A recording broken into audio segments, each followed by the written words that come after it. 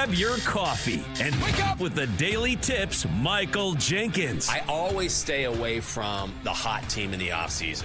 Whenever you see everyone piling on praise, it just feels like a sucker bet. Can you dig it, sucker? And Chelsea Messenger. I don't want to lose to somebody dumber than me. Yes. When you're in an office pool with somebody playing fantasy football and it's somebody who just puts it on autograph, like, I don't watch football, whatever. I don't want to lose to those people. Her. For the best wagertainment here on the BetMGM Network. Hey, Dad, don't forget about me, the Dogster. Sponsored by BetMGM. Make it Legend? Wait for it. Dairy. Download the app today. Please gamble responsibly. Well, Christmas has come and gone, and I hope that you got that pony and that Schwinn bike that you were hoping. We're back. That is Corey Parson. I'm the sports machine, Sean Levine. It is the BetMGM Network. It is the Daily Tip, and we got plenty of NFL games to talk about, more NBA, some college basketball, some bowl games, all of that. Corey, good to see you again, man. Hey, I hope you stayed up late last night, dude, because Nikola Jokic had one of the all-time, not just great Christmas performances, but one of the all-time great performances, period, as Denver beat Minnesota and covered. He had a 56, 15, and 16 triple-double. Let's just start right there, man. I know you're getting old. I can see that gray beard. Did you actually stay? I know you had money on that game. Did you actually stay up and watch it? I saw some bits and pieces of it, but I got to be honest, I did not get a chance to stay up and watch it, knowing we had the Daily Tip early this morning on the East Coast. But, yeah, definitely when it comes to Nikola Jokic, one of the Christmas Day performances, almost better than Rocky Balboa back in the CCP back in the day when he went up against Ivan Drago on Christmas Day. But Jokic was just an amazing triple-double, and it just kind of confirms what we've been saying. This guy is not only one of the best players in the NBA today, but he'll go down as one of the best basketball players to ever do it. Could you imagine ever having a game where you scored 56 points or had 15 assists or had 16 rebounds? And this guy, he doesn't do this on the regular, but he did average a triple-double last year. And to do it with everybody watching, you're right. He's going to go down on the short list as one of the top 5, 10 best hoopers individually to ever pick up a basketball. We also saw San Antonio beat Oklahoma City again. So the Thunder have lost 5 games all year, and they've lost 60% of those games to the same team. That's the Spurs. So before we dive too deep into the game, bigger picture, who would you put your money on? If you had a free $1 million today and you had to take one of those two teams to win the finals, where would you put your money? I would still go probably stubbornly with the Oklahoma City Thunder, feeling that their talent, that they would figure out a way to get this done and finally get a victory over the San Antonio Spurs. And listen, you were all over this one. I think you were talking about money lining it yesterday. That's right. They asked Jalen Williams after the game what was the issue, what's the problem with the San Antonio Spurs and why they have such a tough matchup with them. And Williams said because they have a 7'5" guy that can do everything, and he takes up a lot of space on the court. He is the ultimate matchup nightmare for the Oklahoma City Thunder. You see San Antonio with that 41-point first quarter and then kind of just cruising through the rest of the game and put it on cruise control. But listen, Spurs Thunder, definitely the Western Conference rivalry of our time. Oh, no doubt. I mean, it's definitely the best rivalry in basketball right now, and we're only a couple of years into it. The OKC side of things, nobody's surprised. They're supposed to be here. They won the championship. They had the MVP.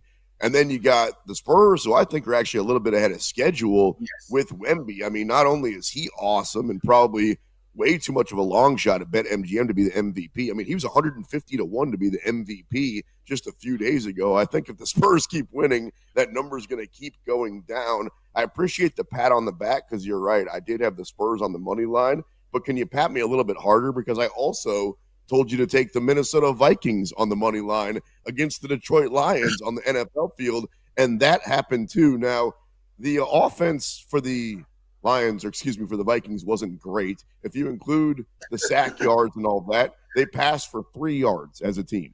3 yards, and somehow won the football game. I didn't see that coming, but I did think they were going to at least cover the game, and I told you to sprinkle a little bit just a little bit on that money line. Detroit's been wrong all season. Now they're just a last place football team. Did you listen to me? Did you make a little bit of money yesterday? No, I took the points with the Minnesota Vikings. Felt pretty good about that, but not solid enough to hit that money line. 3 yards passing and to still get the win is I don't know if that's like something to be proud of. Whenever you talk about 3 yards passing, Detroit Lions on the season 1-4 versus the NFC North, and their inability to win games consistently in the division is why they're not going to be going to the playoffs this year. After such a great season the past 2 years. So Dan Campbell's going to have to get this group in and regroup and see what they can do better. Once again, Brian Flores with a masterful job of shutting down Jared Goff and that Detroit Lions offense. It's going to be interesting to see if Flores is going to be a head coaching candidate this year. He's very difficult to get along with, but he's very effective at what he does. You ever notice that sports machine? A lot of people that are effective at what they do are difficult to get along with. That's why a head coach may not be in his future. But Lions turned the ball over, I believe, 6 times, and Minnesota just enough to hang on and win the game. Just a tough season for the Detroit Lions, tough run in the division. And Minnesota, nothing spectacular that they did in this game. They just were able to tame that Lions offense and get enough points and turnovers to win the game, but a real ugly football game. Were you talking to me when you said people that are really talented are also hard to work with? Because you pointed at me with both fingers. I don't know if it's supposed to be a compliment or an insult or if you were even talking about me, but either way, that's my boy Corey Parson. I'm the sports machine, Sean Levine. Because that defense is so good in Minnesota, don't you think Vikings fan is just sitting around going, damn, if we just had Sam Darnold, if we just didn't have to deal with J.J. McCarthy's ups and downs and backup quarterbacks and injuries, and we had Sam Darnold, maybe we could not just be a playoff team this year, but as wide open as the NFC is. Darnold back with that Minnesota defense, how good would that team have been? Yeah, they would have been just as good as they were last year, maybe even a little bit better as they get deeper into the scheme of what Flores is trying to do. I'm still not sold that McCarthy is going to be a bust. I still think he's going to be a good player. Just want to see him get healthy, be consistent. And I think Kevin O'Connell is going to be able to coach him up well. I'd be more concerned with what really is the thing with the Detroit Lions, because it's not like this offense took a step back. They had the health that they complained about not having last year on defense. They had it all year this year. Is it just as simple as losing Aaron Glenn and Ben Johnson in the offseason? But this performance yesterday, which is about as brutal as it gets, you can tell that a Dan Campbell team just threw the towel in. I don't think they're going to go back to being the Lions or anything like that, because they were probably the most invisible organization in professional sports in our lifetime until a couple of years ago. The only time we ever talked about Lions football was literally on Thanksgiving, and they were getting their butts whipped pretty much every Thanksgiving also. Although something ain't right. Like, they were really good a couple of years ago, and then last year they were great, right? Heading into the playoffs, they were right behind the Chiefs. They were the favorite to win the Super Bowl. They won 15 games. They had the bye. The playoffs were going through Detroit. And then this year, yeah, man, it's tough to say, but they're not the only team that when it went south, it went really south. I mean, Detroit missing the playoffs would have been the wildest story of the season if Baltimore wasn't also probably going to miss the playoffs. If my Kansas City Chiefs, who have been to the playoffs every year in the last decade, in 7 straight AFC championship games, missed the playoffs altogether. What do you make of that, dude? Like, it's one thing to talk about college football, and it's a whole new world because of NIL and transfers and the playoff and all that. Nothing's changed with the format of the NFL since last year. And all of a sudden, we got all these new teams. We were wrong, dude. Like, whoever you thought was going to be good, unless you said it was Buffalo, you were wrong this year. Yeah, 3 teams with all less than 15-1 odds before the season start to actually win the Super Bowl, not even their conference. And those 3 teams are not even going to be in the postseason this year. I think with the Lions, you may be able to look at what happened with the losses of the 2 assistants. And then in Kansas City, maybe this team is just, the roster is just not as good as a lot of people thought it was. And the situation with the Baltimore Ravens, I would chalk that up to the defensive injuries and the injuries to Lamar Jackson over the offseason. I think Baltimore has the strongest chance to bounce back. And I do believe that Kansas City with Patrick Mahomes, if depending on when he comes back, from the ACL tear, will still be a perennial contender as always. But the Lions, we're going to have to see. Like I said, I don't think they turn back into the Lions, but they need to definitely get some better coordinators around Dan Campbell so they can get back to the top of the North, because that North is going to be a tough division when you look at the youth of the Packers, when you look at what Minnesota's going to be able to do if they can keep their coordinator and get a quarterback in there. And then obviously you got the Chicago Bears looking like an up-and-coming team in the North for years to come. Bear down, Chicago Bears. Yeah, dude, Detroit is they're a sinking ship right in front of us. That's Corey Parson. I'm the sports machine, Sean Levine. All right, let's switch gears. And by the way, the problem with J.J. McCarthy, I think, is that he came out of the same draft with, Bo Nix and Drake May and Caleb Williams and Jada Daniels. So I think people are judging him pretty quick against that. This Minnesota thing actually might just be all right going forward. All right, let's spin the wheels forward. You talked about Baltimore. You said that you're not too worried about them big picture. Are you worried about them on Saturday? Because this could be it. This could officially be the end of the road. If they lose in Lambeau to Green Bay, the season is over, and the Pittsburgh Steelers not only win the division and get a home game, but they can give themselves a bye. I did not see any of that coming at the beginning of the year. Baltimore plus 4.5 at Green Bay on Saturday. I mean, it really, I want to talk about, and that number is moving and grooving too. It's advancing. Heading more and more towards the side. It's like water in a Ziploc bag, heading more and more to the side of the Green Bay Packers. But I'm continuing to gobble up those points with the Baltimore Ravens, just like Lamar versus the NFC. I'm not really too sold on what the Packers are right now. I think a healthy Jackson would help get it done. Definitely cover that number right there. That number's ballooning too big right now. But when you look at the team and the organization, I would just look at the injuries. But I do like the Baltimore Ravens this week to cover that number. Yeah, we'll see if Lamar's on the field, and that's probably why that line is dancing back and forth, because it looked early in the week like he was going to go. Now it's looking like he's doubtful. At this point, I mean, even if Lamar's on the field, he doesn't look like himself either. So I could still be taking Green Bay no matter what those points are and giving them up, especially at Lambeau. And we talk a lot about the Bears, bear down, Chicago Bears. It's still worth talking about Green Bay because there's a world where Green Bay can still win this division. Then they could get a home game at Lambeau, and then Chicago would have to take the road playoff route. So there's a ton of incentive. I would say Green Bay still wants to win. In the case of Baltimore, they need to win. There's another game on Saturday. Here's a good one, dude. And I really don't know where to go with it. I keep going back and forth with my bet. The Texans are getting 2 on the road at the Chargers. You point out there's not a real home field advantage in L.A. 39.5 is the total. The real question, I guess, is who's just a better football team? So if this is on a neutral field or a playoff game in a month, who's better? Like, who's more dangerous when the playoffs come around? The Texans with C.J. Stroud or the Chargers? Easy for me to say, with Justin Herbert. I think with both rosters fully healthy, I think you would easily go with the Los Angeles Chargers. But the offensive line injuries to the Chargers this year are really, really hampered them. Even though they're still playing very well, you really see how good they could have been. My favorite play, my favorite line of the weekend is actually +2 with the Houston Texans, going on the road up against the Los Angeles Chargers, so much that I would hit that +110 on the money line right there. Houston's a dangerous football team because of the way they can play defense, the way they control the clock. Defense travels, particularly in the postseason. Stroud not as electric as he was his rookie year, but he's not going to be the type of quarterback that's going to lose you the game either. So they're going to be a tough out, and I really think this is a good matchup for them, especially with the struggles of the Chargers' offensive line. Do you really trust these young quarterbacks that have never done anything in the playoffs? What I'm saying is it's pretty easy just to bet on the Bills because they got Josh Allen, and in the NFC to bet on the Rams because they got Matthew Stafford. I'm looking at even this matchup.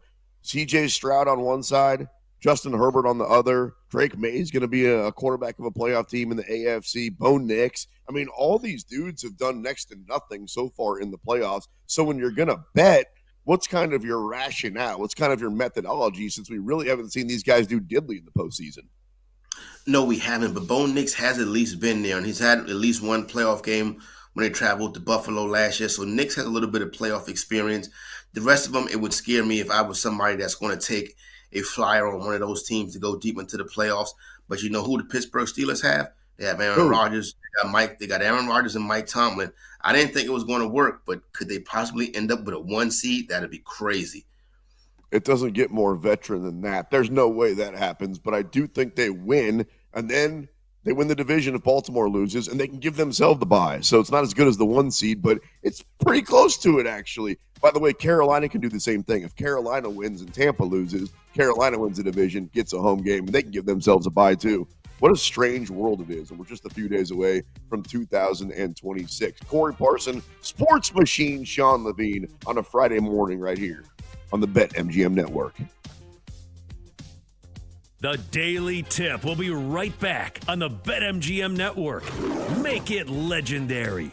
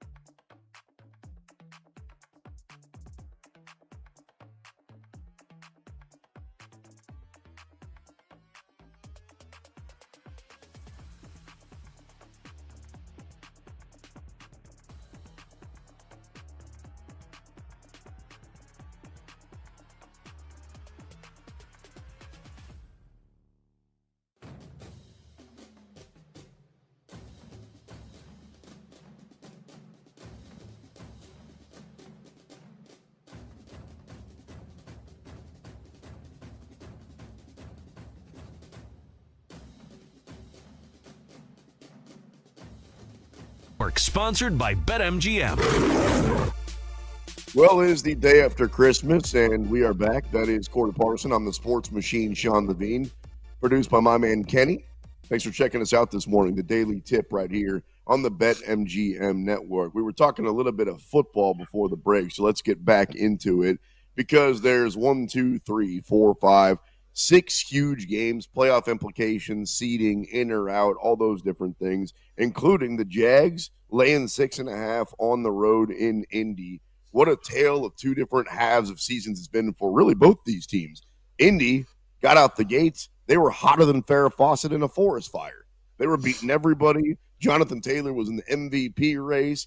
Indiana Jones was the man. And then all of a sudden, they've lost 5 games in a row, and I don't know if they're going to win another one. You got the Jags. I don't remember the last time they lost a football game, and all of a sudden Trevor Lawrence has turned into Joe Montana. Jacksonville minus 6.5 at Indy, Corey.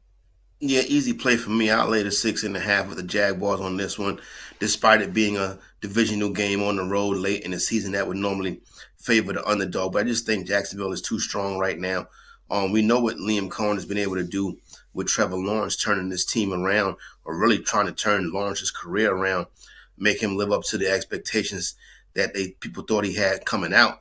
But really, this Jacksonville Jaguar defense really stepped up this season. They're playing well. When you look at the Jaguars, it never was about the roster. They have good players on the roster. It was the fact that the players never developed.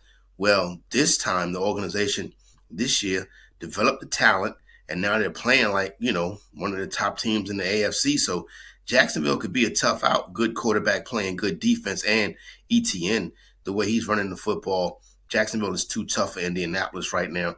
The thing with the Colts, right? If you are the Colts, what do you do with Anthony Richardson? This was a guy that you basically wasted a pick on in the first round. That's going to come back to bite somebody. The quarterback room for the Indianapolis Colts this year has been one of the strangest places this side of Willy Wonka's chocolate factory.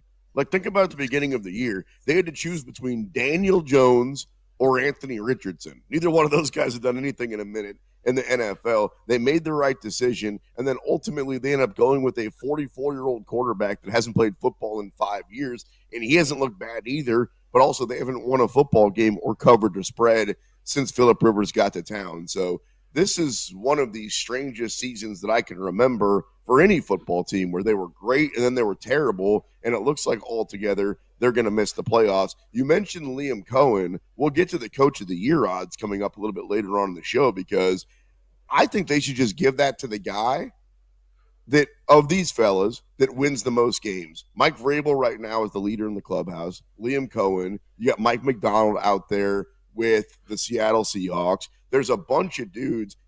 You might as well throw Ben Johnson into the mix. All these guys that have overachieved this year, and pretty much all of them with very young quarterbacks now that I think about it.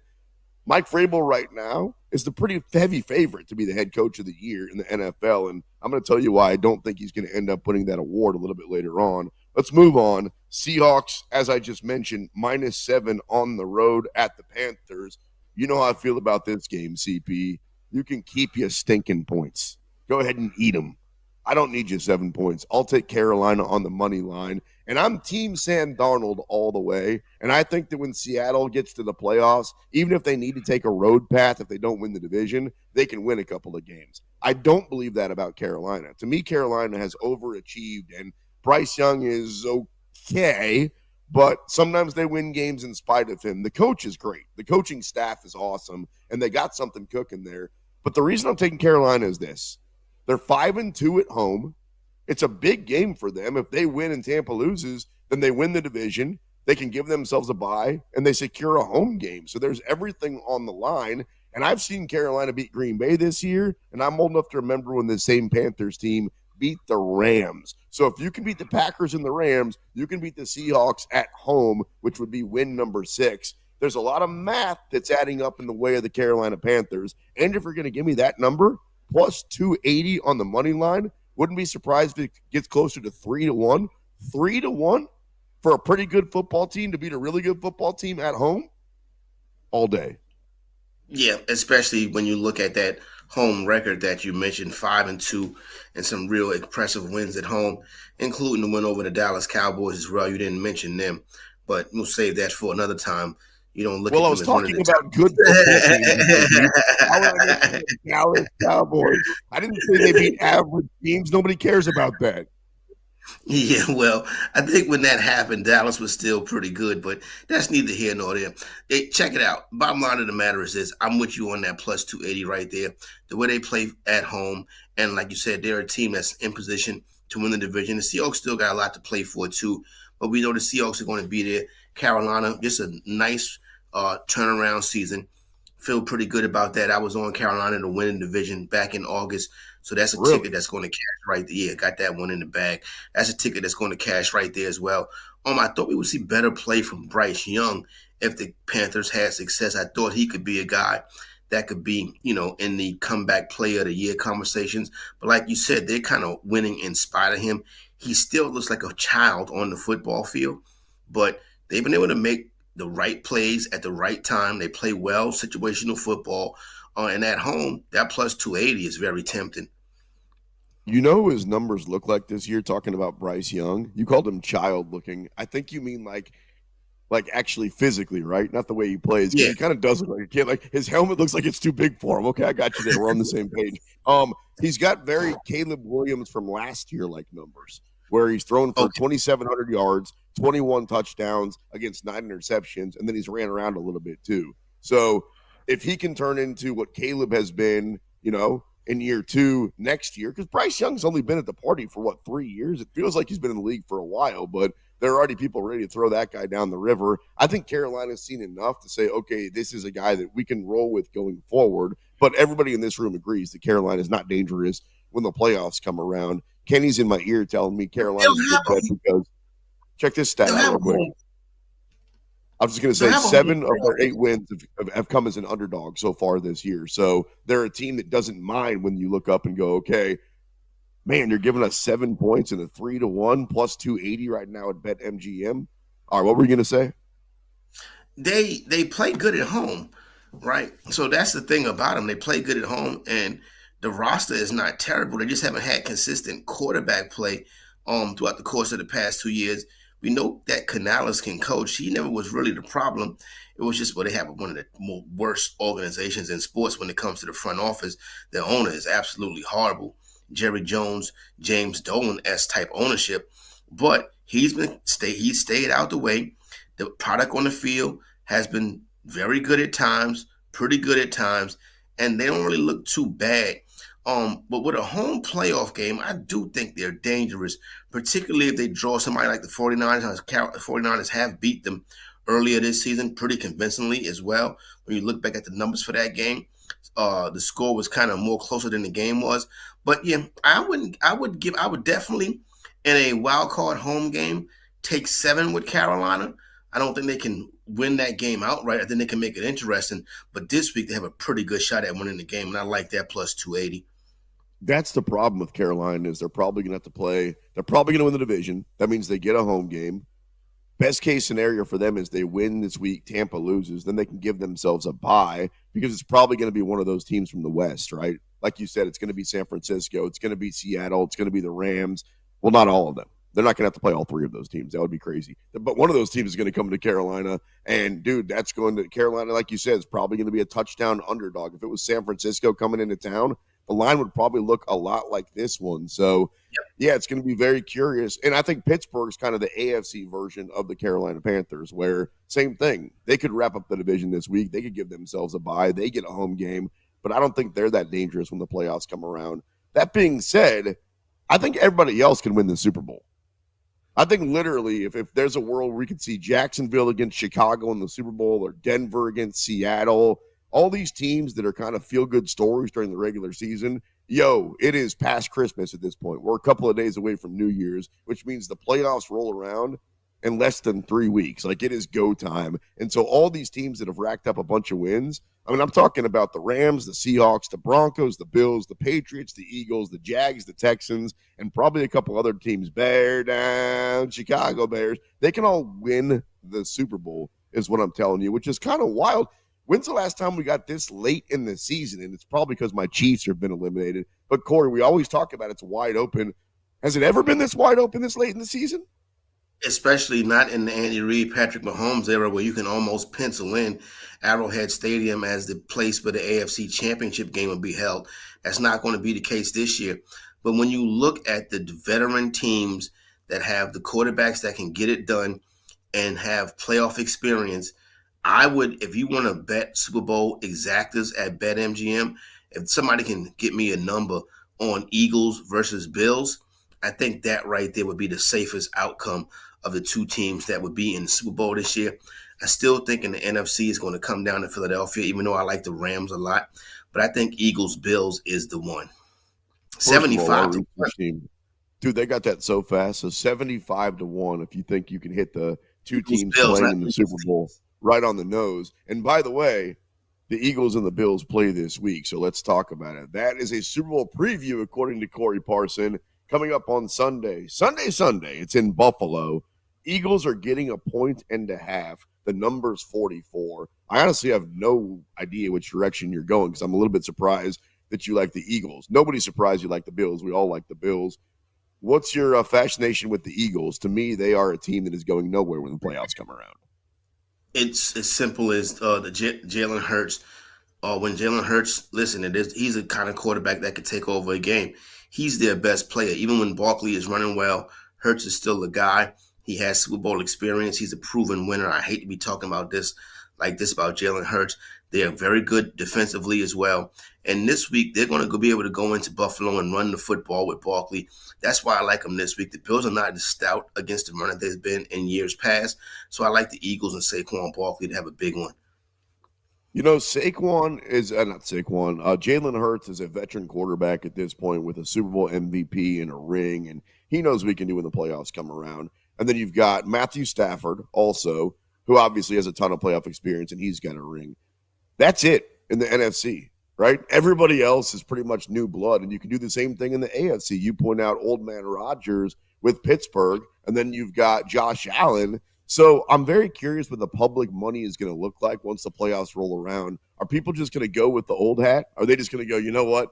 My NFC Championship game is going to be a couple of guys that have been there before, or do you really believe there is a world we could see Caleb Williams in the NFC Championship game against, Sam Darnold, and we see Drake May in the AFC Championship game against Bo Nix? Because if those things happen, Corey, then the changing of the guard was what really the big overriding picture of the 2025-26 season, where it happened real quick right in front of us, where Jared Goff got old, where Patrick Mahomes got hurt, the Chiefs dynasty went away, where Baltimore and Lamar might not be the team to go through anymore. Remember, that was the betting favorite to win the Super Bowl at BetMGM at the beginning of the year. So I think that's what's going on, especially if they cash in those young quarterbacks when the playoffs come around. We're seeing the changing of the guard, in with the new, out with the old, right in front of us. And can you imagine we get to an NFL where once again the AFC Championship game, instead of going through Arrowhead, goes through Foxborough? I mean, because listen, think about that. Yeah. If May is as good as he is, Mike Vrabel's not going nowhere. They're going to be well coached. They have good quarterback play. You know they're going to be very good at situational football. Vrabel's one of those guys. Give him 12 guys in a whistle, and he's going to be able to coach your team up. He did it with Ryan Tannehill, for Christ's sakes. So, yeah, I can see that. I just don't know if it happens yet this year. Love what Sean Payton is doing out there with Vance Joseph and running that defense. And obviously Bo Nix, in my opinion, playing like an MVP guy, even though he's not in that race. So I think there will be a changing of the guard, but I wouldn't be so quick to write off the Kansas City Chiefs or the Baltimore Ravens moving forward. I'm talking to you from Kansas City, and the sky is falling, so there's not a great feeling right now. The Bears on the road at San Francisco is the best game. Well, at least on paper, I think. Potentially this week. We got to wait till Sunday night for that. San Francisco at the crib, -3, 52.5 is the number. You know me, man. I've been all over the Bears. I've been making money on the Bears. They've been covering the spread. I don't care if they're beating good teams, bad teams, walk off. The Bears are legit. And once they beat San Francisco on the road on Sunday and everybody's watching, everybody's going to want on the bandwagon. Come on. You want on the bandwagon? We got a little bit of room for you. I'm hopping on this week right here. I like that 3. I think the game is probably going to be a push, so I would end up hitting that Chicago Bear money line. I'm still not truly believers in the San Francisco 49ers of this season yet. I think they've really benefited from the schedule matrix, but it's going to be interesting. I wasn't on the Bears coming into the season, but they're definitely getting it done. I have been impressed with what Ben Johnson's been able to do. They're still pessimistic in Chicago. My guy in Chicago, Bears fan, they're in my ear going, no, we don't, come on, don't talk. We're throwing a no-hitter. Don't talk about us. You guys don't know what it's like to have a good quarterback or to win football games. You're going to be just fine, Chicago. You're going to win the division. There's a world the Bears could still get the 1 seed and the playoffs could go through Chicago. Now we're dreaming a little bit. I'm the sports machine, Sean Levine. That's Corey Parsons. This is the BetMGM Network.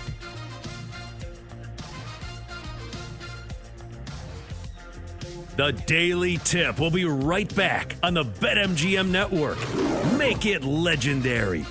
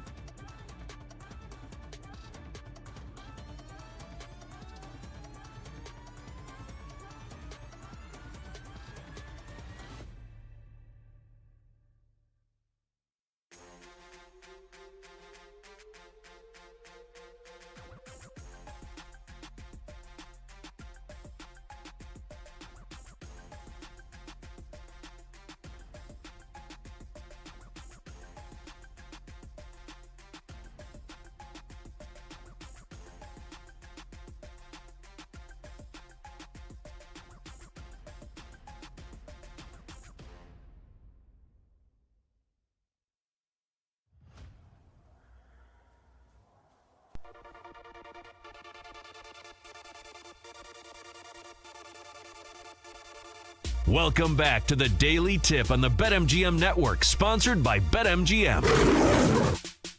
Welcome back into the show with my producer, Kenny, my co-host, Corey Parson. I'm the sports machine, Sean Levine.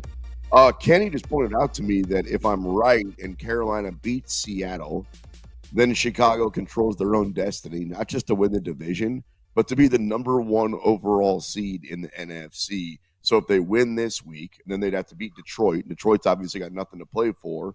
I mean, it's not that crazy of a scenario to think that the playoffs could go through Chicago. And at that point, everybody not only is on the bandwagon, but they got to be scared because I know you know the path, but I'll tell you anyway. You get a bye, so you don't risk losing, which is huge because as good as I think the Bears are, they could lose to anybody, I think. I mean, that's how wide open it is. And then they play 2 home games.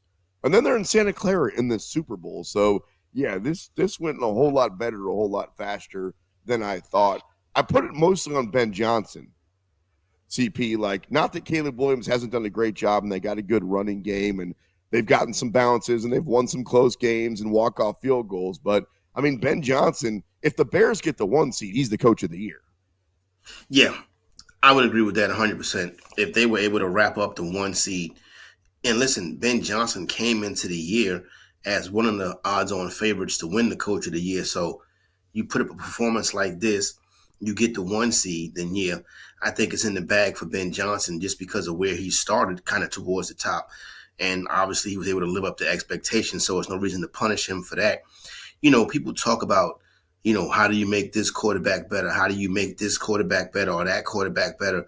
Well, you make the team around him better. You make the environment around him better. You make the organization around him better. And that's what the Chicago Bears were able to do with the hiring of Ben Johnson. So, yeah, shout out to them. They really got it done so far this year. Good job. And going through Soldier Field, listen, that's a tough environment right there for anybody to go into. But it's still a very young team when it comes to situations like this, and that would scare me off. This is the wonkiest award, by the way, the coach of the year. I'm looking at the odds right now at BetMGM. I mean, Mike Vrabel's the favorite at plus 140, and he's done a great job. I'd have no problem if you won it. Then you got Kyle Shanahan at 2-1. I mean, that's a pretty good roster even when they're banged up, right? You still got George Kittle. You still got Christian McCaffrey. You still got some dudes on defense. I get it. No Fred Warner, backup quarterback. Mike McDonald, 4-1. I wouldn't have a problem if he got it. Ben Johnson at 6-1. He's earned it. Liam Cohen at 7-1. The only reason I bring this up is what's the difference between all these guys? Like, why is Mike Vrabel such a favorite and I can get Liam Cohen right now at 7-1? Jacksonville could still end up with the 1 seed. And if Jacksonville gets the 1 seed, how can you not give Liam Cohen and Trevor Lawrence the coach of the year? So, yeah, man, I mean, it's probably the most difficult postseason award that I can think of in years. Because even we talk about MVP and comeback player of the year and all that, and we'll get there in a little bit, actually. We're going to talk about that. There's like 1 or 2 guys, maybe 3.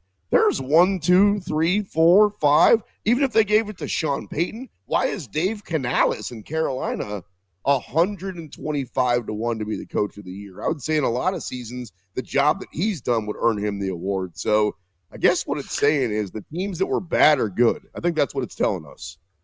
Listen, and, you know, I might sound like a homer with this one right here, but, you know, Brian Schottenheimer is not going to make the playoffs. But when you look back at last year's coaching search, everybody thought the Dallas Cowboys probably made the worst coaching hire. You know what? They probably made one of the best ones. Brian Schottenheimer is a very good head coach. Now, hiring Eberflus to run the defense was probably his biggest mistake. And obviously, you know, what Jerry Jones did in the offseason with Micah Parsons didn't really make it that great either. But he's had a good season this year. He's a guy who's going to stick around for a while. That was a slam dunk hire. And Sean Payton, people just overlook him because he's Sean Payton and has already shown how great he is and won a championship. But yeah, this is an award that can really, I would be fine with any of these guys outside of Kyle Shanahan winning the award. I think Vrabel is just a name recognition because of what he's able to do with so little. 7 weeks ago, the guy that was the favorite to be the coach of the year isn't even on the board right now, and he might get his ass fired. It was Shane Steichen. He was the betting favorite at BetMGM 7 weeks ago to be the coach of the year. At that point, his team was 8-2, and they were cooking, and they had Indiana Jones, and everything was gravy, baby. And all of a sudden, they're a third-place football team that is in big trouble. It's probably going to miss the playoffs altogether. At that point, their chances were 98% to make the playoffs. Right now, their chances are 1.8% to make the playoffs. So what a weird season it's been for Indianapolis. All right, let's switch gears because every day after Christmas, the Levine family, we have a tradition. We play a game of Monopoly, but we've never finished the game of Monopoly. We always end up fighting. So instead of doing that, what I'm going to do is play a little game here with you. Let's do it. NBA, bet it or forget it. You either bet it or forget it and tell me why. It's way better than Monopoly. The Nuggets are going to get to the Western Conference Finals. Jokic and the boys. Last night, old Nikola had a 56, 15, 16 triple-double. Bet it or forget it. The Nuggets get to the Western Conference Finals. I would bet it. I don't have no problem with the Denver Nuggets. Obviously, you hear my NFL analysis. I like teams that have been there and done that already, and obviously the Denver Nuggets are in that spot. The thing with the Nuggets is we know how great Jokic is, but unlike last night, sometimes he forgets to put the ball in the basket, and he needs to make sure he continues to do that because that's really when the team is at their strength, when he is scoring as well, not just assisting and rebounding and running the offense from the center position.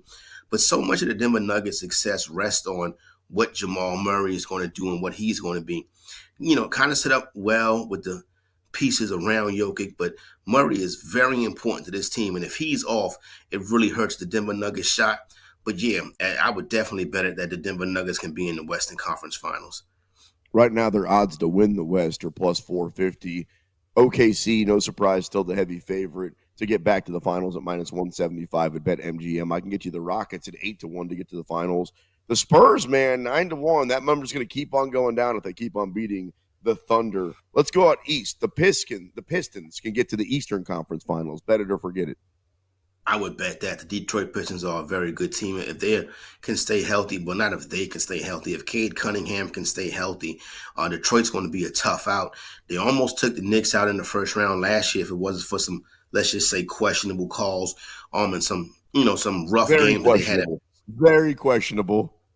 Some rough games they had at Madison Square Garden. But yeah, I can definitely see a Knicks-Pistons Eastern Conference Finals.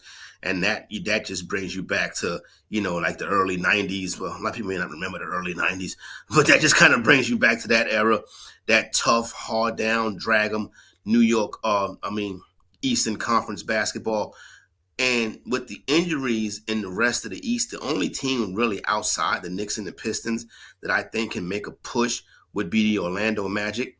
And obviously the Miami Heat are always dangerous. Heat culture, if they can get in, they can go on a run. But it should be Knicks Pistons in the Eastern Conference Finals. That'd be a fantastic series. I'm just glad as a Knicks fan that the Pacers are nowhere near this. Bro, that series you were talking about against the Pistons with the Knicks last year, I thought JB Bickerstaff's head was going to pop right off his head. He was so angry, and he deserved to be. Like, the Pistons probably should have won that series in hindsight. All right, bet it or forget it. Con Kneppel, Rookie of the Year. Cooper Flagg. Every game he plays, he gets better. He had like 25 last night. Right now, he's, I think, minus 400 at BetMGM. You can get Con Kneppel 3-1 to be Rookie of the Year. Bet it or forget it. I would bet it because injuries can always shake up the Rookie of the Year odds. Flagg was to go down because he gets a lot of usage. So if Flagg was to go down, obviously Kneppel would shoot to the top of the leaderboard. Right now, sitting at plus 240. It's worth a bet. It's worth a wager because simply of the injury situation. Now, if Flagg plays the whole season and he doesn't have major time missed because of an injury, Flagg should run away with it. It'll probably be minus 1,000 before too long.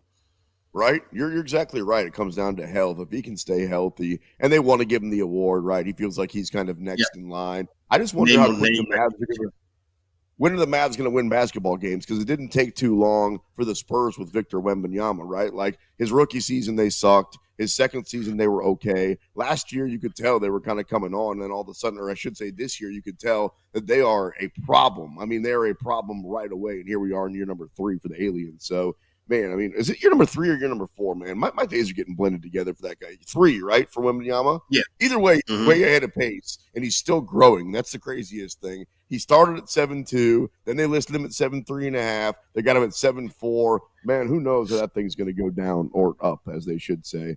After the Thunder have lost a couple of games to the Spurs, I can get you the Thunder to repeat to be the champions, right around even money still, plus 130 at BetMGM. Bet it or forget it. Yeah, boy, that's a short number. So to be only the day after Christmas, but you have to bet into that. As crazy as that may sound, because I still think they're clearly the best team in the NBA. I think we got a budding dynasty right here in Oklahoma City, which sounds crazy, being that it's probably the smallest small market team in professional sports. But yeah, I hate that I would bet into such a short number at this time of the year. But the Thunder are the class of the NBA right now, barring any crazy injuries. It's pretty much Garbage even time. money, and we're a third of the way into the season. It's Tiger Woods versus the field type territory, and I think you're better off taking Tiger Woods, which in this case is the Thunder, and they might not run into the Spurs. They can beat up on everybody else, so there's a world where they just wouldn't have to play the Spurs. If they do, then I don't know if I'd feel too comfortable about my money. And that makes it interesting towards late in the season, because now the wins and losses in the positions, you could see a situation where Oklahoma City purposely tries to avoid the same path as the Spurs. But you know what? That never really works out, because you can remember a couple of years ago, people were saying that the Knicks should avoid the 76ers in the playoffs, and they went into Philadelphia and, a la Dave Chappelle said, screw your couch. I like Ashy Larry. I miss Ashy Larry. I love Dave Chappelle. Dude, right now they would have to play each other before the conference finals as it sits, because they're sitting in fourth place technically. Obviously, we got a ton of the season left to play. The Thunder in first. So, yeah, I mean, a perfect world for us as fans is the Thunder win the West, the Spurs come in either second or third, and then we wouldn't have to see that until the Western Conference Finals. But then again, I mean, the Nuggets are raising their hand. What about us and the Rockets and the Lakers? There's a bunch of other teams that are still part of this story. That's it for Bet It or Forget It. Let's get back into football on the other side and talk quarterbacks. That's Corey Parson. I'm the sports machine, Sean Levine. Happy day after Christmas. This is the BetMGM Network.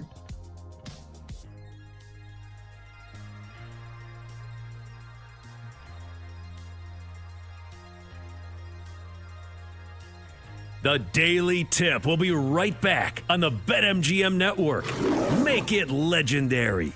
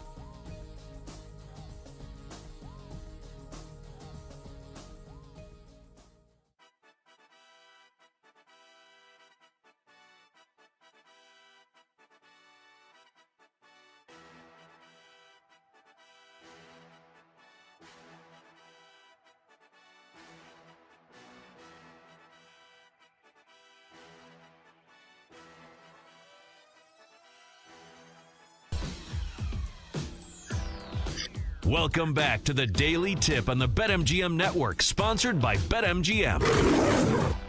Rolling right along. Thanks for checking us out this Friday morning. Producer Kenny with us. That's my guy, Corey Parson. I'm the sports machine, Sean Levine. Corey, you're the real MVP.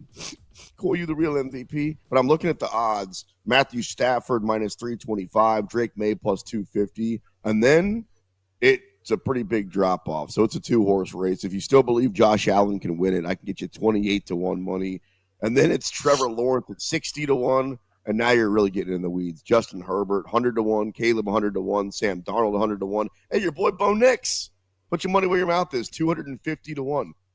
By my math, you put down $4, you get $1,000. Anyway, we know it's become a quarterback award. With that, let's talk some quarterbacks. I turn it over to my boy Kenny. By the way, Kenny, Merry Christmas. I didn't get you anything.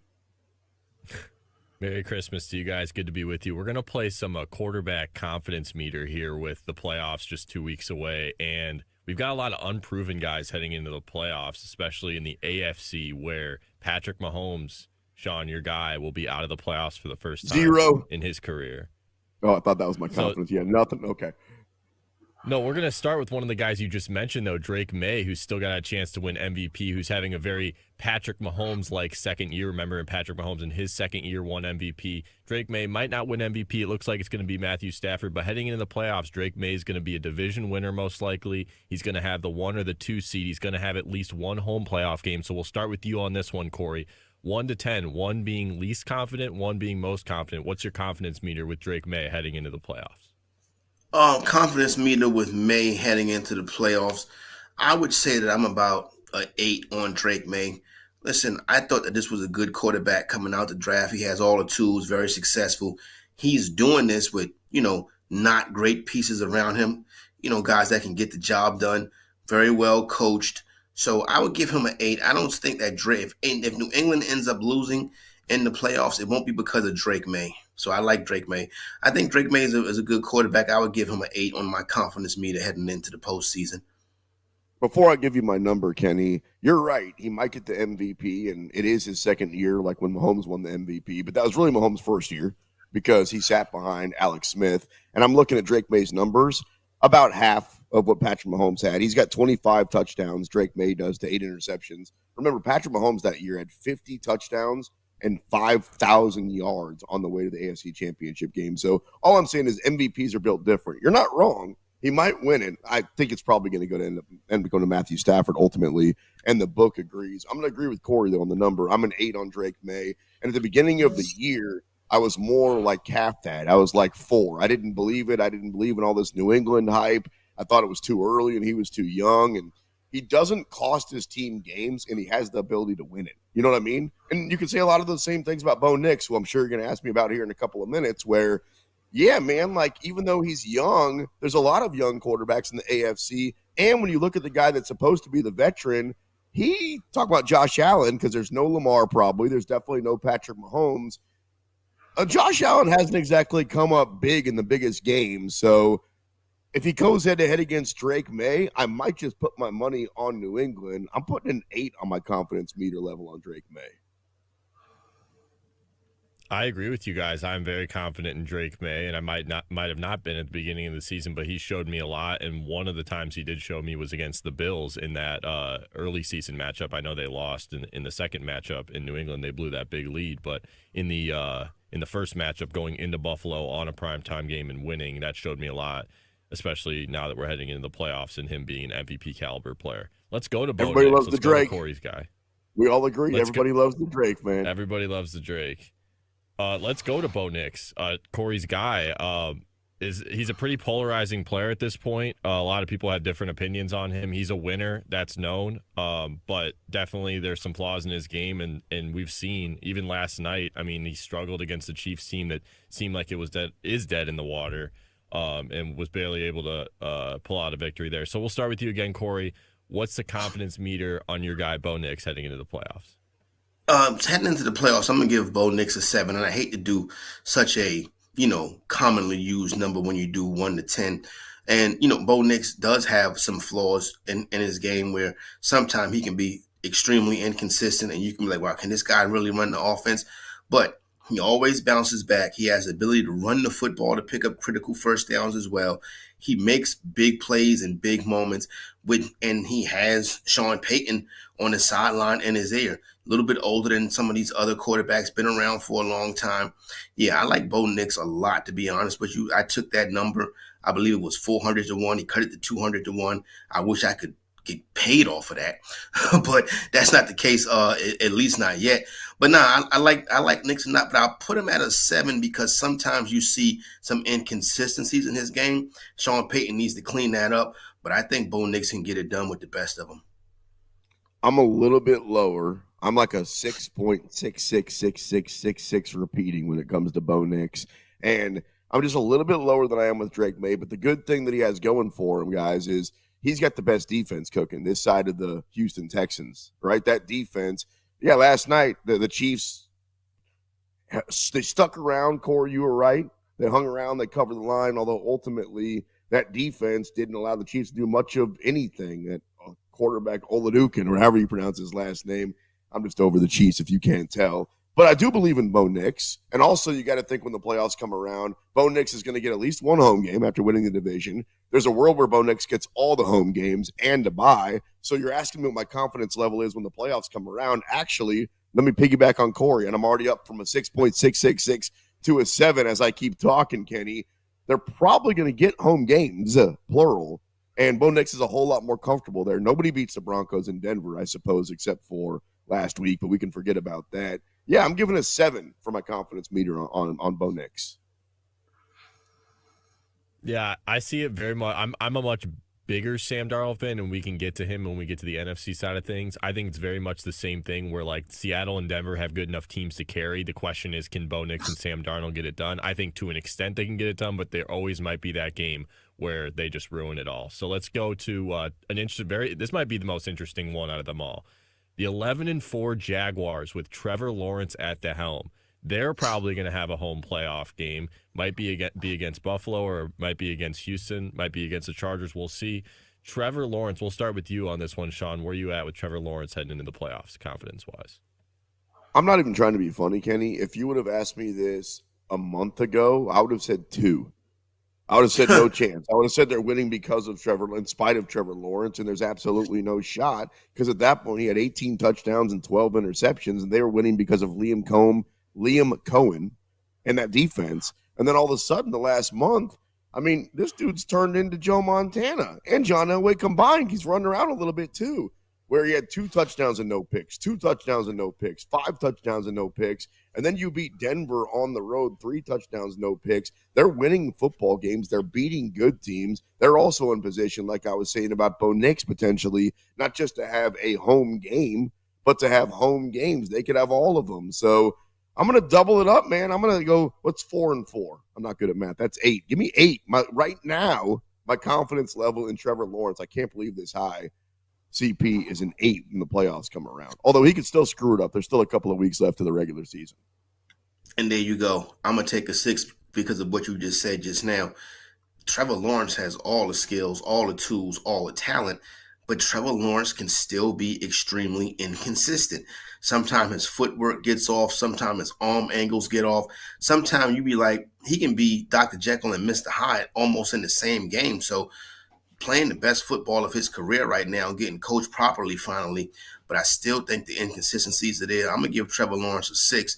Like the player a lot. Obviously, I'm down here in Carolina, so been watching Trevor Lawrence for a long time, but still feel as if he should be a little bit better and a little bit more consistent. I'll give him a 6, but he's playing the best football of his career. You're right about that. And the one time we saw him in the playoffs, everybody remembers that he kind of hung around with Patrick Mahomes. I was at that game at Arrowhead. He threw, I want to say, 4 first-half interceptions. Maybe it was 3. And then he threw a bunch of touchdowns in the second half. So I really don't know what any of these dudes are, Kenny, once the playoffs come around. And the truth is, I got to throw him in the bunch, even though he's been in the league now for 5 years and he's got the contract and we're finally starting to believe in him. I can't say I believe in him that much more than any of those other guys that we've talked about. Drake May just got to the party. Same thing with Bo Nix. But when the playoffs come around, just throw him in a blender. We really don't know what we're going to get.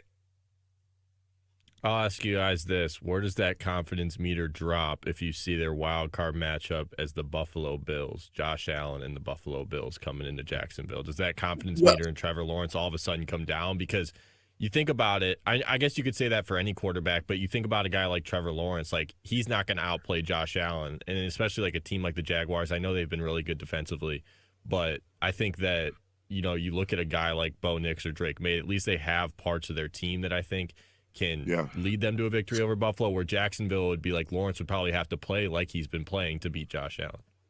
And that's the thing. When I'm looking at the confidence meter, I'm talking about the confidence meter of the player. It's how I took the assignment, and not so much the confidence meter around the team and what they can do. Situation like that, yeah, I believe the Buffalo Bills would probably go in there as a short road favorite, which is always a dangerous spot to be a short road favorite. But I don't like Lawrence could win them. Lawrence could lose them the game. I don't see Lawrence particularly winning them the game. So my confidence in him wouldn't be shaken on that. It'd be more so my confidence on Josh Allen and the Buffalo Bills would rise. It definitely falls off the cliff, but you could say that about any team that has to face Buffalo. Kenny, to answer your question, because Buffalo, to me, is the scariest team, even if they don't win the division, not knowing the path. If they have to go road game, road game, road game, I don't know who they're going to play. They're probably going to be favored because they've got Josh Allen, right? Something tells me that if they have to go into, let's say, Denver, and then they have to go into Jacksonville, they'd be favored to beat Bo Nix and Trevor Lawrence because they've got Josh Allen, which bigger picture is even more pressure on Josh Allen in a weird way. You're like, now you don't have to deal with Patrick Mahomes. You don't have to deal with Lamar Jackson, likelihood. And then the path is completely clear for you. And now everybody's saying, all right, dude, it's on a platter. This is your year. If he doesn't get it done this year, then Bills fans have to just think it's probably never going to happen. Yeah, if they don't get it done this year, they won't get it done. It'll be a team that's always near the top of the AFC championship game. He'll be an MVP candidate, but this is their best shot right here. They might get rid of their coach. I've been the one that's saying, you know what, trade him. Buffalo's sick of their coach. Baltimore's sick of their coach. They're both pretty good. Just straight up trade. It never happens. It's fun sports radio in the morning. It wouldn't happen, but you know what? It's fun talk. All right, what else you got, Kenny? Yeah, no, I was going to say the whole reason I brought up the Buffalo thing is because I've already thought about it, and the only teams I'm confident Buffalo is like definitely going to beat when the playoffs come around, maybe that's me being unfair to Jacksonville, is Pittsburgh and Jacksonville. Everyone else I think would give Buffalo major problems in the AFC playoffs. Maybe that's a different conversation, but that's the reason I kind of brought it up, because I think a lot of people are thinking this is an easy route for Buffalo. I don't really think so. I think a lot of teams in the AFC can give them problems. Some of these teams already have beaten them during the regular season. All right, next guy. We have about 3 minutes. Maybe we can get these last two guys before we go to break. C.J. Stroud's the next guy. The Texans were 0-3 at one point in the season. C.J. Stroud got injured. Davis Mills came in, helped save the season. There was a point in time where people were saying, is Davis Mills better for this team? Now you've got C.J. Stroud back in, playing better football. They're on a 7-game win streak. We'll start with you, Sean. Where are you at, C.J. Stroud? It's climbing, although he doesn't throw a lot of touchdown passes or yards, and I like those things from my quarterback. He's only got 2,600 yards and 16 touchdown passes, so the numbers don't blow you away. Again, kind of Caleb Williams-like numbers from last year, but all that really matters is, do they win? And he typically, as Corey pointed out, doesn't really cost you football games. I'll put him at like a 6.5. I like him, but don't love him. Yeah, I'm in that same area. I'll probably go a 5.5. Basically the same analysis right there. Like him, don't really love him. Definitely a step down from his rookie season where he looked like he could be the quarterback of the future. But right now, the offensive line is still not that good. You see too many holes in this game. He's not going to lose you the football game. But if you give C.J. Stroud the ball on the 20-yard line with 1:45 to go and he has to drive the team down to score a touchdown, I don't know if that's going to happen. They have to win on defense. Ever since he threw out that awful first pitch, I think it was at an Astros game, because it would make sense. It's down at Houston. Remember that? It was so bad. He's just been okay. I don't know if there's a curse or anything, but I just kind of found that weird. All right, what's the last one, Kenny? Last guy, a guy who is 0-2 in the playoffs and desperately wants a playoff win, Justin Herbert, the LA Chargers. We'll start with you, Corey. 60 seconds till break. Justin Herbert, I'm going to give him a 4. It seems like he should have been done it by now, to be 100% honest with you. He gets all the accolades. People talk about him like he's the next coming. I haven't seen it yet. People do not give Justin Herbert a hard time, but he definitely deserves one. My confidence meter is a 4 on Herbert. My boy gave him a 4, and I'm looking at him. He wanted to give him a 2. That's crazy. I mean, I'm going to go a little bit higher. I'm going to give him a 6.5. He's CJ Stroud. The question is, do they win football games in the playoffs? This team's been talented for a while, and you're right. We're pretty harsh on Josh Allen, what he hasn't done, and Lamar Jackson, what he hasn't done. And this dude's been in the league pretty much the same amount of time. Talk about Justin Herbert, and there's a whole lot more that he hasn't done compared to those other guys. I think that they're a problem this year. We'll see what happens. All right, coming up next, we'll keep talking football, but let's go back to college. I'm an expert, 6.5 years undergrad. Thank you very much. Let's talk some bowl games coming up on the other side. It's the Daily Tip on the BetMGM Network.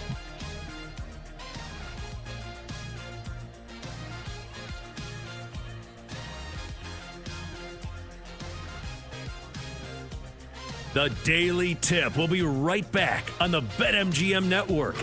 Make it legendary.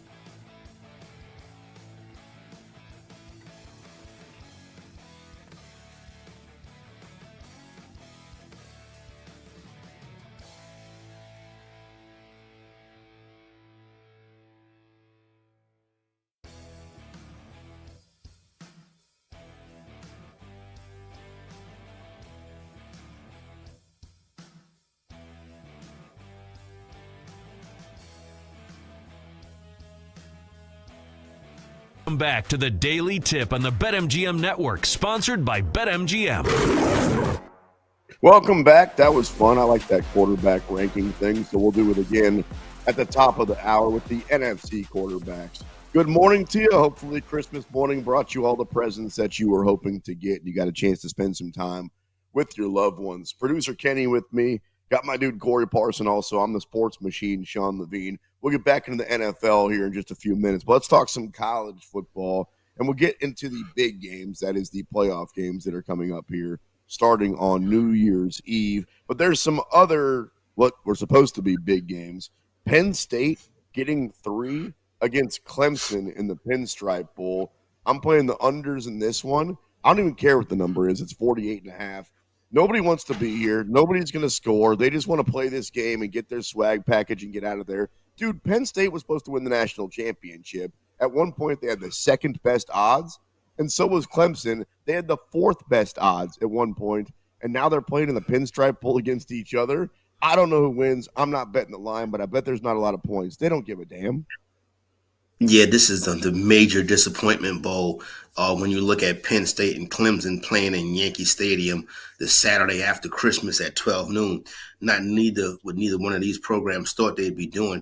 Penn State ended up getting rid of their head coach, and I tell you what, it seems like Dabo Swinney keep looking at the door, thinking somebody's gonna come grab him too. Right. I know, right? Dabo just go to the podium every day and be like, listen, I did it great for All 10 them years. press conferences. Hey, don't you forget about what I did. Hey, don't you remember what Clemson football used to be before I got here? Hey, we're going to get this thing right. Like, it's going on years. I will say this, to be real. He's got one more shot. He's great. Like, he is Clemson football, but they're not going to buy all that crap next year if they keep losing. No, they're not. Let me ask you this. Do you think he would be a good NFL head coach, Dabo Swinney? I think he'd be a great NFL head coach, but then again, there have been a lot of college coaches at basketball and football that I thought were going to work out with Rick Pitino and John Calipari and Nick Saban, and more often than not, it doesn't. So some guys are just college coaches. If they were to fire him, he would be the hottest commodity in college football since History. Urban Meyer probably went to Ohio State. 100%. He's such a fascinating character. Dabo Luther King, what I like to call him, because he really gets up there and gives his sermons. As far as his game go, I would take the under 48.5 as well. This spread right here feels like a push. It'd be a heavy Nittany Lion crowd up there at Yankee Stadium, as they'll probably pack the stands for this one right there. Clemson Tiger fans not really going to make a trip up to the city, especially supposed to be bad weather in the city coming up this weekend. But I like your read right there on the total under 48.5. But I just when you talk about Swinney, right? He is living a lot on what he has done in the past. But here's the thing, Sports Machine. The guy refuses to play the NIL game. He refuses to play the transfer portal game. He says that my players are better than the player in the portal. The Klubnik era has been a complete disaster for him, and he refuses to go get a better quarterback out the portal. Really, maybe the NFL ain't Dabo thing. Maybe he need to go coach high school football. You're going the other way. I was so disappointed when I found out that his real name was not Dabo and that it's William Christopher. I just look at him completely different now, dude. All right, so we got other bowl games, then we'll get into playoffs. Iowa getting 5.5 against Vanderbilt. That is Diego Pavia. That is, in my opinion, the team that got the most screwed in the college football playoff. It's not Notre Dame. It's not Texas. Vanderbilt was a 2-loss SEC team. They had a lot of good wins, and they had a Heisman Trophy finalist. Doesn't make any sense. This is the ReliaQuest Bowl. Does Vanderbilt care? Does Iowa care? Iowa plus 5.5. Vanderbilt's going to care because of just the nature of Vanderbilt and the way they build that program. So they're going to go out there and give it the old college try. But here's the thing. You know me, I'm kind of deep into these numbers, right? You always bet. I don't want to say always because nothing in what we do is absolute, Sean. But a 5.5 point underdog is always the right play. You do love your numbers. You look at them and go, I'm not betting it 2. I hate the 2. Give me the 5.5. What's your favorite? 7.5 is your favorite number, right? Favorite number is a 6-point favorite. 6 is your favorite number. All right, Michigan 7.5. I was trying to talk you into it because that's the number in this game. Michigan getting 7.5 against Texas. This is the Cheez-It Bowl. Can you imagine if a couple of years ago when Michigan was winning a national championship, you were going to say, hey, a couple of years, in the future, you're not going to have a head coach and you're going to be playing in the Cheez-It Bowl. Or even if you told Texas at the beginning of the year with the Heisman favorite and Arch Manning, hey, you're not going to play in the college football playoff where you've been the last couple of years. You're actually going to be playing in the Cheez-It Bowl. They'd say the same thing. Nah, I'm good. Cheez-Its are good, but I'd rather be somewhere else. Texas minus 7.5. I'm laying the points because, to be real, I was all over Arch Manning at the beginning of the year, and we all were because we were sold this bill of goods that he was the Heisman favorite. He was the next Manning, and he looked more like Danny Manning. Like he was not that good. But he's been awesome the last month and a half. Texas has been good, so I'm going to lay the points with Arch and the boys minus 7.5. Yeah, I'll follow you on this one right here. I'll lay the 7.5 with Arch. I mean, look at these two programs right here. Texas Longhorns, odds-on favorite to win the championship, odds-on favorite for Arch Manning to win the Heisman, and that came to an end very quickly, and it just didn't look good. It's not like the expectations were too high. Where was the footwork at? Where was I'm looking at this guy like, is this guy really a Manning? This doesn't look like the player that we were sold that he was going to be. And then on the other side, the Sharon Moore thing is wild. This guy is the head coach at Michigan football, and now, after some crazy events go down allegedly, here he is. This dude is not even 40 years old yet, and we're never going to see from him again. I don't know. I feel like sometimes we do see, like, remember Bobby Petrino, his career was over, and Art Briles, and like these guys, they find their way back. And to your point, he's young. I mean, there was a day when people wouldn't hire Kelvin Sampson. By the way, do you remember what his big indiscretion was? He sent out too many texts. That's how much we've changed. Kelvin Sampson got blackballed for sending out too many texts at Indiana. So it's a whole new game, dude. Hey, speaking of Indiana, now that's a football team. Moore did. I guess Sharon Moore sent out too many texts too, but in a different, probably a different variety of text messages. Listen, people say Rick Pitino bounced back, but that's Rick Pitino. Sharon Moore is not Rick Pitino.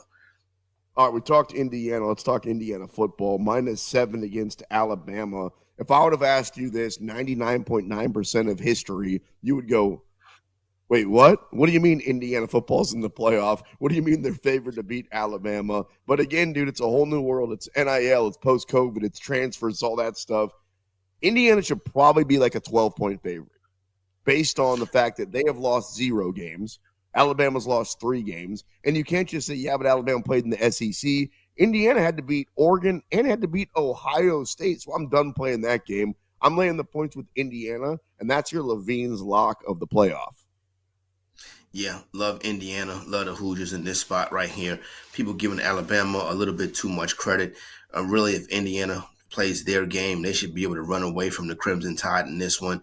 Going to be interesting to see what happens with that situation with Kalen DeBoer in the offseason as well, because it looks like Michigan wants to get involved with him. But I think the Hoosiers are in the smash spot right here. I like this play.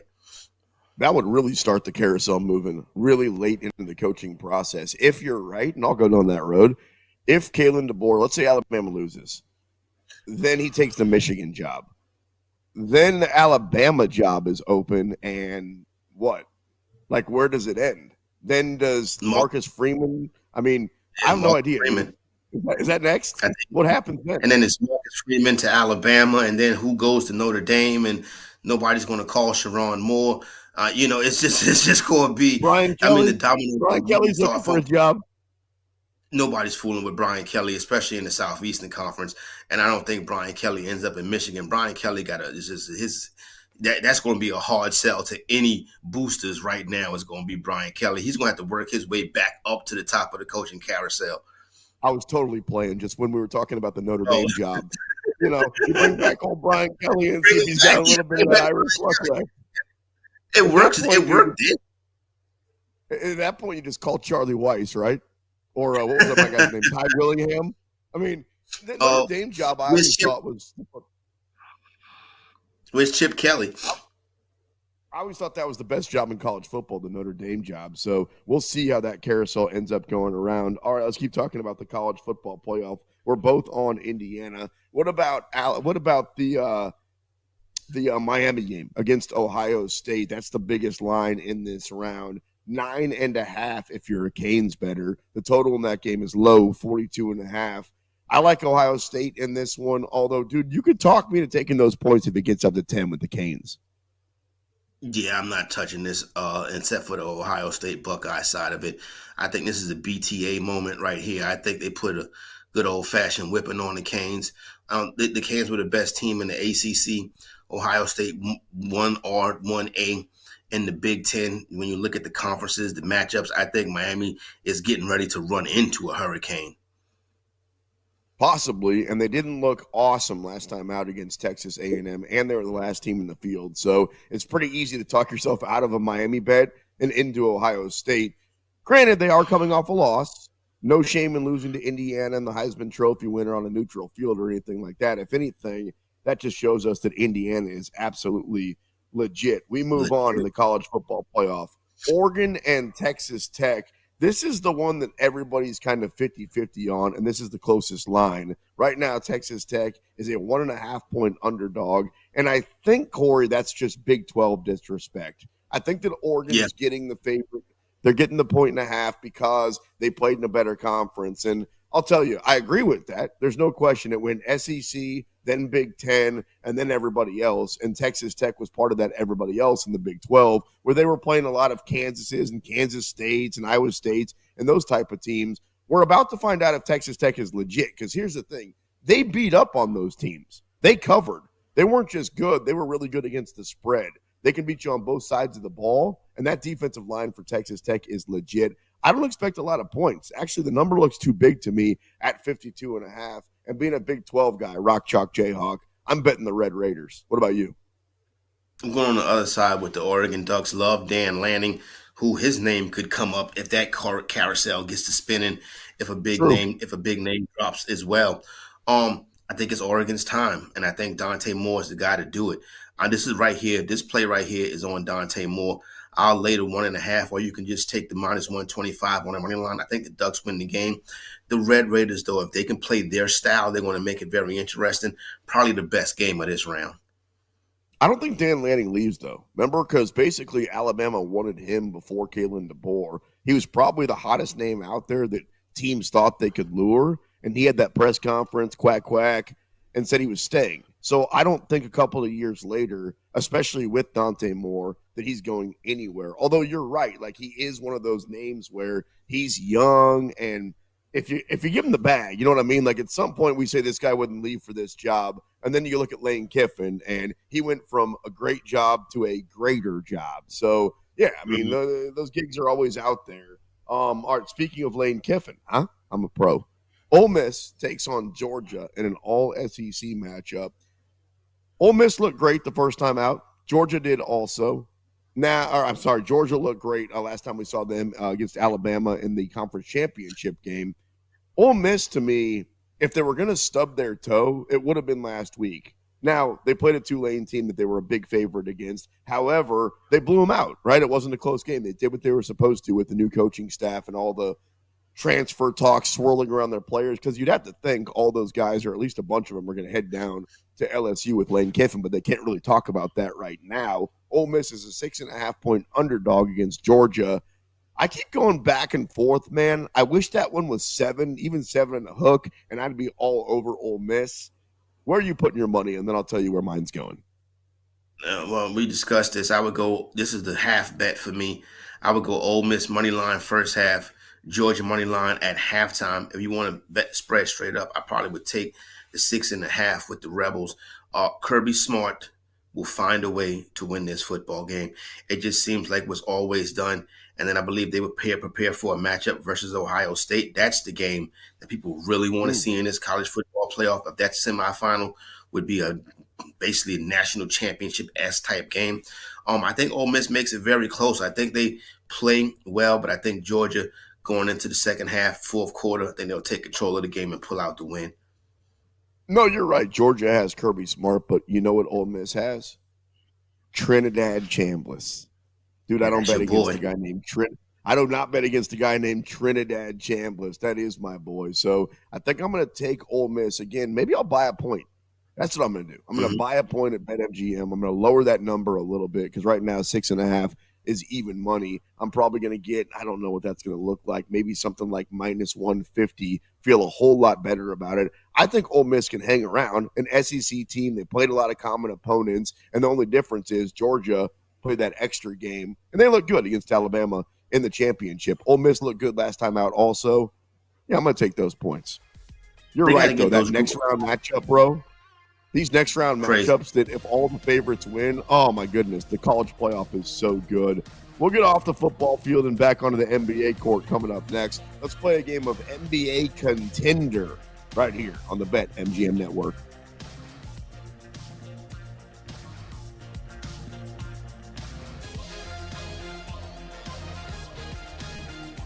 The Daily Tip will be right back on the BetMGM Network. Make it legendary.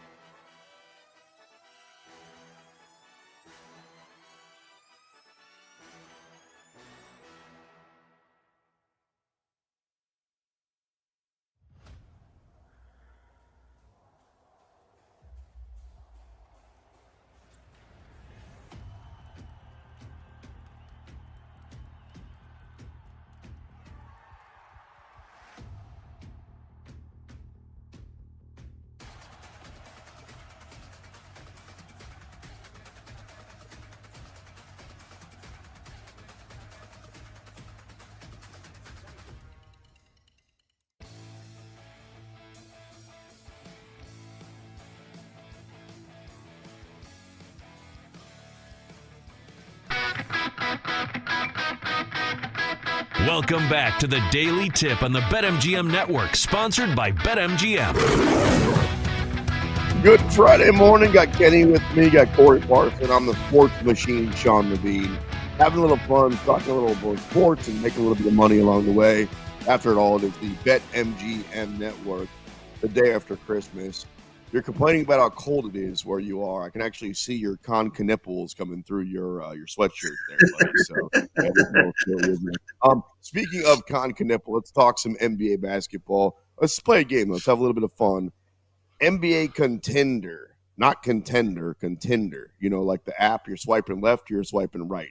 Here's what we're going to do. Yeah. You swipe right if you like them. You swipe left if you don't, or you can hit the X or whatever you want to do. Do you think this team can actually make it to the NBA Finals? It's a whole new world, man, now that the Thunder can actually lose basketball games. I don't know if anybody but the Spurs can beat them. This team doesn't have to win it all, but I'm curious, can they get to the Finals? Let's start with the Detroit Pistons, the bad boys. Can they get to the Finals? Yeah, unfortunately, I do think the bad boys can get to the finals, and that would be one of the biggest stories of the sports world, that the Pistons were able to turn things around and get back to being really one of the legacy franchises in the NBA. The big part of the success of the NBA came from what the bad boy Pistons were able to do. This team, very similar, very tough nose, rebound, grind it out, that Piston fan base coming alive. It all depends on the health of Cade Cunningham. We talk about how they gave the Knicks a hell of a series last year. If Cunningham is healthy and they can get, back to that spot in the Eastern Conference Finals, I can definitely see the Pistons. So I will swipe right. The Pistons are a contender. I'm swiping right, too, because they got Cade Cunningham. And not for nothing, he's got the fourth best odds to win the MVP. The only guys ahead of him are the Lukas and the SGAs and the Jokic's of the world. I don't think there's a world where Cade Cunningham wins the MVP, but I do think that in a couple of years, he could get that award. As far as the team goes, you're exactly right. Like, he goes down, so does the team. And you could say that pretty much about any NBA team, but he really is the only superstar that the Pistons have. But as long as he stays healthy, no reason not to believe they can't get to the finals, especially coming out of the East. I think I know where you're going with this one, but I'll ask anyway. The Golden State Warriors, can Steph and the boys get back to the finals? Yeah, I'm just not. I'm going to say, I'm going to swipe right. Sean. Really? Really? Yeah. What? The great Mark Jackson, he says it all the time. You never underestimate the heart of a champion. And they may not look like that right now, but if they can get into the play-in tournament, they can definitely. Now, they don't want to see the Thunder in the first round, but that experience, Steph, Steve Kerr, I don't want to say Draymond, but what they've been able to do and what Steph Curry can do, they're always a threat to make it to the finals. I would swipe right on the Golden State Warriors. They've been there. They've done that. I always talk about, Sean, teams that have been there and done that. They've seen it. And Steph and Golden State, Steve Kerr, they've done it. I'll swipe right. Mama, there go that man. They're not even on the board I'm looking at right now that my producer Kenny has up to win the finals. And I'm looking at the Thunder. I'm looking at the Nuggets, New York, Houston, San Antonio, LA, that's the Lakers, the Pistons, Cleveland, Boston, Minnesota, and two other teams have better chances than the Warriors. You can get them right now like 35-1 to win the finals. So if you're right, even if they can get there, you can get some really, really long money on it. They need to make a move. When they made the Jimmy Butler move, everybody got real excited. And I kind of said, hey, it makes them better, but it doesn't really make them championship good. Do you think that could actually happen? Like, dream with me for a second. What if somehow they could pry Giannis out of Milwaukee? Now that changes everything. Yeah, now that makes it a whole different story right here, because now you got two elite superstars who both have been there before, and then you got Steve Kerr. Yep, you got Steve Kerr on that sideline. They're going to want to get that done. That would be very good, a move from them. And you talked about Mama, there goes that man again. To this day, it still baffles me that Mark Jackson never got another chance to coach a professional basketball team. Hand down, man down. I think he's the most screwed coach in sports history. Like, he's could be. I'm serious. He's the one who really got that thing going with the Splash Brothers. Remember when he said, call my bluff, I've got the best shooting backcourt in the history of the NBA? And that was like 15 years ago. He knew what he had, and he was the one who started. Now, to be fair, their defense was terrible, and they had to tighten some things up. And Steve Kerr obviously was the right guy. But I truly believe that if I was the head coach and you were the assistant and Kenny was another assistant, that with that talent, we might not have got 4 rings, but we would have won 3. So Mark Jackson got screwed, dude. And the fact that nobody's hired him since, what's going on? It's wild. Yeah, it's crazy. Now you look at it 15 years later, the game has probably outgrew him as a head coach, but he never got a shot again. And then he had to broadcast the team winning the championships. You feel what I'm saying? The team that he made, he had to sit there on the sideline and call the game because they won the championship. That's wild. Not that it's a bad job talking about basketball, but when you want to get the rings and you're watching Steve Kerr take over your product, now I think it's a life lesson, actually, the way that he's handled it. Because if you're Mark Jackson, you could have gone absolutely nuts and ran everybody over with the bus and talked smack and just gone into seclusion, but he's still out there. So, you know what? Credit to Mark Jackson for still being the dude, because he got absolutely screwed. And the fact that he hasn't got another opportunity, somebody knows something, man. Like something's up, because there have been a lot of wonky coaching hires in between now and then. All right, how about Boston? Swiping left or right. Can the Celtics get back to the finals? They're better than I thought, dude. They are playing better than I thought. I agree with you on that, and it really shows you how good of a head coach Joe Mazzulla is. But, I mean, last year they couldn't get it done with Brown and Tatum, and now this year it's just Brown. Nah.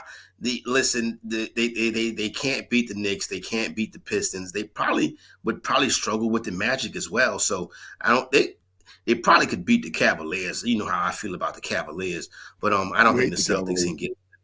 Yeah, I hate the Cavaliers. I don't think the Celtics can get there. Magic, left or right? Can the Magic get to the finals? The NBA Finals, no. The Conference Finals, yes. Exciting young roster. I love how Desmond Bane rage baits every other player in the NBA. He's interesting. I think the team is built right. I think the organization is coming up in a weak Eastern Conference. Then they can get to the conference finals, but I don't think they can beat the Knicks or the Pistons. Corey, I saw the Spurs beat up on the Thunder last night, and now they've beat them 3 times in the last 2 weeks. Can the Spurs get to the NBA Finals? You got to say yeah, because of the body of work so far this season. They have the recipe to beat the best team in the league. Yesterday I thought for sure that OKC would run them out the building, and then you keep checking back and looking at the score, and I'm like, are they about to run OKC out of their building? So listen, Wemby and the boys, they getting it done. It's the NBA's top rivalry right now. So yeah, you gotta say that the Spurs can get to the finals, and at 14-1, that's not a bad bet. That gives you good hedge equity. Corey, we've been kicking it now for 3 days in a row, going on almost 9 hours. I tried to tell you, dude, take the Spurs on the money line. Right. At some point, you're going to listen to me. At some point, you're going to put some money in that bank account. I told you, take the Vikings on the money line. I don't know if you listened to me, but it was a pretty good day for your boy yesterday. How about Kevin Durant in Houston? They make it to the finals. Health is going to be a big part of that. Kevin Durant, older player. Some of the other pieces, inexperience. I love Ime Udoka. The path is going to be very tough. Don't know if they can beat the Thunder, but I'm a swipe left. I don't think that they can get there, but they're a very interesting team. I don't think I've ever said the name of the Thunder coach or the Rockets coach right, but I'm pretty sure you didn't either. So at least we're 2 peas in a pod there. I don't know if anybody ever has. That's just, I don't know why. There's certain names I can't say, and there's certain words I can't spell. I can't spell business, and I can't spell restaurant. So I'm never going to get into the restaurant business because I would spell it wrong. How about the Lakers, the team that that the Rockets beat up on yesterday? The Lakers, can they get to the finals? Nah, I don't see it with the Lakers. Swipe left. And Luka is phenomenal, and LeBron and Austin Reeves and JJ Redick is basically calling the team out after some poor performances. The roster is probably not built right. I just don't see it. They probably need to trade LeBron.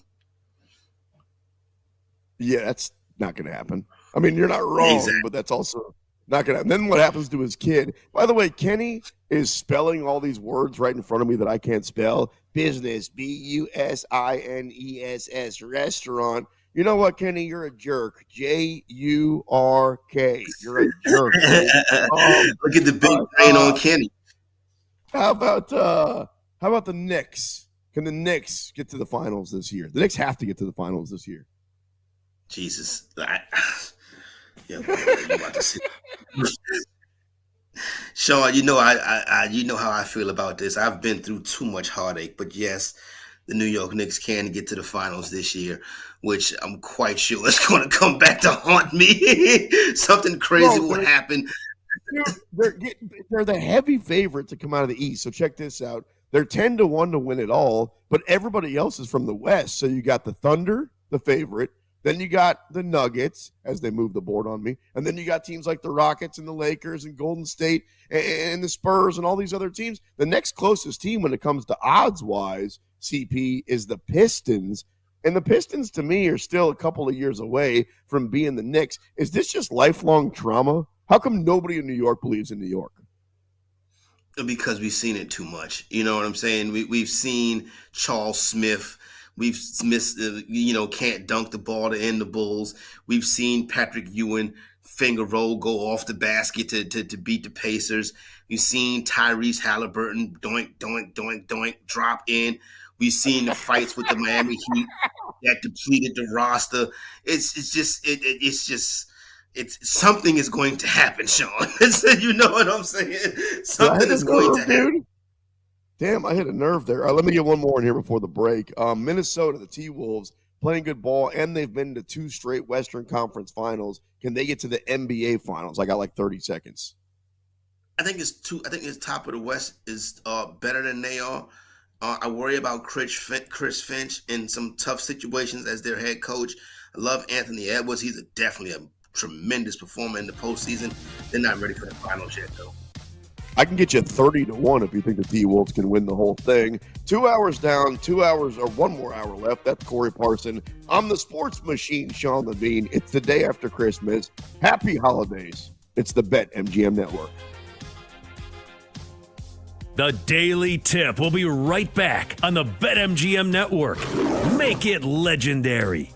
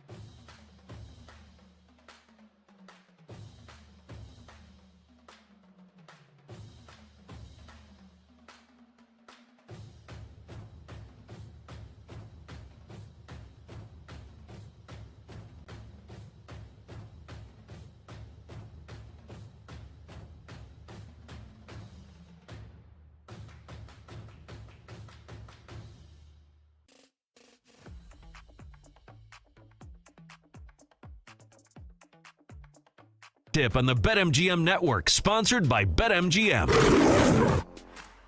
What a perfect way to start your Friday morning. We're just a few days away from 2026. Dang. 2026. That's Corey Parson. I'm the sports machine, Sean Levine. Got Kenny with us also. Coming up a little bit later on in the show, we will get back into the NBA. We'll get you our best bets for the day. We'll talk a little bit more college football as well and take one last peek at the NFL schedule. Kenny, speaking of the NFL, let's talk more quarterbacks. Let's work our way over to the NFC. Yeah, last hour we did the AFC quarterbacks. We did 5 of them, so I've got 5 NFC quarterbacks. And guys, the Bears are in the playoffs for the first time since 2020. It's been a while, and they're on track to win the NFC North for the first time since 2018. And their quarterback, Caleb Williams, starting to come on. So heading into the playoffs, 1 to 10, 1 being least confident, 10 being super confident. Corey Parsons, where are we at for Caleb Williams? I'm going to give Caleb Williams, a.k.a. QB1, a 6.5. Love the name QB1. Has he truly lived up to QB1 type play yet? Not necessarily. The numbers are not gaudy.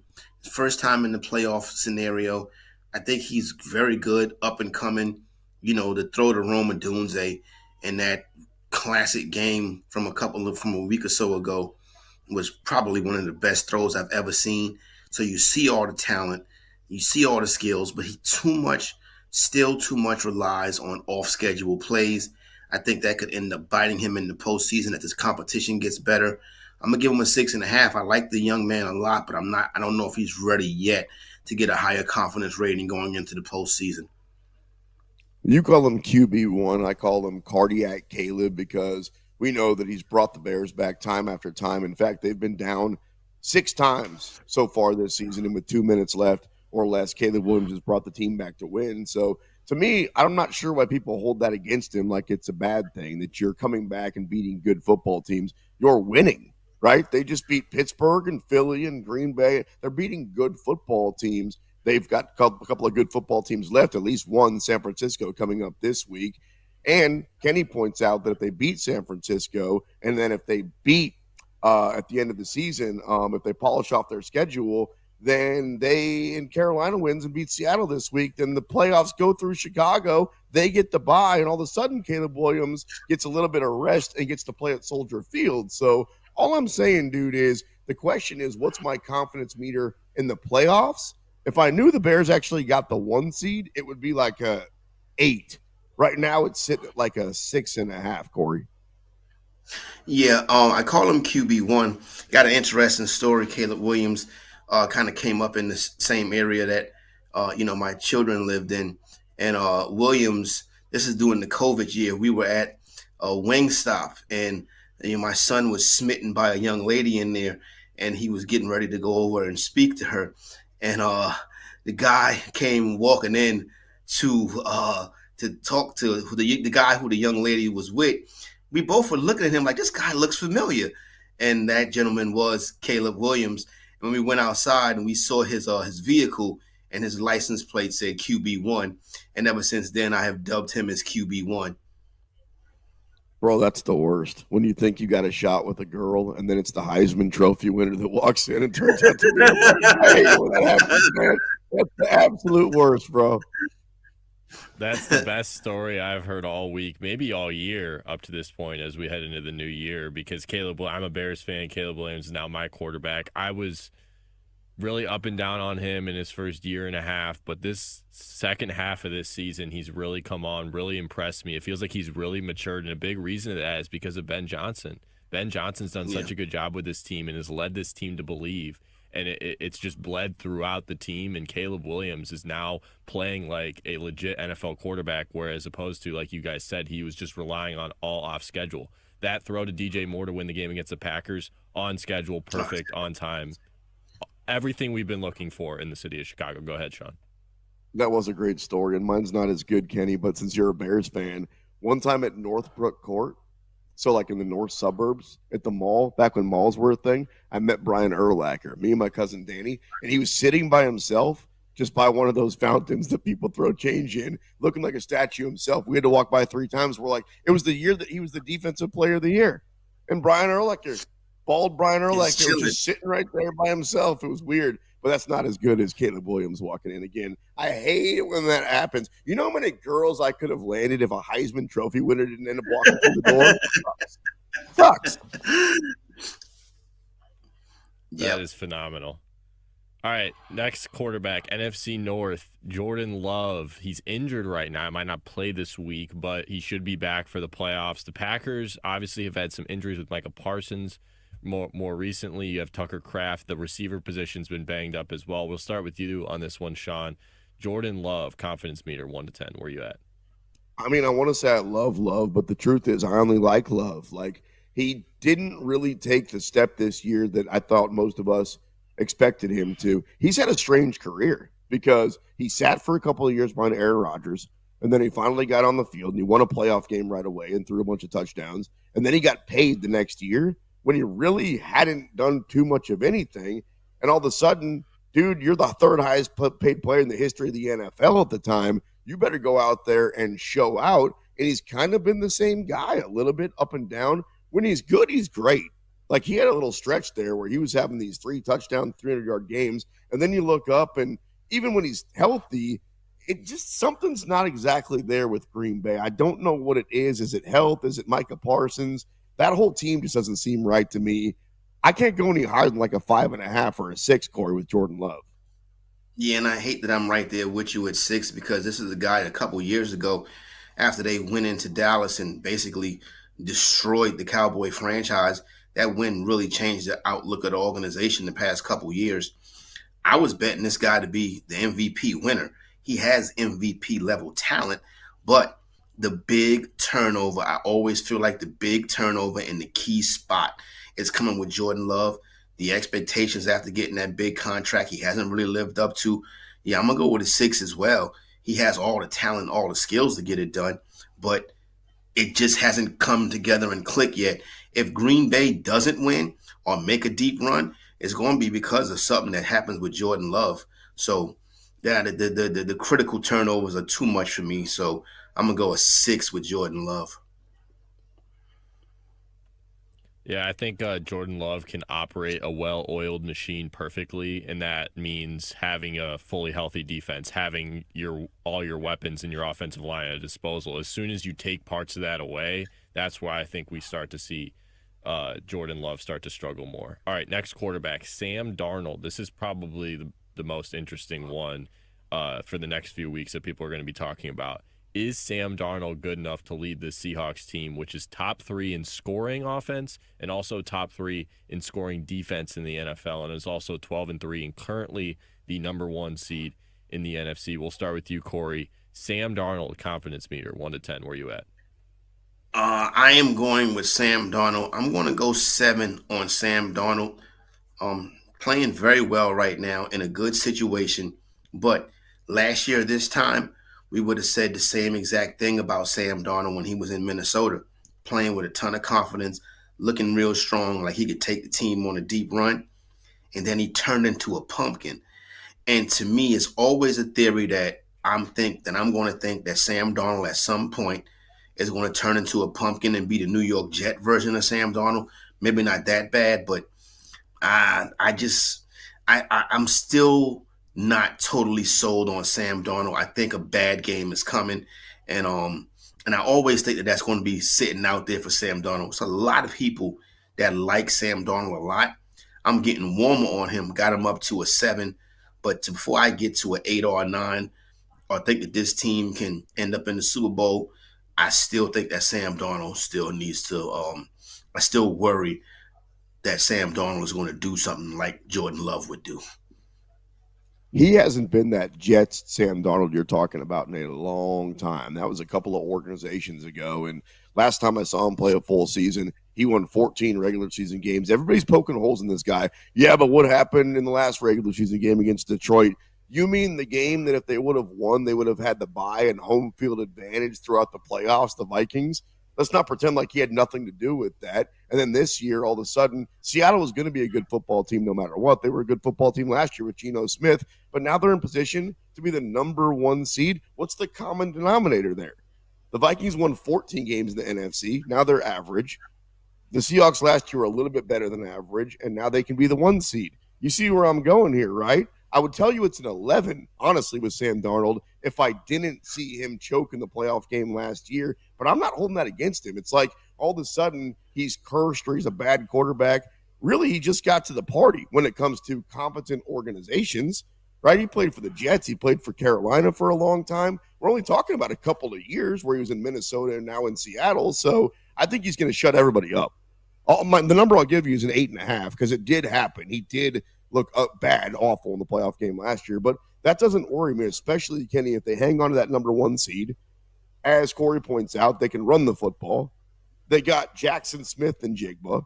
They got, I mean, this team is absolutely stacked on the defensive side, and they might have the coach of the year. So he's got a lot of stuff around him, not to mention the buy and the home field advantage, that are saying bet on the Seahawks because of Sam Darnold. You know what? Give me a 9. It's up from an 8.5 to a 9 the more I keep talking. I got tons of confidence in Sam Darnold and more confidence in this team. I really like that perspective, Sean. That taste of those 2 losses down the stretch last year, the playoff game and the game against the Lions, I just can't get that out of my head how inadequate he was in those 2 games. And everybody says that, but that's such a small sample size, right, Kenny? That's 2 games.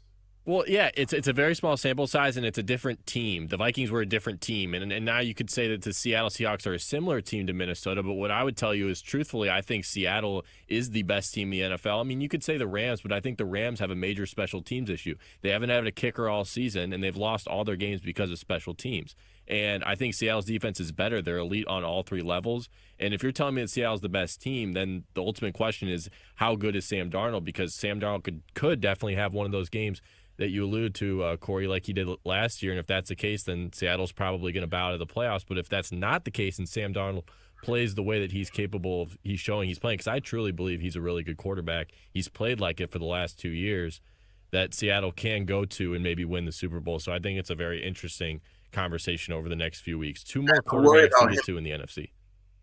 I worry about him in big games, but what I will say is this. If the Rams don't make a deep run because their kicker is missing kicks, that's on them. Because when you're in the postseason, you have to make sure that your field goal kicker is up to snuff because you're going to need field goals in the postseason. No doubt. And I trust Seattle's field goal kicker. You have to. I think that's a good handicap looking at some of these teams. And like, whose field goal kicker do you trust? I don't trust the Rams field goal kicker. It's a guy that they signed off the street because their old field goal kicker wasn't good enough. You remember they lost to the Eagles early in the season because they weren't able to make kicks. They got all those blocked. They had some other losses because of against the Niners was because of special teams. And then the last one against Seattle, their new kicker missed a kick. So, not good for the Rams. 2 quarterbacks. Where's Martin Gramatica when you need him? Right. Gramatica, Automatica. All right, 2 quarterbacks. We got about 2 minutes, so let's see if we could wrap this up here. Brock Purdy of the San Francisco 49ers. He's already played in the Super Bowl, and he's been injured for a portion of this year, but he's back, and he's playing really well right now. We'll start with you, Sean. Where are you at with Brock Purdy? Yeah, I can be quick. Just ask any woman I've ever been with. Brock Purdy, he's a 6.5. And there you go. You know what I'm saying? The job is done. I'll go a little bit longer. I'll say that Brock Purdy is also in that 6.5 range. I think everything around Purdy has to be perfect for him to have success. I don't know if that's going to be the case this year. I just don't know if he can, the type of quarterback who can go out there and make you a play. And in the postseason, your quarterback's going to have to go out there and make you a play. Yeah, I don't think San Francisco's team is nearly as good as it was when they were in the Super Bowl a few years ago. And the last guy, Super Bowl 59 MVP, Jalen Hurts. This will be an interesting answer. We'll start with you, Corey. I'm gonna go with 9.5, 9. Just when the Eagles are right, they're running Jalen Hurts is the best player on the field. He can dominate the game, super duper clutch. So I hate to say that as somebody who roots for the Dallas Cowboys, but I would say Jalen Hurts is a 9. No, that makes sense. And I do think that they're the type of team that when the playoffs come around, they can just flip the switch. We know how talented they are. I mean, they've been, what are we talking about, 2 of the last 3 Super Bowls, and they're coming off being the champion. So we know how good they are. Although I got my questions, man. Like the body language ain't right. And A.J. Brown's always angry. And Saquon's not as motivated. Again, I think that's just regular season problems. not quite as high as you, but pretty high. I'll give them I'll give him an 8. I'll give Jalen Hurts an 8 when the playoffs come around. And that was our quarterback confidence meter here on a Friday morning on the BetMGM network. We'll talk some more football before we get out of here. We'll give you our best bets. But coming up next, let's get back into the NBA. We'll take a peek at the games we got going on in the next couple of days and the title odds, because after Oklahoma City, there's a bunch of teams that are raising their hand going, I think it's us. I think we're next. Let's talk about it. It's the Daily Tip on the BetMGM network.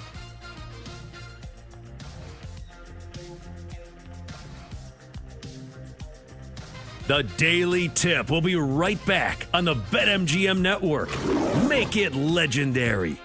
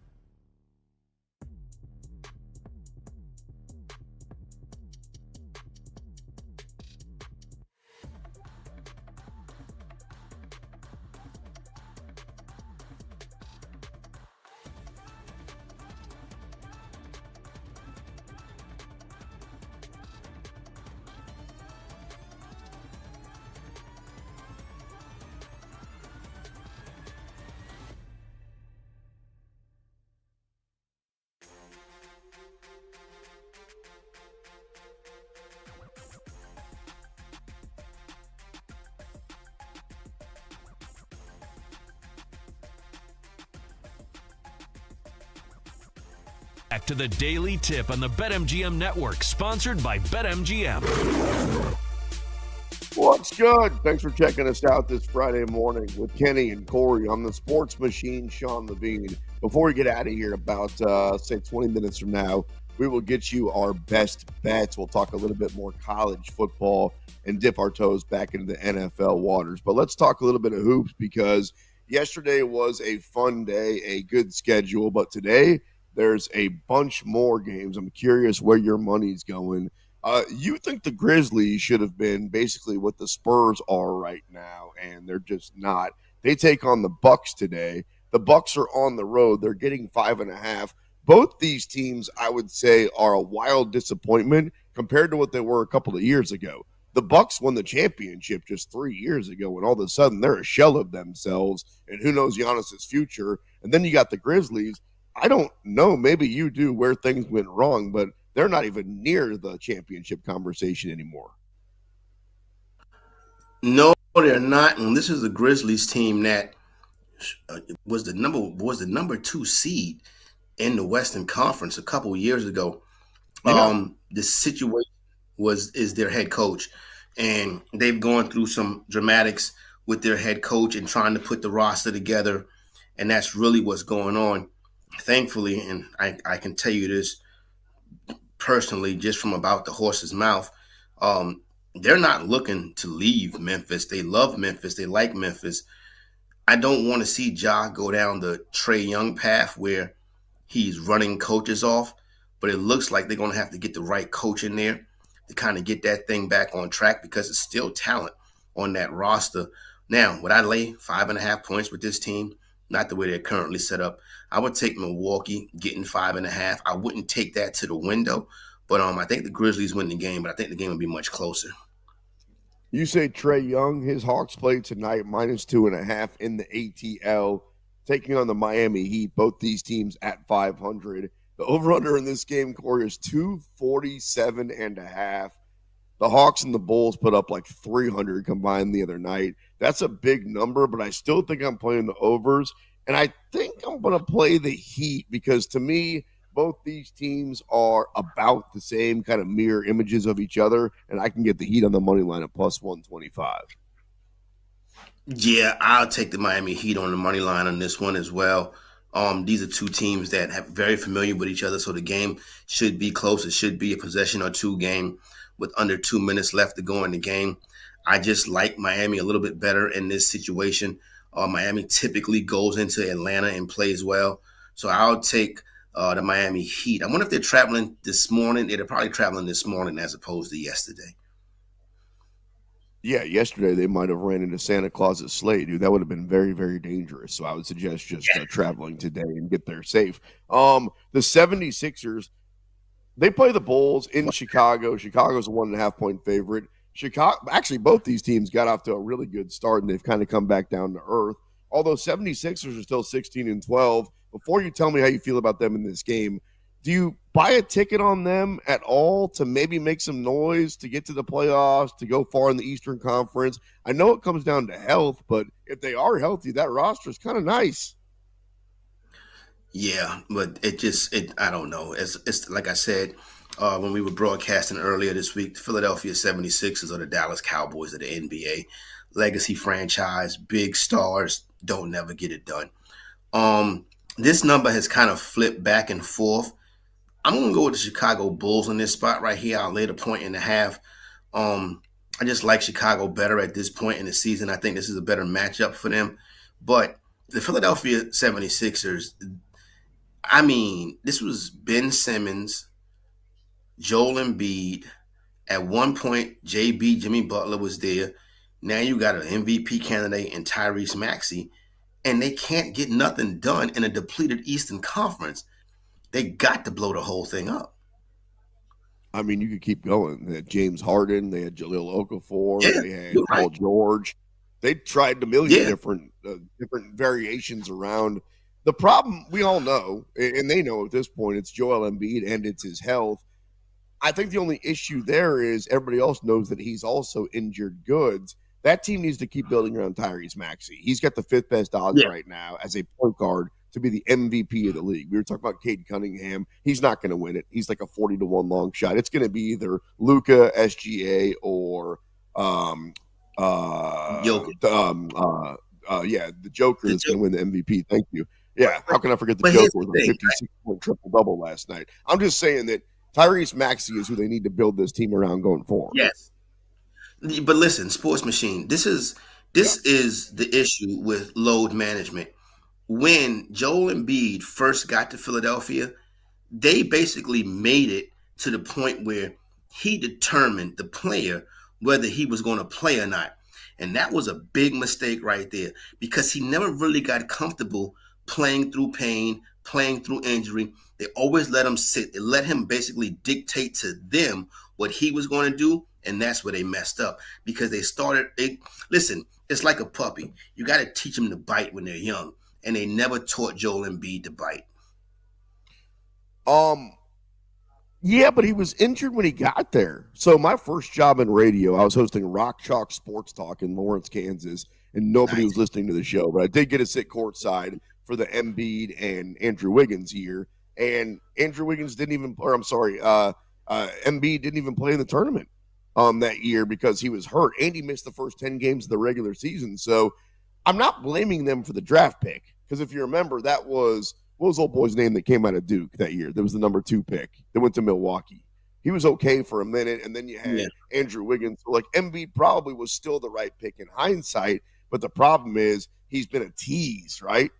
Like you could see the upside when he was healthy there for a few years, and he was the actual MVP. He was the best player in the league, but bro, he's got a lot of Zion, like a lot of, he's great when he's on the court, but the problem is he's never on the court. You know what?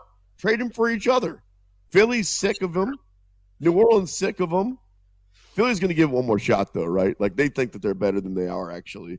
All right, let's keep talking about some NBA games that we've got going on tonight. Raptors have gotten off to a hot start. They're 18-13 against the Wizards.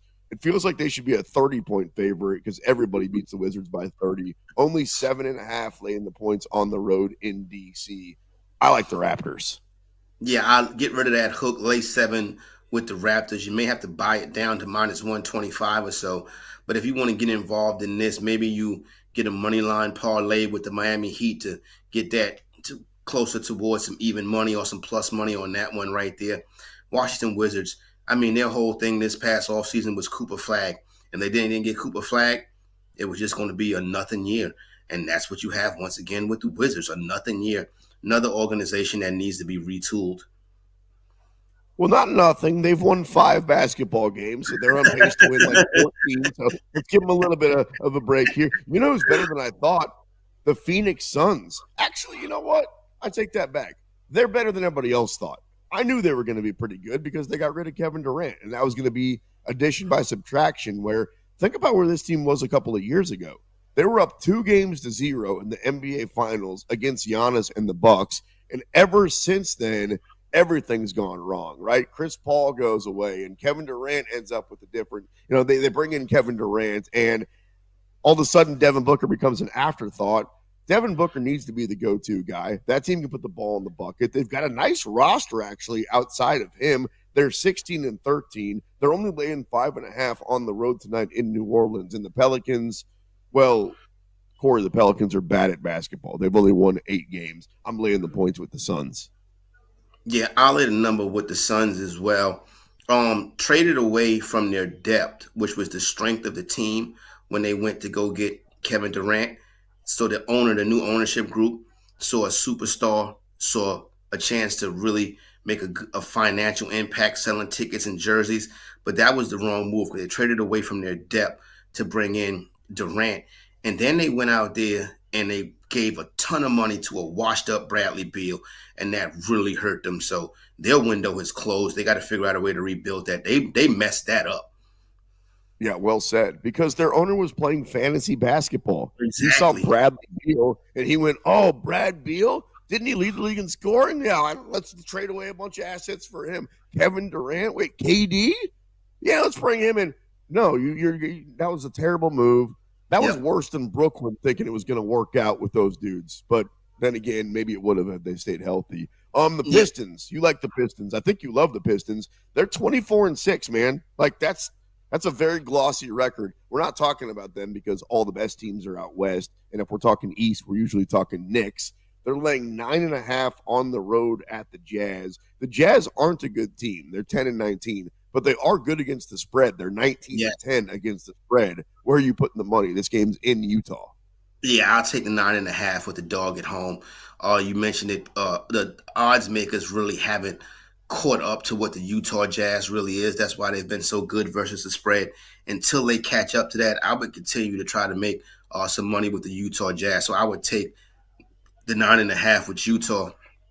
Another organization that needs to get lucky in the lottery and get that player to stay, despite it being Utah, and they can be right back in this thing.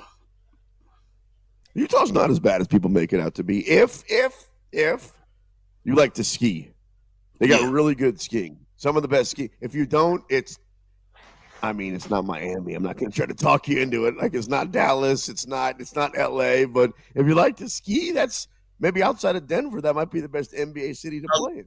I'm just saying. A lot of people told me how great Salt Lake City is, as you can imagine by my hue. I've never been to Salt Lake City, but you never know. You know what I'm saying? You never know. You get me out there one time, I might fall in love multiple times with the city of Salt Lake. Yeah, I am not of your hue. I'm a little bit pastier. There's a lot of me walking around Salt Lake City. A lot of me. The Clippers, man, they're a train wreck, and I saw that one coming. In fact, before we talk about them being a 2.5-point favorite on the road in Portland tonight, why did anybody think the Clippers were going to be a good basketball team heading into this season? Because of Tyronn Lue and how good of a head coach that Tyronn Lue is. But, Kawhi Leonard and his uncle, boy, they really did a number on this organization. You know what I'm saying? Just took all the money out the organization, then went and, let me not get that deep into it, but yeah. Shout out to Kawhi Leonard and his uncle. They just really, this was a franchise that looked like they was going to be able to compete with the Lakers a couple years ago. We could have thought we would have had a Lakers Clippers Western Conference Finals. Kawhi Leonard took all the money, don't play, and just got a whole bunch of other stuff going on. And I would take the Portland Trailblazers at home. Give me that Trailblazers on the money line. Listen, like I said, nothing is absolute, but a short road favorite is always a dangerous spot. Hey, the Clippers aren't the only one with the funny money stuff going on with Kawhi. What about Portland? You know, there's a little something going on with Chauncey Billups and the boys too. So there's a lot of distraction really all over the place. You know what? When the Kawhi thing came out, there was a lot of people in NBA circles saying that we knew something funny was going on with Kawhi. And a lot of people was like, they need to look into Jalen Brunson's situation with the Knicks as well. Kawhi is an interesting fella because he's not interesting. I guess that's what makes him interesting. He's just not interesting at all, but he can absolutely hoop. And when you think about his career, winning championships with different teams, first ballot Hall of Famer. Real quick, I don't just want to let that pass. What are you talking about with Jalen Brunson? What do you mean? Well, the same thing that, that allegedly was going on with Kawhi under the table and stuff like that. So a lot of people wasn't pointing fingers, but they were saying if you're looking into the Clippers and Kawhi, you need to also look into the Knicks and Brunson. I just think that the Knicks probably did it the right way and got a way better player than they were expecting. They got a guy that was averaging 16 points that turned into a guy that averaged 24 points, and now he's a 30-point guy. Like, sometimes that happens. You buy a stock and it's better than you thought. But I don't know. He was fantastic yesterday, Jalen Brunson, when the Knicks made that comeback in the fourth quarter. And then we talked about it on the program yesterday. You just see Madison Square Garden is easily the best venue in the NBA. When the Knicks are playing good, that joint was electric yesterday. The organ was playing, the stars were out, and Jalen Brunson hitting big shot after big shot. It's definitely one of the best environments in sports when the team is good. And he feels like a Knick. And I think that if he stays 100%. The rest of his career there, people are going to forget that he ever played in Dallas. It's almost like Big Papi. Do you remember where Big Papi started his career? In Minnesota. Minnesota, yeah, that's right. Mm-hmm. Yeah, he was a twin. But everybody's like, he's Boston through and through, and he is. Speaking of Boston, I got like 10 seconds left. You're going to lay the 8.5. They're in Indiana tonight against the Pacers. I probably would take the 8.5. I wouldn't go to the window with it though. I would take the 8.5 with the Pacers. All that. I mean, I know the Pacers are beat up, a lot of stuff going on out there, but I think they keep the game close. I'd take the 8.5 with the Pacers. Total in that game is sitting on 221.5, and that's all the NBA action tonight. Coming up on the other side, we will get you our best bets. We'll talk a little bit more football, and then I got to bounce and smoke a cigar. It's never too early for a cigar. I'm the sports machine, Sean Levine. Daily Tip on the BetMGM Network.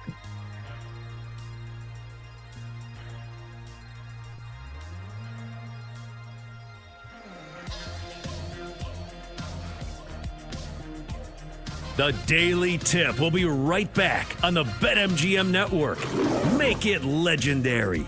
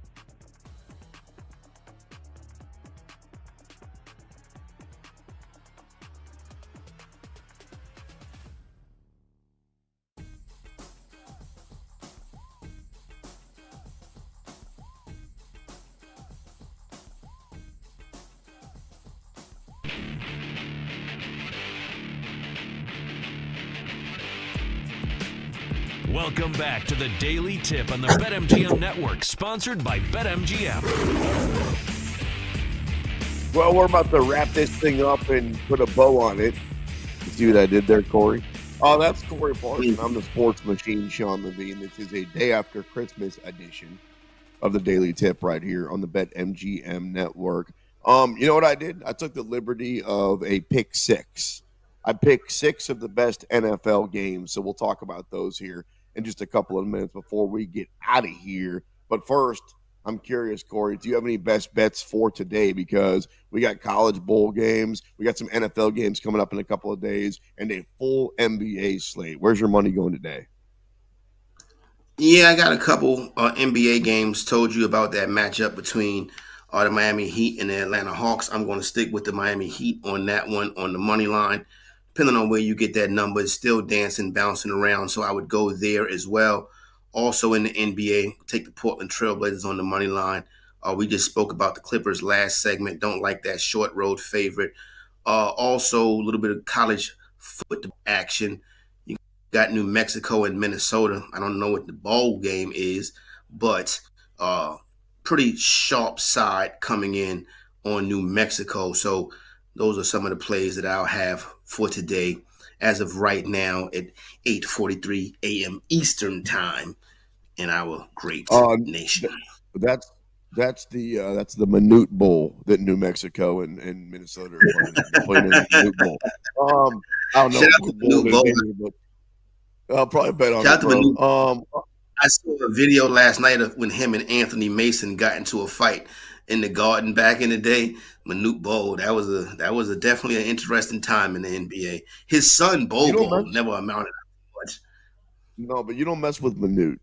I learned that a long time ago. You don't mess with Minute. Minute's got reach, you know what I mean? Like, his jab's all right, his cross hitting great, and he's got some chicken legs, but his reach is maybe the best in the history of the world. All right, you like maybe. I'm going to stay in the NBA also. I like the Magic at the crib against Charlotte laying 5.5. Charlotte, though, has actually been pretty good against the line because they got Con Kneppel, but I think they get blown out today. Give me the Bulls, actually, laying 1.5 at the crib against the Sixers. And then the Pelicans are just bad at basketball. The Suns have actually been a pretty good basketball team this year, all things considered. They're laying 4.5. I like them. And then tomorrow, again, the bowl game doesn't matter. It's a pinstripe bowl. Let's call it the Bull Bowl. That is Clemson and Penn State. Nobody wants to be there, right? Like, that just feels like free tickets and friends and family are going to be in the house because Penn State thought they were going to be playing for a national championship, and yeah, that didn't happen. And Clemson, you could argue, might have had a worse season. They just didn't fire their coach. So the number's not big. It's sitting at 48.5, but I'm going to play the unders on that one. Anything else to say before we get into my pick 6 NFL games? Listen to when the college football season started coming into the year, Heisman Trophy favorites were like Arch Manning, Cade Klubnik, Lenora Sellers was a very popular Garrett choice Nussmeier. as well. Garrett Nussmeier, and like none of those guys panned out. You know what I'm saying? So it's like, who are the people that's putting these odds out? You know how brilliant odds makers are. We sit up there and talk about them every day, but they really missed on the Heisman of hopefuls coming into the season. Yeah, but you could say the same thing about the NFL. Who did you think was going to be good? The Chiefs? Baltimore? Yeah. The Lions? They all stink too. So all I know about this season is it's been kind of tough to bet, and it's been kind of tough even to hit money lines. You know what I mean? Like, you would think last night if you're a Lions bettor, -7.5, you know what? I feel safe playing the -2, whatever it was, 20 on the money line, and you lose that. So that's why guys like me that like to play the dog, woof, woof, I've actually had a pretty good season. All right, speaking of the dog, let's find out if you're on the favorite or the dog. I got to pick 6 before we get out of here. These are the 6 best NFL games coming up. I want to say this weekend, but I don't even know what day of the week it is, bro. What is it, like Friday, Tuesday, something like that? Tomorrow, Saturday, so that makes today Friday. The Texans getting 2 on the road at the Chargers. I think both these teams, when the playoffs come around, that's when we're going to find out how good they really were. They played each other in the playoffs last year, not for nothing. They play tomorrow. Texans +2. I don't need your points. Give me the Texans on the money line. Although if the Chargers win, this is the week that everybody has to go, okay, all right, maybe we need to talk about LA as another one of those teams that can win the whole thing. Yeah, I don't think that's going to end up happening. That's not going to be the narrative after this week. I think the narrative may shift to the Houston Texans being a team where the defense is very good, elite defense, and an elite defense can travel in any weather. I like that plus 110 on that money line. Hop on that ASAP because I think the Texans get a big win out there at SoFi. Yeah, you're exactly right. The narrative's the same. If Houston goes into LA and wins that game, that'll be 7 straight wins for them or whatever it is with the best defense in the NFL. If you're not already on that bandwagon, it's about time to get there. Baltimore plus 4.5 at Green Bay. That's tomorrow also. I don't think I'm going to touch that line. I think I'm going to play the overs. I don't think you're going to see Lamar. This is a Jordan Love type game. Let's see how healthy that whole team can stay. They've been banged up all year. Give me the overs at 40.5 at Lambeau. Yeah, no Lamar status up in the air. I'll take the under. I'll go against you on that one. I'll take the under 40.5. Think it's a low scoring game. Think it's, not going to live up to what people thought this game would have been, especially with no Jackson.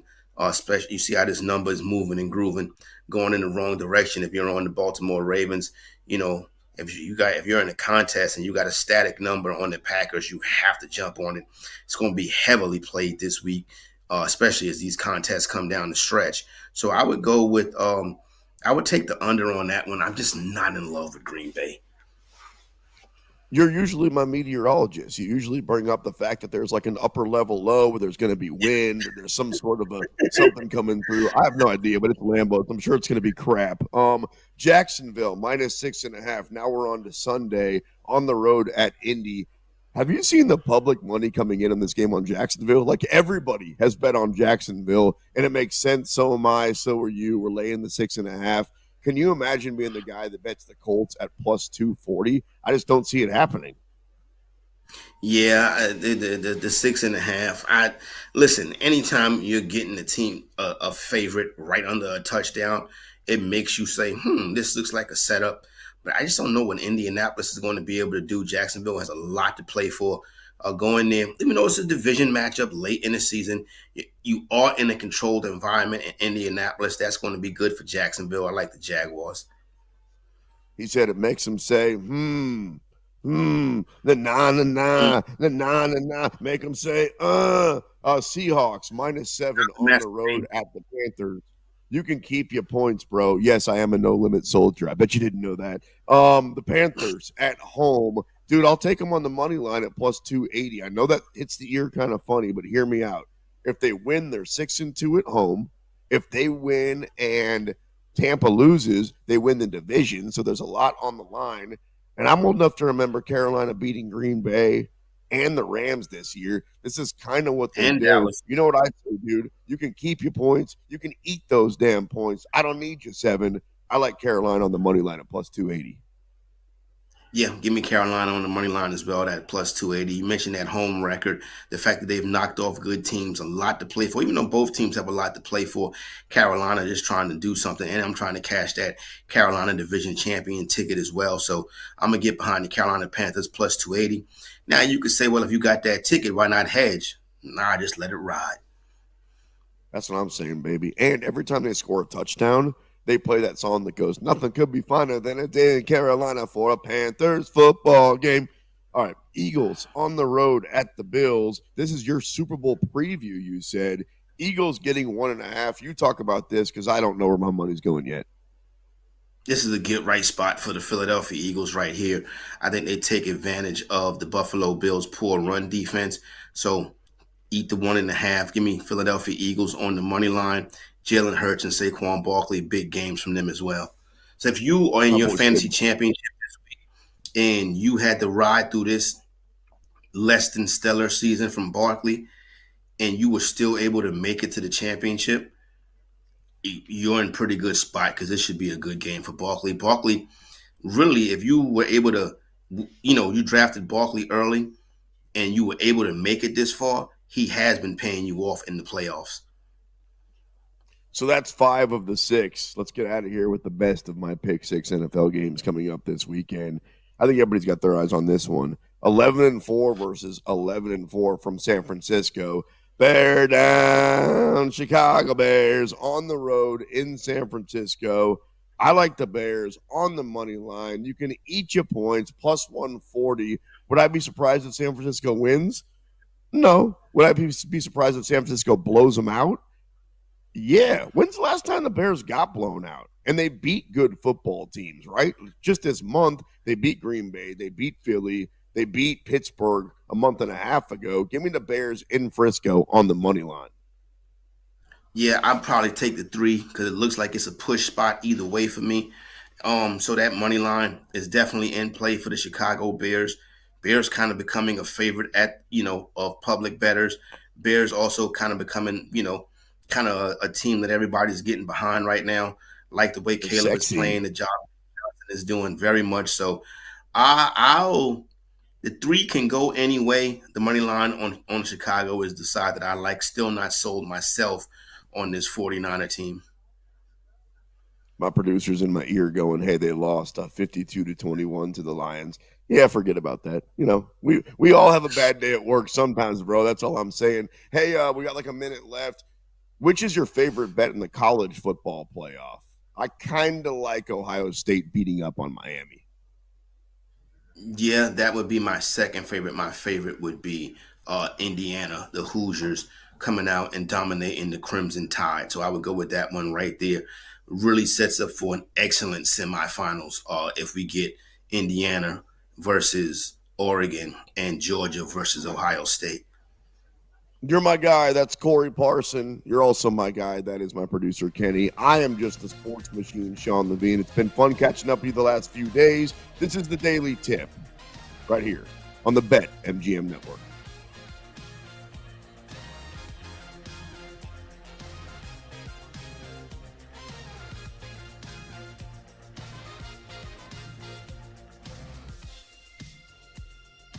You've been listening to the Daily Tip on the BetMGM Network. Make it legendary. Download the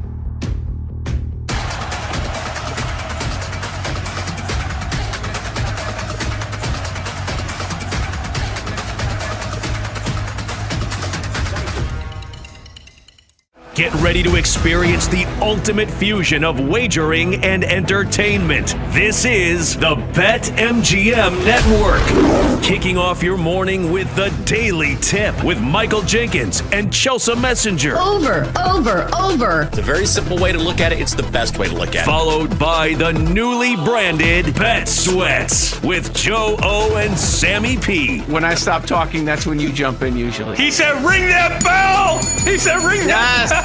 Then it's You Better You Bet, hosted by Nick Costos and Femi Abebefe. Great teams and great players get a whistle. It's happened forever. It will continue to happen. Capped off every night with the electric Brad Evans and Ryan Horvat on BetMGM tonight. Oh, that's a sexy phrase. Quote Dr. Dre, creep with me and walk with me on this one.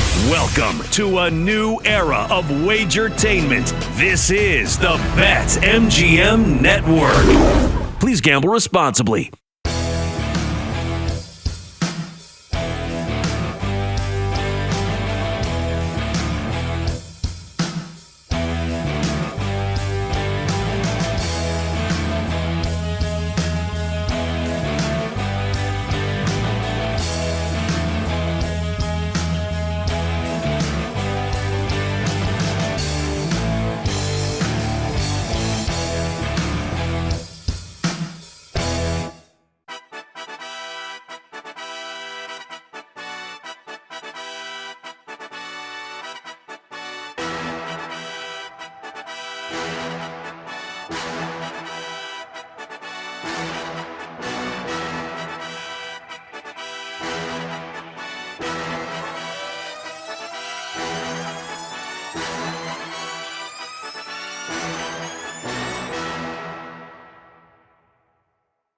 Get ready to experience the ultimate fusion of wagering and entertainment. This is the BetMGM Network. Kicking off your morning with the Daily Tip with Michael Jenkins and Chelsea Messenger. Over. It's a very simple way to look at it. It's the best way to look at it. Followed by the newly branded Bet Sweats with Joe O and Sammy P. When I stop talking, that's when you jump in usually. He said, ring that bell! He said, ring that bell! Then it's You Better You Bet, hosted by Nick Costos and Femi Abebefe. Great teams and great players get a whistle. It's happened forever. It will continue to happen. Capped off every night with the electric Brad Evans and Ryan Horvat on BetMGM tonight. Oh, that's a sexy phrase. Quote Dr. Dre, creep with me and walk with me on this one. Welcome to a new era of Wagertainment. This is the BetMGM Network. Please gamble responsibly.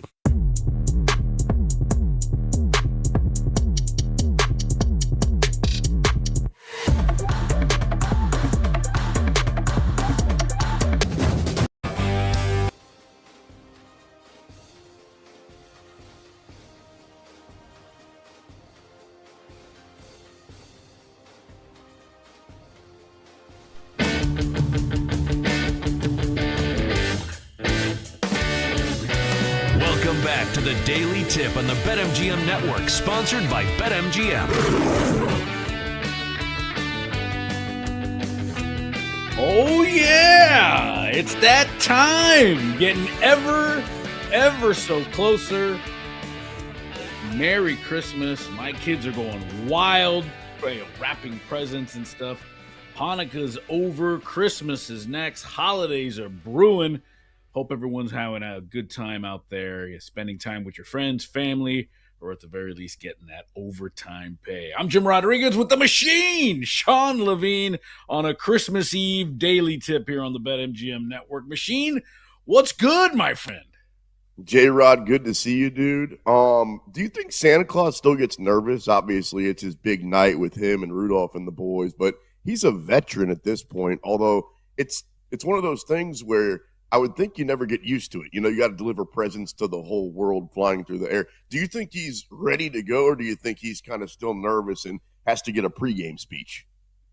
I think Santa's at this point of his career where he now is starting to develop new talent, new elves, new operational people. Yeah, man, you got to keep people fresh. You got to keep people. He's kind of like the Mike Tomlin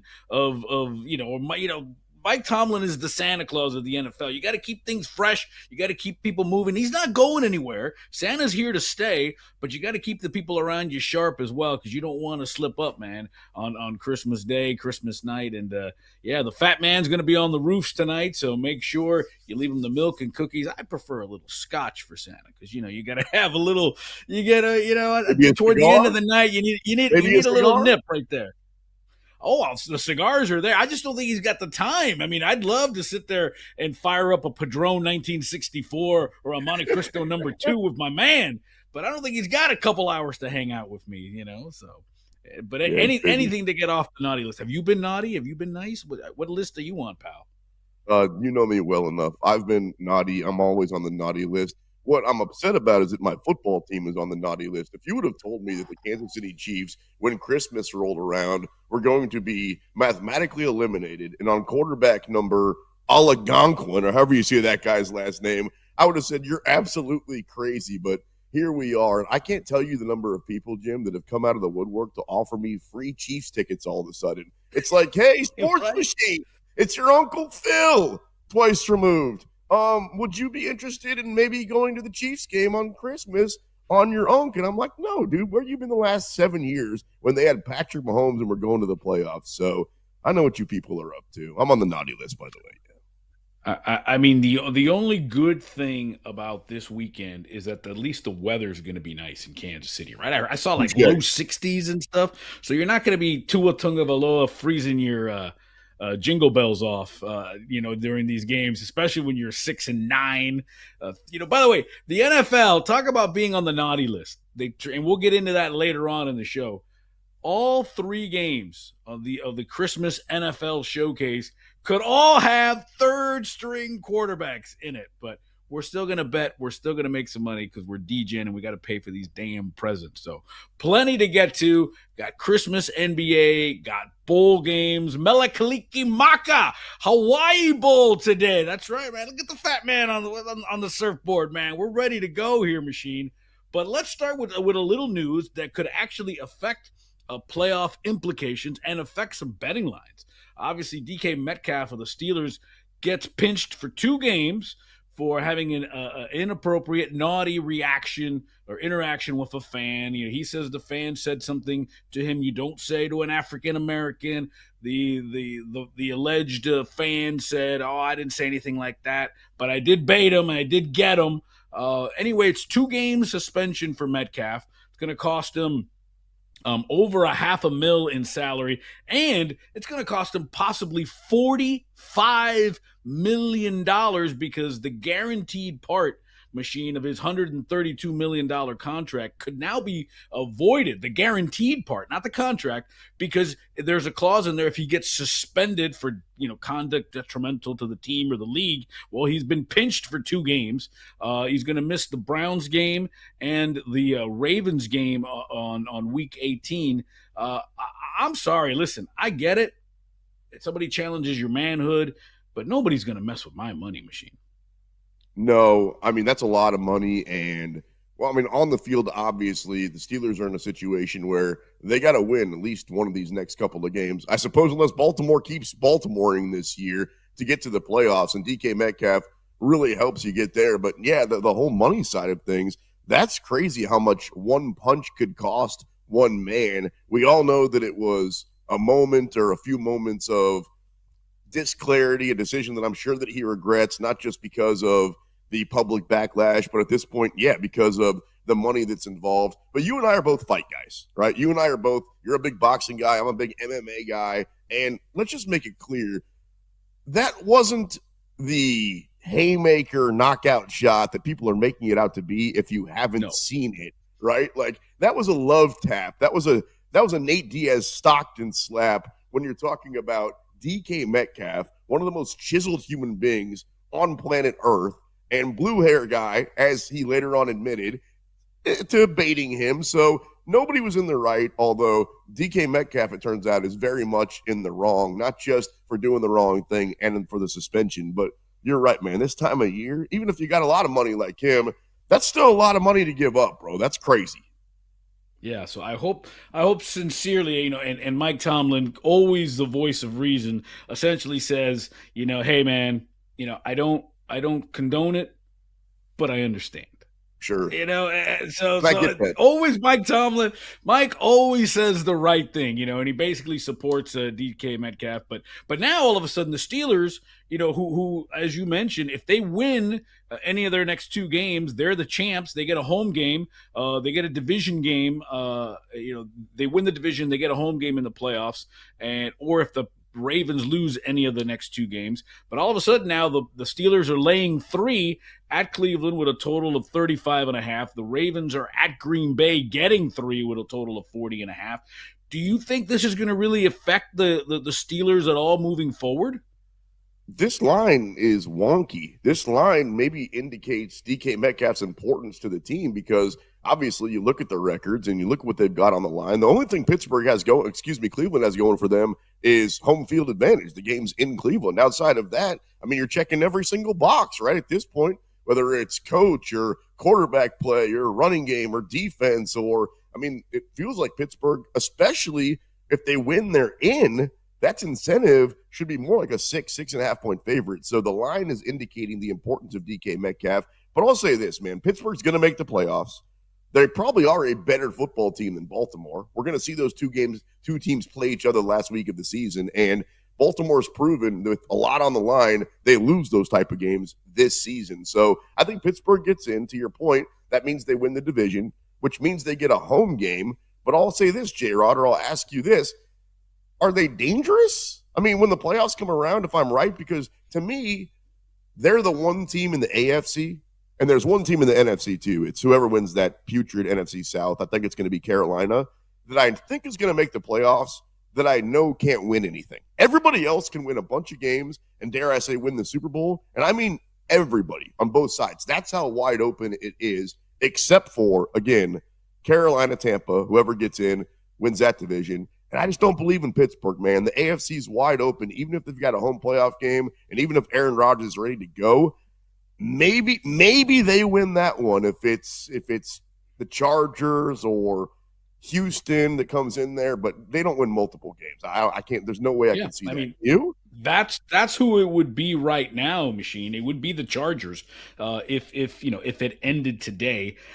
Listen, I think I love Mike Tomlin. I would let him coach my team any day. We celebrated him this week here on the Daily Tip because he got his 200th win, only 11th guy to do it, third youngest to do it. But again, when you say 19 straight years that he hasn't had a losing record, it's a lot of 9-win teams. It's a lot of mediocrity. And again, I get it. He's had traffic cones for quarterbacks. This is the best quarterback he's probably had, even at his advanced age of Aaron Rodgers in a while. But at some point, you got to start saying, cool, 9 wins is nice, but a playoff win is better. And you're right. I could see the Chargers are going anybody in there and beating the Steelers and saying, thank you very much. I'm going to eat your cookies. I'm going to drink your milk, and I'm not even going to leave you any presents.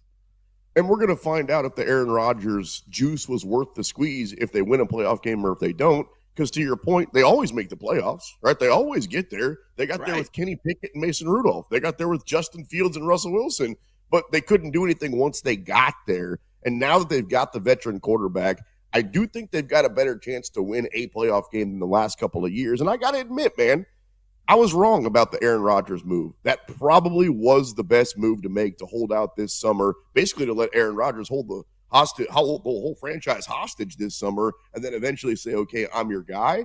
It turns out that was worth it, and especially if they win a playoff game, and then all of a sudden Steelers fans can look up and dream and go, okay, now we're just a couple of games away from the Super Bowl. So it worked out better than I thought, but I'll believe the Pittsburgh Steelers are for real when they win a playoff game, but I bet they don't.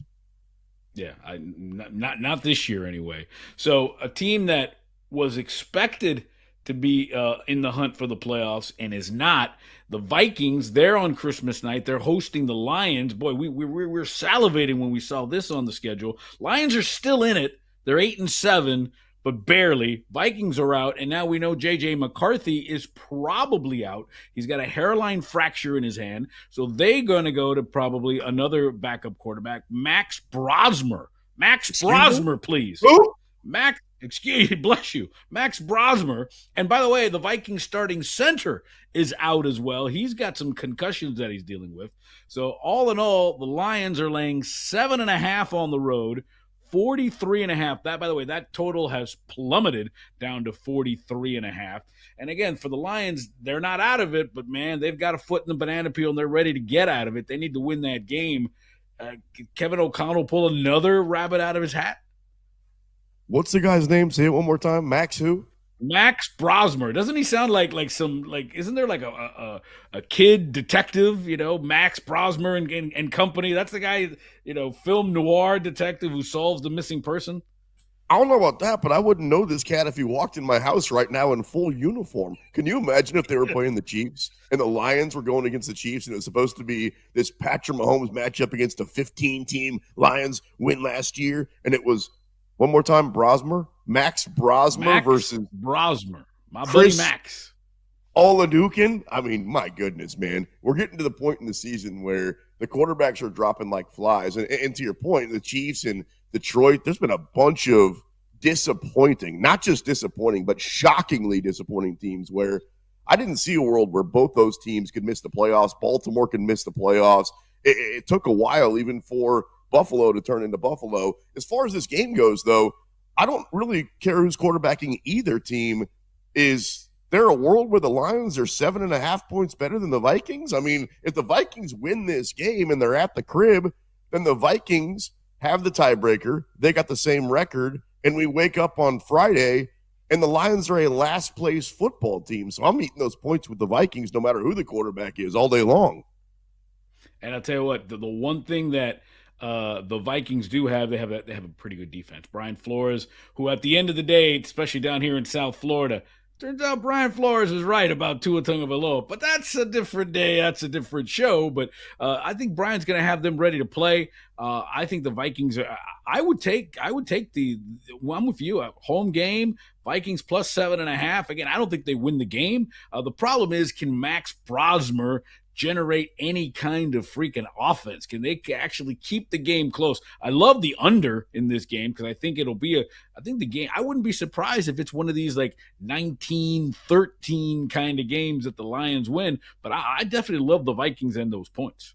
It's funny you mentioned Tua there because even if he's not the starting quarterback for the Dolphins next year, J-Rod, he's better than all these other guys that we're talking about, backups that are coming in off the bench where the teams have absolutely no chance. So you just look at that quarterback room in New Orleans or the Jets or even Pittsburgh. If Aaron Rodgers, I think he's going to retire whenever this season ends.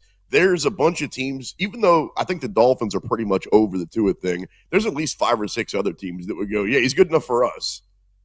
Well, and the crazy thing is, we talked about all the backups that are playing on Christmas. Tua's not playing. You look around the league this week 17. A lot of quarterbacks that you're like, who is that? Right? Quinn Ewers is playing. Oh, okay, sure, why not? So it's crazy. Yeah, the Jets would definitely take him. I kept laughing. Can you imagine? It would never happen if Tua ends up in Minnesota and Brian Flores walks into the office and he's like, "What are you doing here, brother? Get out of here. Don't even come in. Don't even talk to my defensive guys." Nuts. Hey, we'll get into the Chiefs as well. They play on Christmas night. They're moving to Kansas, and I don't understand what the big deal is. It's not like they're moving, to 5 hours away. They're moving 10 minutes down the road. But you're in Kansas City, so you're going to speak to that as well. Plenty to get to here still on the Daily Tip here on the BetMGM Network. Christmas Eve, Christmas Day, the NFL got some coals. That's what happens when they tried to get a little piggy and take those games away from the NBA. 3 games, 3 backup quarterbacks, but we're still going to bet because that's what we do on the Daily Tip. With the machine, I'm J-Rod. Next.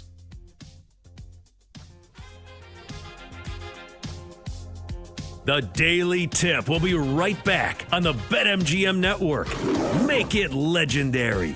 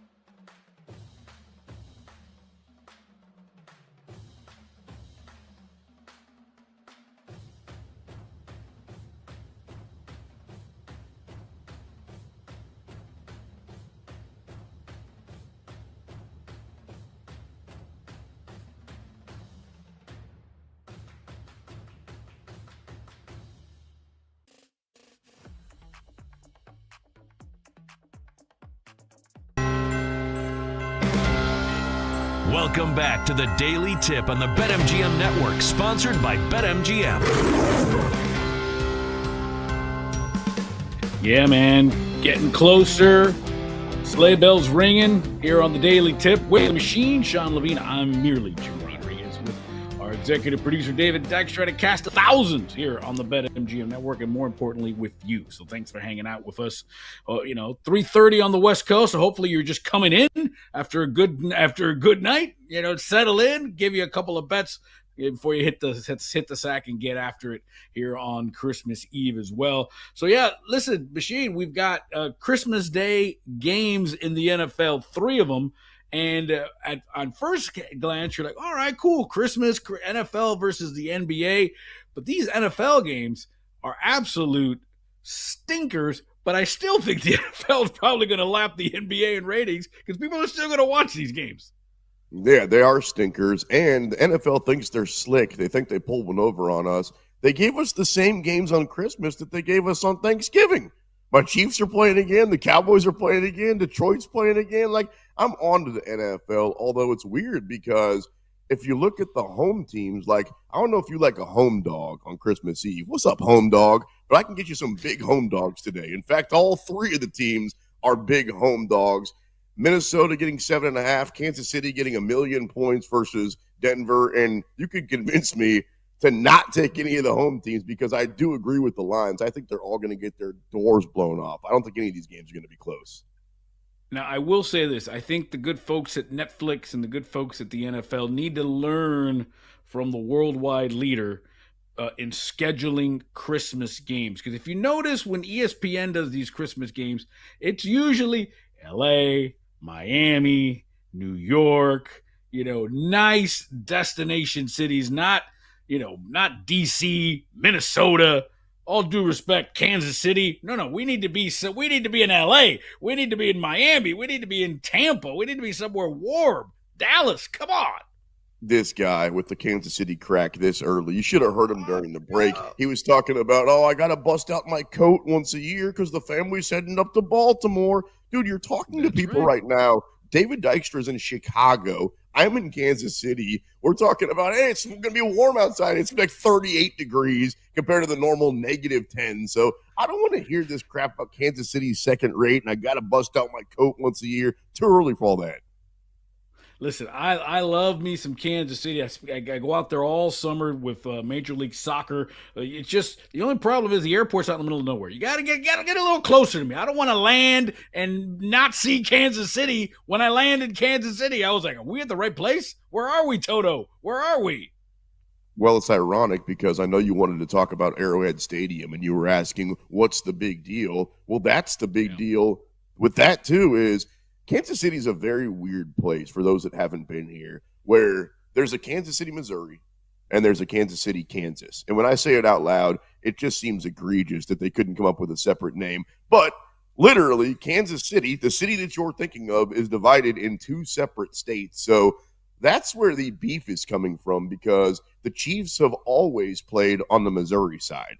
And again, for those of you that aren't familiar with the geography, pretty much all the cool stuff is on the Missouri side. That's where downtown is. If you've ever heard of the Plaza, that's where the Chiefs and the Royals play. That's where our amusement park is. Pretty much anything that's anything is on that side, except for in the last handful of years, as you know, Major League Soccer is on the Kansas side. They've got a casino. That's the NASCAR track is on the Kansas side. And there's just a bunch of land out there. So what's happening is the Chiefs, and they've been talking about this for years, they share a lot. I'm talking about a parking lot with Kauffman, with the Royals, which really was a genius idea when they built the stadiums 50 years ago. So they've each got their own ballpark, but they could still share the parking. And then the team just couldn't agree. What should we do going forward? Our own stadiums, stay here, improve, go our separate ways. And yeah, then they decided officially 2 days ago, and now in my area, everybody's up in arms that they're going to get rid of Arrowhead Stadium, which is kind of crazy. I'm not saying it's Lambeau, but it's pretty close to being on that landmark, that bucket list type of stadium. And they're going to knock that place down with a wrecking ball, dude, coming up in, let's call it 5 years. In 2031, it's basically 2026. And that's why people are pissed right now is not only are they knocking down Arrowhead and moving the Chiefs, but they're moving them to the Kansas side of Kansas City. And for whatever reason, there's always been this weird border war, and people are upset. My take is this, dude, not that you asked. It's we don't always need bigger and better.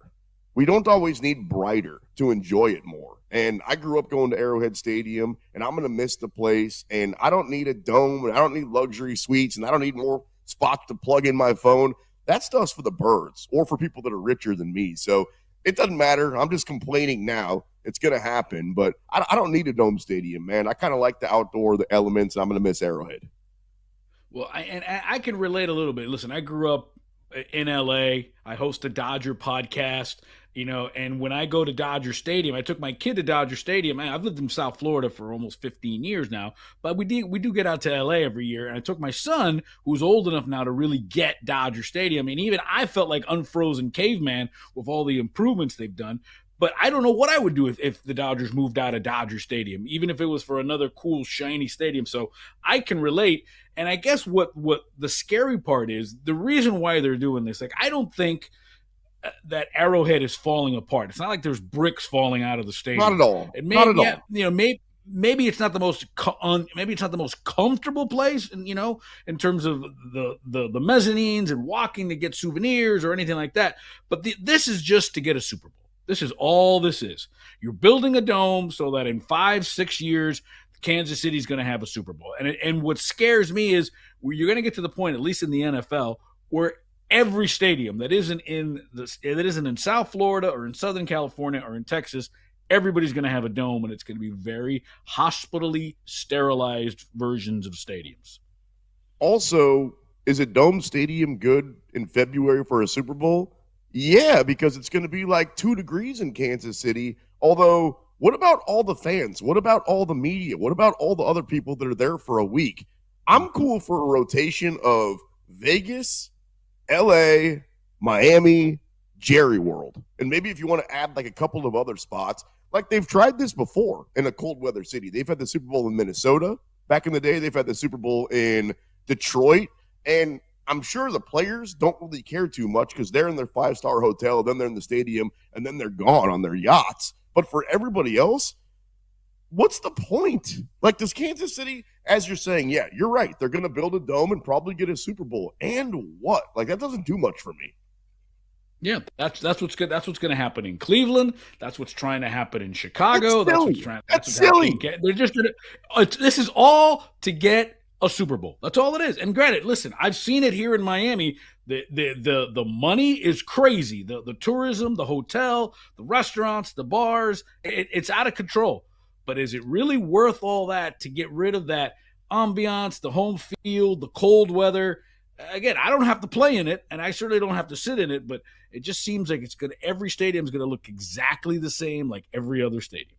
South Beach Super Bowl is the way to go. The Chiefs' first Super Bowl with Patrick Mahomes, I went down there. That was the first time that I was in your backyard. And, dude, I got to tell you, I wasn't dreading it, but I was thinking, you know what I'm saying? Like, it's work or whatever.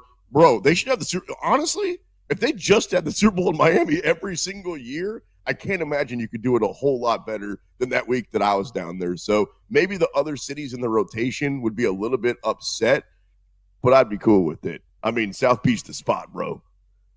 Yeah, I mean, listen, I remember when San Diego used to have Super Bowls, and I always thought San Diego was low-key the best place to have the Super Bowls. Pretty LA, good. San Diego, New Orleans, Miami. I almost feel bad when it's up in Tampa. I'm like, Tampa? Really? Why not down here? Tampa? Come on. Not Tampa. I mean, they put salami on their Cuban sandwiches. That is a Weird. no. Weird. But anyway, let's get to these Christmas games. And let's start in the nation's capital over in Landover. It's the Cowboys and the Commanders. Interesting matchup here. The Commanders, I almost said Redskins. The Commanders are down to their possibly their third stringer. Josh Johnson looks like he's going to start. Marcus Mariota got an injured hand. Here's what gets me. It's going to be like in the 50s in DC tomorrow, so it's not going to be crazy. But Dallas hasn't played outside since week 8. Week 8, Dallas hasn't played outside. Does that factor at all into this? It's the Cowboys laying 7 with a total of 50.5. No, nothing matters if Josh Johnson's on the other side because I like a veteran quarterback. Dude, check this out. He's played for the Bucs, the Niners, the Browns, the Bengals, the Jets, the Colts. Get comfortable, J-Rod. The Bills, the Ravens, the Giants, the Texans, the Raiders, DC, the Lions again, the Broncos, a couple of XFL teams, one UFL team, and you're telling me he's going to go out there for Washington and I'm going to bet against him? Absolutely not, bro. In fact, now that I have that little bit of information, give me DC on the money line. I'm kind of trying to be funny here, but also both these teams have absolutely no incentive. They're not playing for anything except for, I guess, draft capital at this point. So the line is a little bit big because of that. I'd feel a whole lot more comfortable, though, taking that 7 with DC.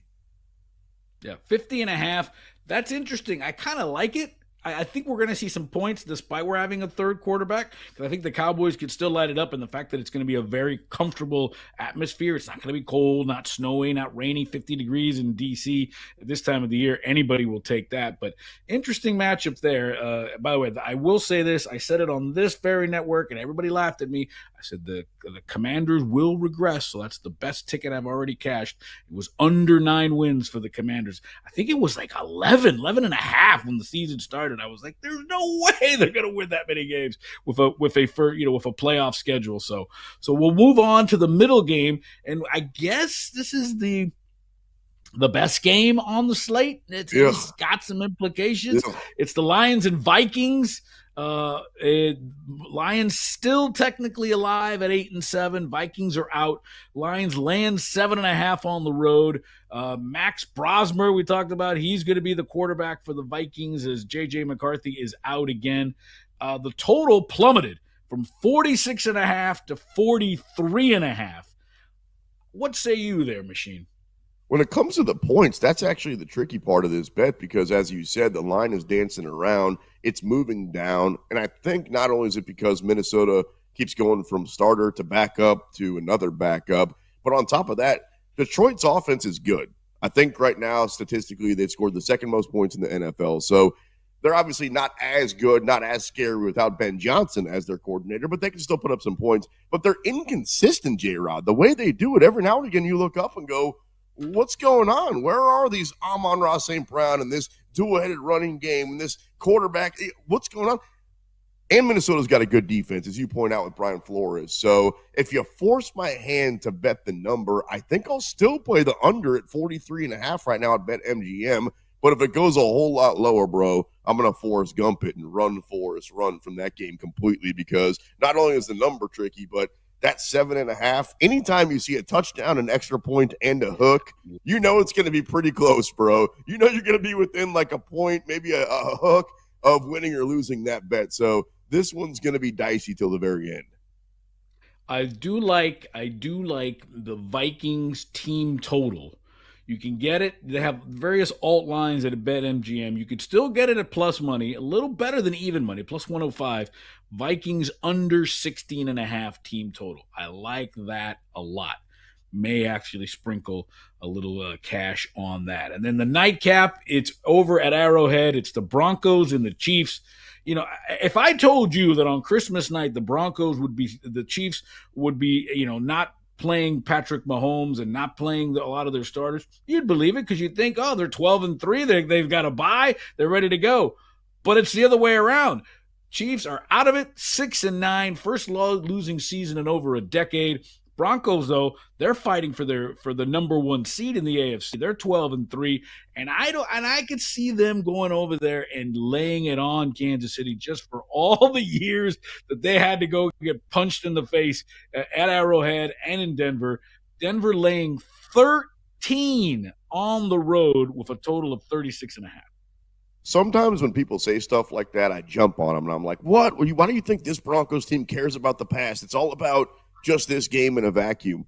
But, bro, you're exactly right. The Chiefs have won the division every single year since Barack Obama was the sitting president. Like, if they would have won this year, it would have been a decade in a row. So all these other teams are ready, including the Denver Broncos, for it to be somebody else. And if the Broncos win this game, then all of a sudden it's them. So, yeah, I would lay the 13 because I think it's going to be probably more like 20 or 28. I mean, Denver is a very good football team with a lot on the line. Kansas City is a very bad football team with a third or fourth string quarterback that has nothing on the line. You know I'm a Chiefs honk. Give me Denver. Yeah, and if that 36.5 scares you, remember the last 3 Chiefs game have gone under that number. So 33 to me, it's one of those Broncos against the Chiefs. You still get the unders. Yeah, so to me, I almost feel like I don't know how much Kansas City is contributing to that total. So maybe worth taking a sprinkle on the under as well. And Chris Oladokun is going to be starting. First direct descendant from Africa to complete a pass. So congratulations to him. When we come back, more Die Hard a Christmas movie. Candy Canes as Candy Elf overrated. Got to talk about that. That's next. Hey, this is Pat Boyle. BetMGM tonight is on the move. Starting December 29th, catch us on the new Westwood One Sports live weeknights 6 to 11 Eastern. Listen anywhere on the go with the free Odyssey app.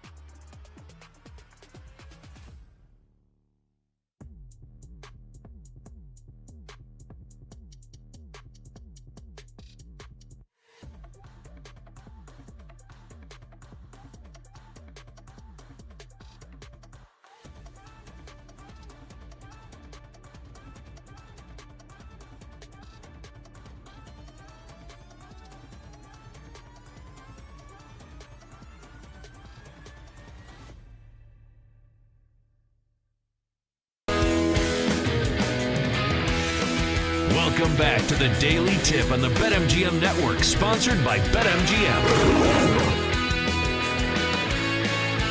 Quote my boy Kevin Harlan, Kansas City guy, machine, coast to coast and around the world here on the BetMGM Network, Odyssey app, YouTube, social media. Hit us up. You can find us there. Rewind everything. We had that good start. We talked about a little Christmas NFL games, talking about some news. We're going to have the NBA Christmas slate coming up, college football games. There's a college football game tonight, little Christmas Eve on the Big Island. We'll get into that as well as the college football playoff.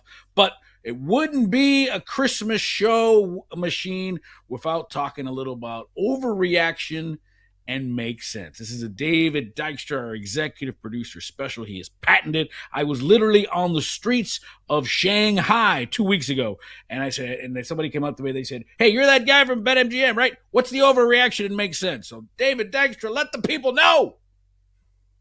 Real simple, real simple. We're doing a Christmas edition of Overreaction Makes Sense today, and we're starting off with probably one of the most talked about things when this season comes around. I'm coming to you first, Sean. Die Hard is a Christmas movie. Overreaction makes sense. First of all, that beard that you're rocking, bro, Santa ain't got nothing on you. Top 3 all-time beard, Santa, James Harden, and you. Delicious. Bro, that thing is, look at that thing completely filled in. Why is this even a debate still? Of course, Die Hard is a Christmas movie. It's as Christmas movie as they come, except for, the little elves and Santa and all that. I remember when I saw Die Hard so long ago, bro, that I was a young buck in the back of my parents' station wagon at a drive-in movie theater. Are those still even a thing? And I think it was a double feature with Encino Man, if I remember correctly. Yes. So not only is it a Christmas movie, dude, it's a classic, and I've got great memories. Listen, I would not consider myself old, but I'm not young either, right? I can go back to standard definition, and I can relate to AI. But I remember being a kid from Southern California, I remember watching them film Die Hard. It was near the campus of UCLA in the town or the village of Westwood at an office building. So Nakatani Plaza is an office building that is still there in Westwood, California, near UCLA. So I remember them filming that. I remember the helicopters and all the cranes. What movie is this? I don't know. It's this movie with Bruce Willis. Oh, really? Okay, whatever. And then it turns out to be Die Hard. Listen, it makes sense. It's not. It's not a Christmas movie. It's about Christmas because that's when the movie is set at a holiday party at Nakatani Plaza. But I will say this about it: it is a Christmas movie because when do you watch Die Hard? During Christmas. You don't watch Die Hard any other time of the year. You don't watch A Christmas Story. You don't watch Year Without a Santa Claus. You don't watch that in June. So Die Hard is a Christmas movie because this is the time of the year we watch it. That's crazy. You've been there. I've actually been to the Home Alone house a couple of times. It's in Winnetka, Illinois, and there's actually a pretty cool North Shore drive that you can make. Double D, I'm sure you've done it in Chicago, where you can go see where they filmed 16 Candles and The Breakfast Club. You can go check out Michael Jordan's old house. What's the other stuff? Oh, Ferris Bueller's Day Off. There's all kinds of just different cool stops that you can go by. But the Home Alone house, the crazy part about it is it pretty much looks identical still, except for the giant gate they put in front of it for people like me that drive by 30 years after they made the movie and go, hey, that's the Home Alone house. Literally every single day. And not just Christmas, by the way. That's every day all year long. So I didn't mean to one-up you, but I've actually been to the house of the best Christmas movie of all time. Nice. Well, I will say this. My algebra Here we teacher go. in high school. My algebra teacher in high school lived in the Happy Days house. What? That was his house. That's right. My algebra teacher in high school, his house was the Happy Days house. You win. Good for you. And then Manson, one of the Mansons killed some dude down the street from where I grew up too. So that got dark quick. That got real dark real quick. What are you gonna do? Merry Christmas, everybody. Left turn, huh? Well, what you gonna do? Oh my God, love us, everyone. My By the way, Charles Manson. All right, we're going. We're going to the next one. I'm coming back to you, J-Rod. Candy canes are the worst Christmas candy. Overreaction makes sense. I think they taste kind of medicine-y to me. I listen, despite this svelte figure of mine, I'm not a big candy person. I'm not a big sweets person. I'm more of a meat and potatoes, scotch, alcohol, soda.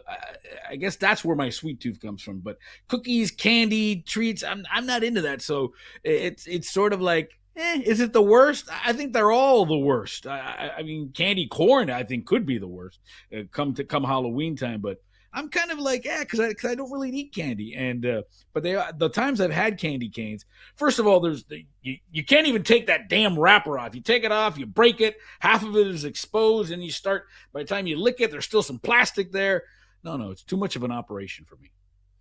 Yeah, no, first team all nasty candy canes. I mean, maybe if you're a kid and you're at school and you just want something to be entertained by, candy canes, all right. But not even the old school ones. I need the color ones. Why do all holidays have one specific crap candy? It doesn't make sense. Like, you got Peeps for Easter. Nobody likes them, but they're always there, right? Every time Halloween comes rolling around, it's like, hey, have you had any candy corn? I guess I have to eat a couple of those pieces of hot trash because tis the season, and here we are with Christmas talking about candy canes. I don't get it. Like, why can't these holidays just ceremoniously get rid of the bad candy and have the good? By the way, how do you guys feel about Smarties? I had Smarties the other day for the first time in I don't know, since 5th grade.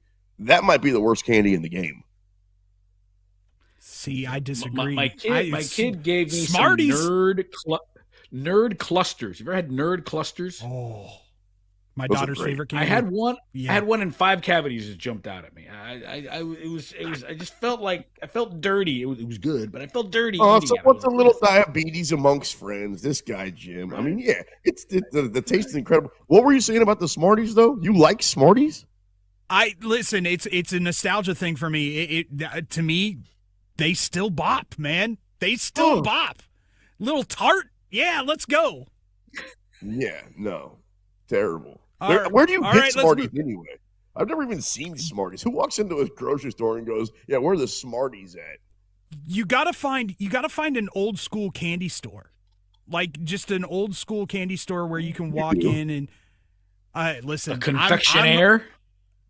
I'm old school, and I'm sure J-Rod remembers. I remember penny candy stores where you'd walk in with $1 and it was like Armageddon. I need 50 Swedish fish.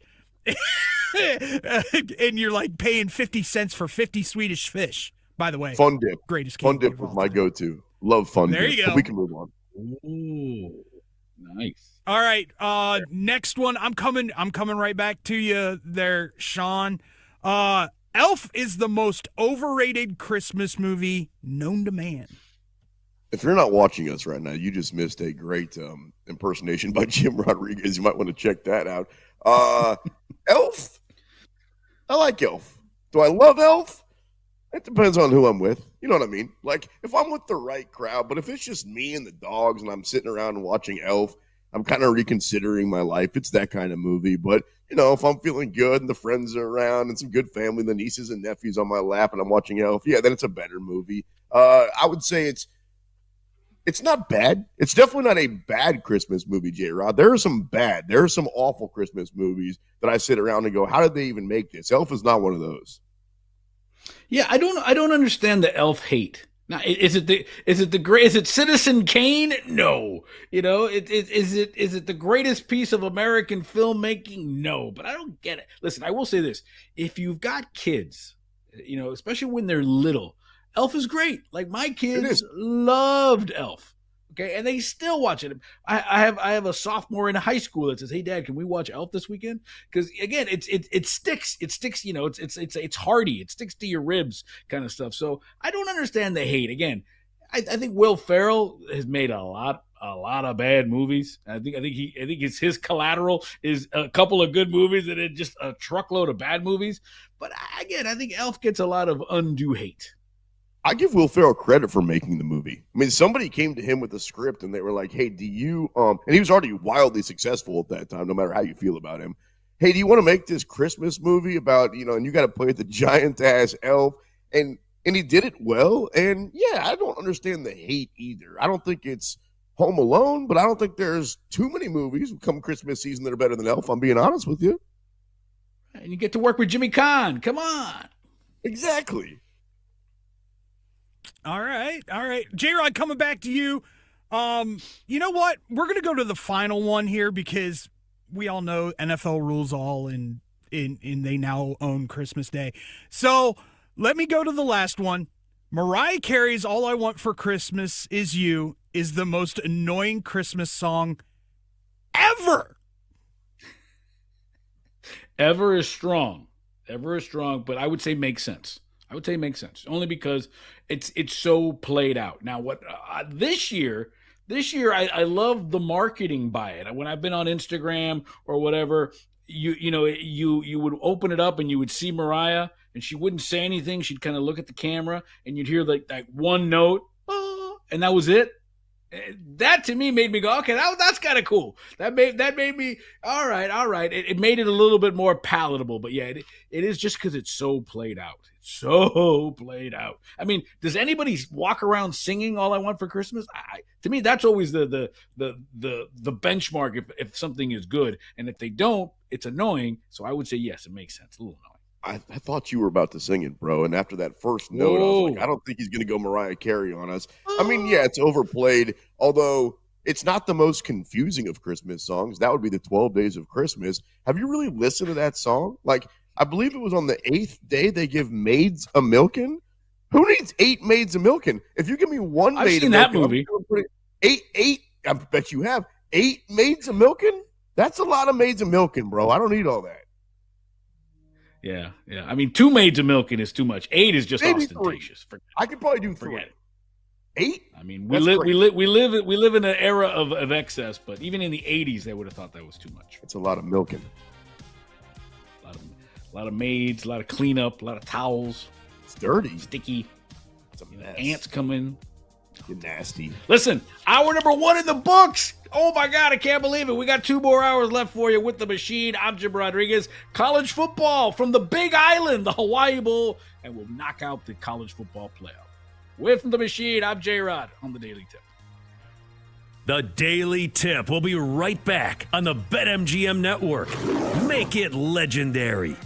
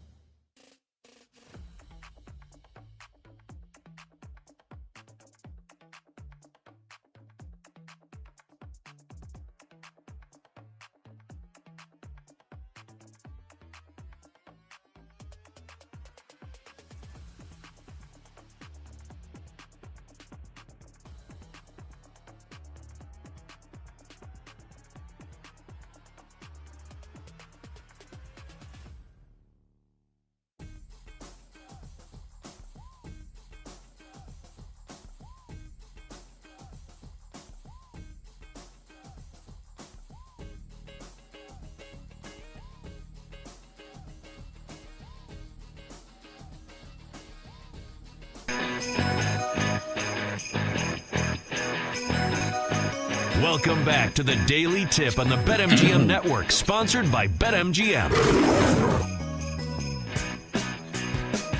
It's hour number dos here on the Daily Tip with Sean Levine. I am Jim Rodriguez, David Dykstra, executive producer, and a cast of thousands here, and more importantly, you on the Daily Tip, BetMGM Network. Thanks for hanging out with us on Christmas Eve, early bird.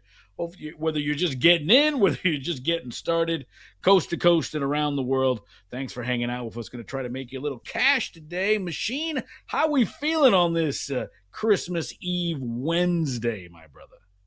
I'm feeling great, man, except for I'm looking at that NFL schedule that they gave us on Christmas, and I'm thinking maybe I just drink a little bit more eggnog and make my bets tonight and then sleep through the games and then, open the presents and see if I made a little bit of money, because the schedule makers, they tried, right? Like they gave us the Chiefs and they gave us the Cowboys and they gave us Detroit, but those teams this year, not what we thought they were going to be. Well, we'll get into it later on here on the Daily Tip, but I would suggest to you that we need to get you into some coquito. Coquito is Puerto Rican. It is the Latino version of eggnog, and it is a staple in the Rodriguez house. Coquito. We're going to have to get you into that. We'll get into the inner workings of coquito. Once you've had coquito, eggnog will be a thing of the past, my brother. I don't say no to coquito. I've never had it, but I never say no to coquito. Am I saying it right? Coquito? You're saying it perfectly. Coquito. I'll tell you what, we'll have to ship it over we'll have to insulate it to the frozen tundra of Kansas City before it gets too crazy. To that it's I gonna say be nice and balmy. Nice and balmy in the old KC. But yeah, so listen, speaking of nice and balmy, college football starting, continuing on, we've got the Hawaii Bowl. Melakaliki Maka is going on the Big Island tonight. It's Cal and Hawaii. And really the cool thing about this is I get to say some cool Hawaiian names. So Hawaii, first bowl game since 2020. I laughed because when I was researching it said neutral site. The game's in Honolulu. It's not a neutral site. It's a home game for Hawaii, and Cal gets to go over there. So it's Hawaii laying laying 1.5. Total of 50.5. First bowl game for Hawaii since COVID, since 2020. But Cal quarterback Jaron Kiwi Sagapalutele. Whoa. Sagapalutele, my man. Over 3,000 yards, 17 touchdowns. He is from Hawaii. He's decided to stay at Cal moving forward. He replaced, obviously, Fernando Mendoza, who went to Indiana, won the Heisman. What's your read on this game? I love Cal in this game. I love Cal in the first half in this game. I'll get into that later on. But tell me what you think about Cal and Hawaii, you degenerate.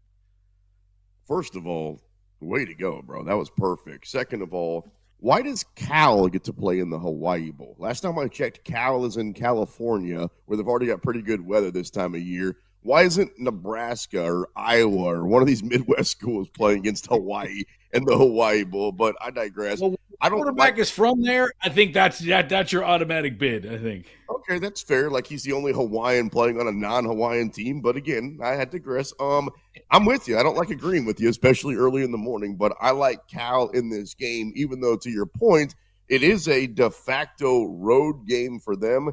To some extent. I've never been to a football game in Hawaii, but something tells me this time of year that's full of a bunch of tourists that happen to walk by and they go, hey, you want free tickets to this bowl game? It's Cal versus Hawaii. Walk on in and make a bet. So I don't know how much home field's really going to matter in this particular game, but Cal's the better football team. Yeah, and Cal has hit the first half money line 4 of its last 6 games. So I love Cal first half money line in this game, minus 105. So not a lot of juice on this. And then, Sagapalutele, it's a homecoming for him. He's decided to stay. He's the face of the franchise at Cal. So I think he's going to light it up, especially early on. Now, Hawaii's got a pretty good defense. That's what they're known for. But they haven't really played any high-octane offenses like Cal brings to the table. The only kind of, prolific offense they played was UNLV, and UNLV took them to the shed 38-10. So I think we're going to see some points, and whatever the props for Sagapulutele is, whether it's, interception, touchdown props, yards, but definitely love that first half for Cal as they're going to come out storming the gates over on the Big Island. Now, college football playoff is still a week away. New Year's Eve is the first game. There's 4 of the 4 games. 3 of them are on January 1st. There's one New Year's Eve game. So let's get into that. And it's close to my heart because I live in Miami, and it's Miami against Ohio State in the Cotton Bowl. That's the first quarterfinal of the college football playoff. That's New Year's Eve in Jerry's world. It opened where Miami was getting 9.5. Now they were getting 10. Now it's 9.5. Total of 42.5. For as much as I like Miami, they're a good story, us against the world. They were going to get left on the bus was going to leave them. They weren't going to be on the college football playoff. They ended up getting in, and they ended up beating Texas A&M in College Station. I think the dream ends for Carson Beck and the Hurricanes on New Year's Eve.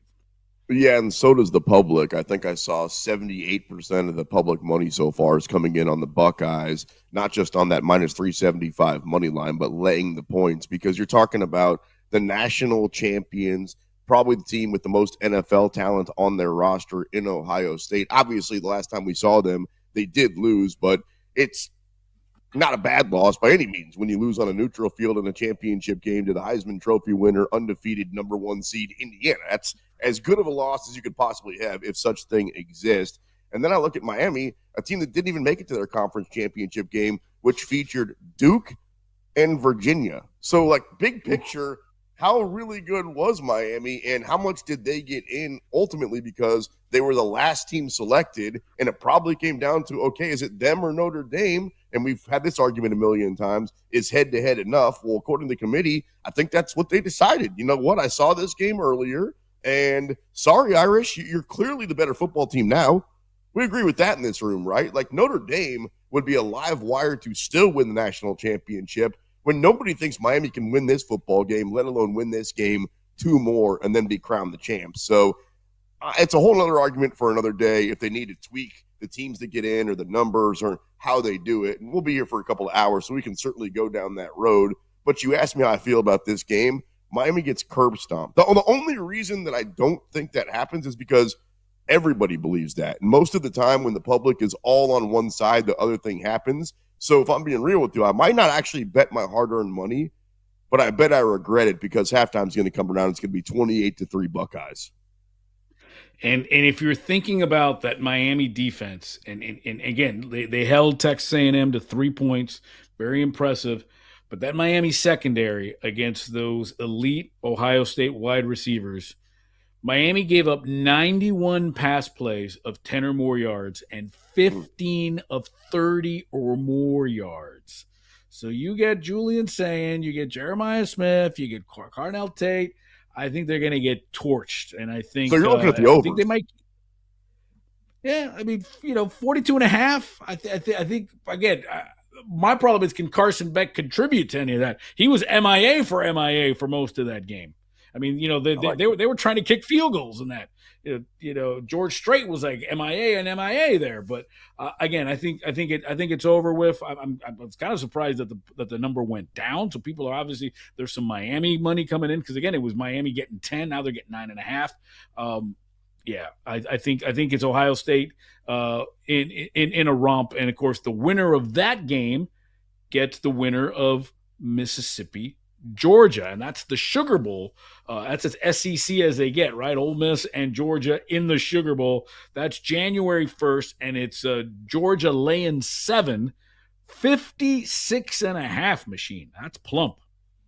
This line's dancing too, like that Miami-Ohio State game that you're talking about. It started 7.5 down to 7, 6.5. It's dancing back. If Ole Miss would have looked dicey in their playoff game that we saw last week against Tulane, right? If they wouldn't have covered, or if they would have come out the gate slower, if Trinidad Chambliss, the best name in college football, would have struggled at all, their quarterback, then I would say that's the Lane Kiffin effect. But they did what they were supposed to do. And you mentioned it's an SEC opponent. If you look at these teams' stats, if you break it down, whether it's offense, defense, it's special teams, the numbers, the scoring, everything's about the same. Even the schedule that they played, common opponents. So I'm not exactly sure how Georgia's considered a touchdown better, whether you get the line at 6, 6.5, or 7 by kickoff. If you're a Mississippi State better, you want to get that 7 because obviously, I mean, it could come down to the very end. And that 7, 7.5 is always a tricky one. What I'm telling you is there's no way I'm laying those points. Absolutely not. Maybe Georgia wins the game, but I don't think they cover. Yeah, I mean, well, the first time they played, it was 78 points combined between these two. It was 43-35. Georgia won by 8. So maybe that's part of the figuring it. But Georgia's defense has gotten a whole lot better. They've given up 29 points, Machine, in their last 4 games combined, and that includes Bama, Texas, Georgia Tech. Those are those opponents. 29 points combined they've allowed the last 4 games, although the under has hit in 10 of the last 15 games, for Georgia. Mississippi's under has hit for the last 5 games. So that 56.5 could be a little tricky. It may be more of an under game just because of that Georgia defense. Yeah, and that Georgia defense, as you point out, is playing their best football of the season. I wonder how much people are going to put their money on all the SEC teams and all the Big Ten teams and forget that Miami and Texas Tech even exist, because there are 8 teams left. 6 of them come from those 2 power conferences I was just talking about. And, Jim, the difference between those conferences this year and everybody else was drastic. I mean, the better argument is how close was the Big Ten with Indiana and Oregon and Ohio State to the SEC. We're about to find out because we're going to get some of those head-to-head matchups. But doesn't it feel like nobody believes in Texas Tech and Miami just because they didn't play more of those Nobody conferences? believes. I mean, I know nobody believes in Miami, but Texas Tech is a little. It's wild, the disrespect that they get. Yeah, Texas Tech's a great football team. I know we're going to get there in just a minute. Yeah, they're a team that, again, not enough people paid attention to because they're just that Big 12 team. The best team they played all year was BYU. Watch out, bro. I'm not exactly sure why they're even an underdog in that game coming up against Oregon. Make it make sense. Yeah, well, let's get into that. That's the Orange Bowl here in Miami. That's January 1st. It's Oregon and Texas Tech, and that's probably, Machine, or not probably, that is the closest line in terms of spread. It's Oregon laying 1.5, with the total being 52.5. Even the money lines are tight. Oregon's is minus 115, and that's gone down. It was Oregon minus 125. Now it's minus 115. Tech barely an even money, a little better than even money at plus 105. Again, Oregon is 38-4 their last 42 games. 38-4 straight up their last 42 games. I can see the disrespect toward the Red Raiders. I can see why, because it's Oregon, it's Nike, it's the money, it's the uniforms. They went in, they rolled, but Dan Lanning was not happy with his team. They went out and knocked James Madison around, but they were up 34-6 at that game and got outscored in the second half. And didn't cover, don't I know? I can't believe that happened, so thanks for reminding me. So Oregon's biggest opponent this year, their toughest game was against Indiana. I'm sure you remember that. And, of course, Indiana went on to win the game and won by 10, and actually it was probably a little bit more dominant than the scoreboard indicated. And so now the Oregon Ducks have to take on, to me, the closest thing to Indiana, which is Texas Tech, right? Like, if you look at the way that both these teams win, they can beat you either way. Their quarterback can go out there. Texas Tech, everybody thinks of Patrick Mahomes and Sonny Cumbie and Cliff Kingsbury and 70 points a game. Bro, this team beats you because of defense. Can they put up a 40 or a 50 spot?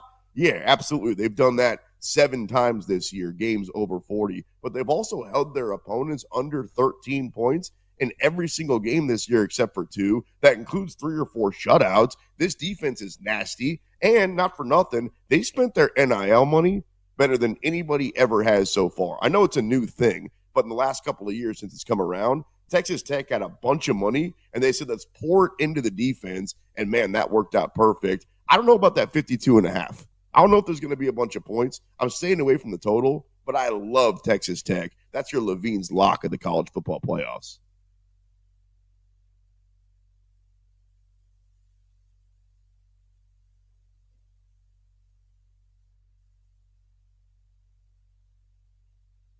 I think J-Rod's muted right now. I don't know if he's talking. But anyway, coming up in just a second, we'll get back into some more college football and our NFL thoughts. Thanks for checking us out on this Christmas Eve morning right here. It's the BetMGM Network.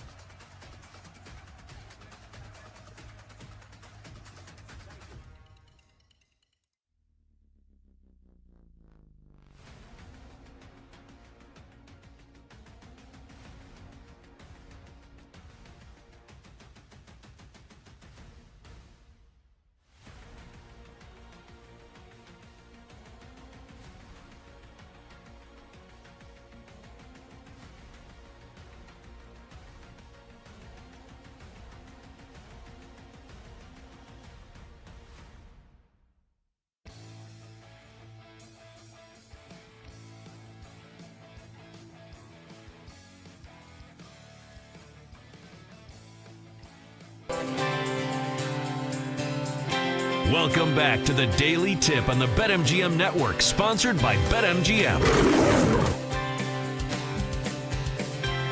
Back at it here on the BetMGM Network Daily Tip with the Sports Machine, Sean Levine. I'm Jim Rodriguez. Thanks for hanging out with us on Christmas Eve. All the presents wrapped, ready to go, Machine? Yeah. You want to hear my favorite Christmas story real quick? Do we got a minute? Can I tell you my favorite? So For you, I got 2. 2 minutes? That's probably what's going to take me. So it's 2010, and I'm living in Myrtle Beach, South Carolina with my best friend and his, at the time, girlfriend. And there's a bunch of presents under the tree, and they do some sort of 12 days of Christmas thing where they allow each other to open one present every single day leading up to Christmas. And there was one little Christmas present that was wrapped that was clearly a little box that maybe was something special inside of it. That was closest to the tree trunk that he had told, her name's Allison, he had said, hey, don't open that one until Christmas Eve. Let's save that one. You can open any other ones. And so he also told me as his best friend, hey, man, when she opens the gift, be ready with your camera to take a picture. That's all he told me. And so obviously she's thinking, we've been dating for a while. 'Tis the moment. It's a jewelry box. We see where this is going. I'm thinking the same thing, right? I see the box and he tells me to be ready with my camera. My boy's about to propose. And so there's one box left and it's Christmas Eve and I'm ready with the camera and tears are already rolling down her face and she starts to open the box. And it's only then, J-Rod, that my best friend realizes what he did. Everybody else knew. And my boy's like, he looks at me and he's like, uh-oh. And he just realized then that it probably wasn't a good idea that he had got her a pocket knife with her name engraved in it. For some reason, thinking that was a big deal. Bro, we all thought she was about to get proposed to. I took the picture. It's like an infamous family photo. She's pissed, tears rolling down the eyes. And they did get married, but let's just say they also got divorced. So that will forever be my favorite Christmas story. It's not necessarily the best one, but that's my favorite one. I'm surprised you didn't shank him with that knife. Dude, I thought she was going to. And I'm not even making that up. She pulled out the blade, and I'm like, uh-oh. Bro, you better move. And then literally, she ducked off into the room and cried. And he goes, she thought I was going to propose. I'm like, bro, yeah. Everybody the whole world thought. You're the only one that didn't know that, dude. Oh, my God. Yeah. Yeah. Well, yeah. You knew they were doomed from the beginning. And then I love how you punctuated with, and they ended up getting divorced. Yeah, they did. It didn't work out well. I mean, not all Christmas gifts are the same. How do you feel about gift cards, by the way? I'm an anti-gift card guy. You're anti. I mean, listen. I guess it is very cold. It is very, very sort of like, Very yeah, cold. bro. I don't have time. I didn't know what to get here. Right. Go buy it yourself. I guess like it all depends on your relationship with someone. Although, like my kids, they love it. They prefer to have gift cards. They've even said, just give me gift cards. Why would a gift card ever, and I'm being serious now, why would a gift card ever be a better gift than cash? Because can't you get whatever you want at that place with the cash, even if you don't have the gift card? And you can spend it anywhere else? Am I missing something? How is a gift card better than cash? Right. There's nothing worse than, because I've had this where you get a gift card, oh, we don't take that here, or yeah, you got to pay like a fee to use it, or you got to pay a monthly fee. So if you don't use it over a couple of months, it starts digging into your balance. Yeah, I don't know. I mean, I think if you're in a jam and you kind of don't know those people really well, like I can't tell you hey, Susie invited me to her birthday party this weekend. It's tomorrow. It's now 11:45 at night. I'm like, son of all right, we'll go to the drugstore. We'll get a gift card. We'll get her, as my kids used to say, the A card. We'll get her an A card and then call it a day right there. So speaking of the A card, Alabama, my friend, Roll Tide. See what I did? Yeah, I saw that. How to maintain a good beard. Good producer. They are in the Rose Bowl, the granddaddy of them all, best sunset ever in sports. It's the final piece of the quarterfinals. Winner of that gets the Oregon Texas Tech winner, and it's Alabama and Indiana. Fernando Mendoza, Miami kid. I tell you what, the excitement down here over Heisman Mendoza is through the roof, my friend.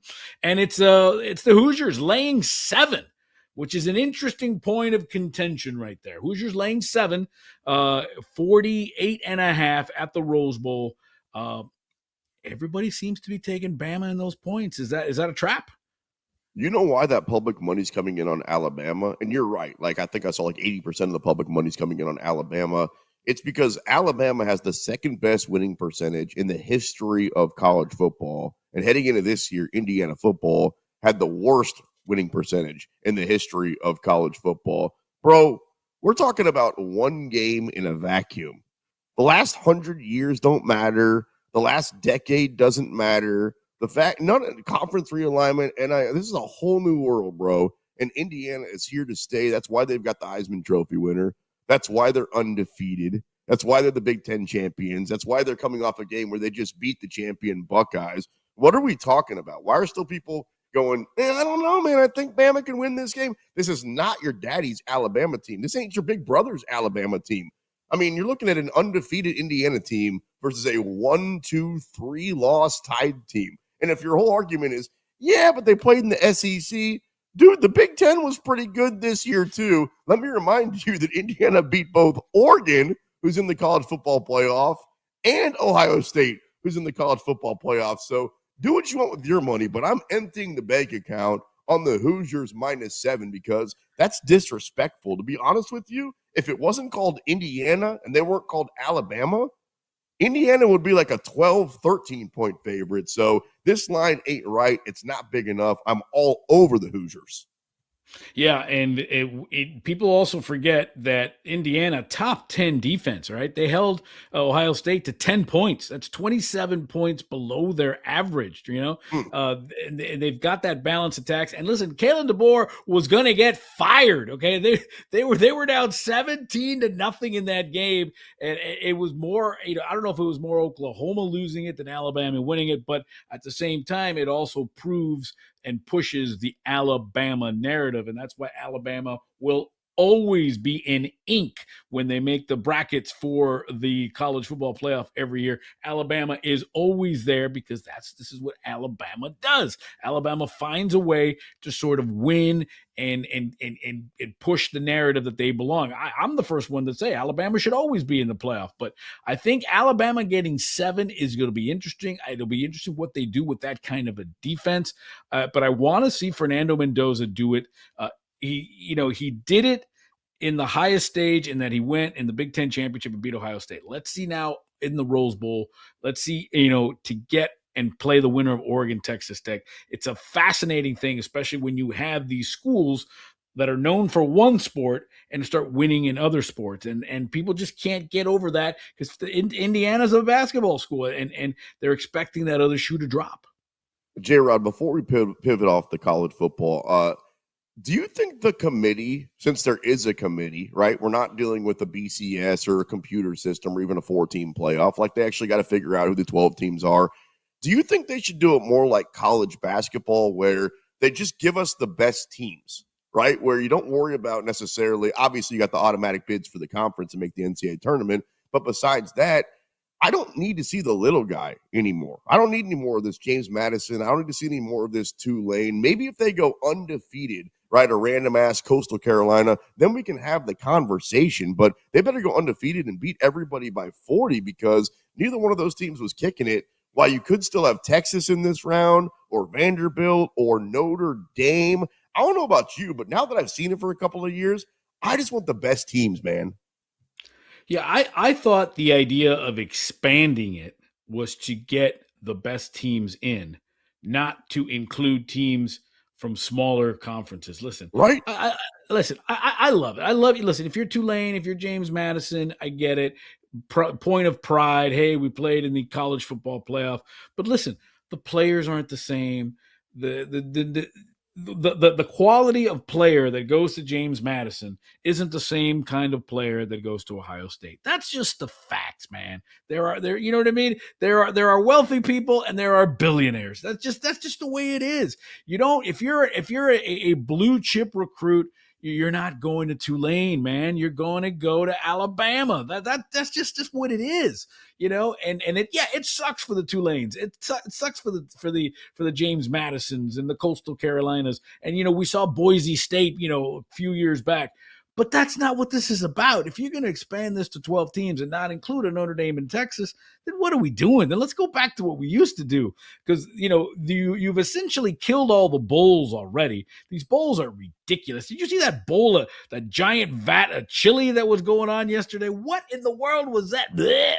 The point is college football is really walking a dangerous line. They're cannibalizing themselves in an effort to create a playoff, and they're not even putting the best teams in the playoff. So with all due respect to James Madison and the Tulane, they don't belong, and they should never belong. There was a chili bowl? I saw the Pop-Tarts bowl and the Cheez-It bowl. Yeah, there was, I think it was the Boca Raton bowl, was the Bush Baked Beans bowl. It was sponsored by Bush Baked Beans. Sure. That was the Boca Raton bowl. And so it was Louisville, imagine? And they had this giant freaking vat of beans, of baked beans, and they gave them the ladle, and they were stirring the ladle. And that actually sounds kind of. I think it was Barstool who said that flight home back to Louisville is going to be wild after knocking down all those beans, man. Thank you, but I'm not knocking the Pop-Tarts bowl. That plane's going to be out of commission, my brother. That plane's going to be out of commission for a couple days. Open all the doors.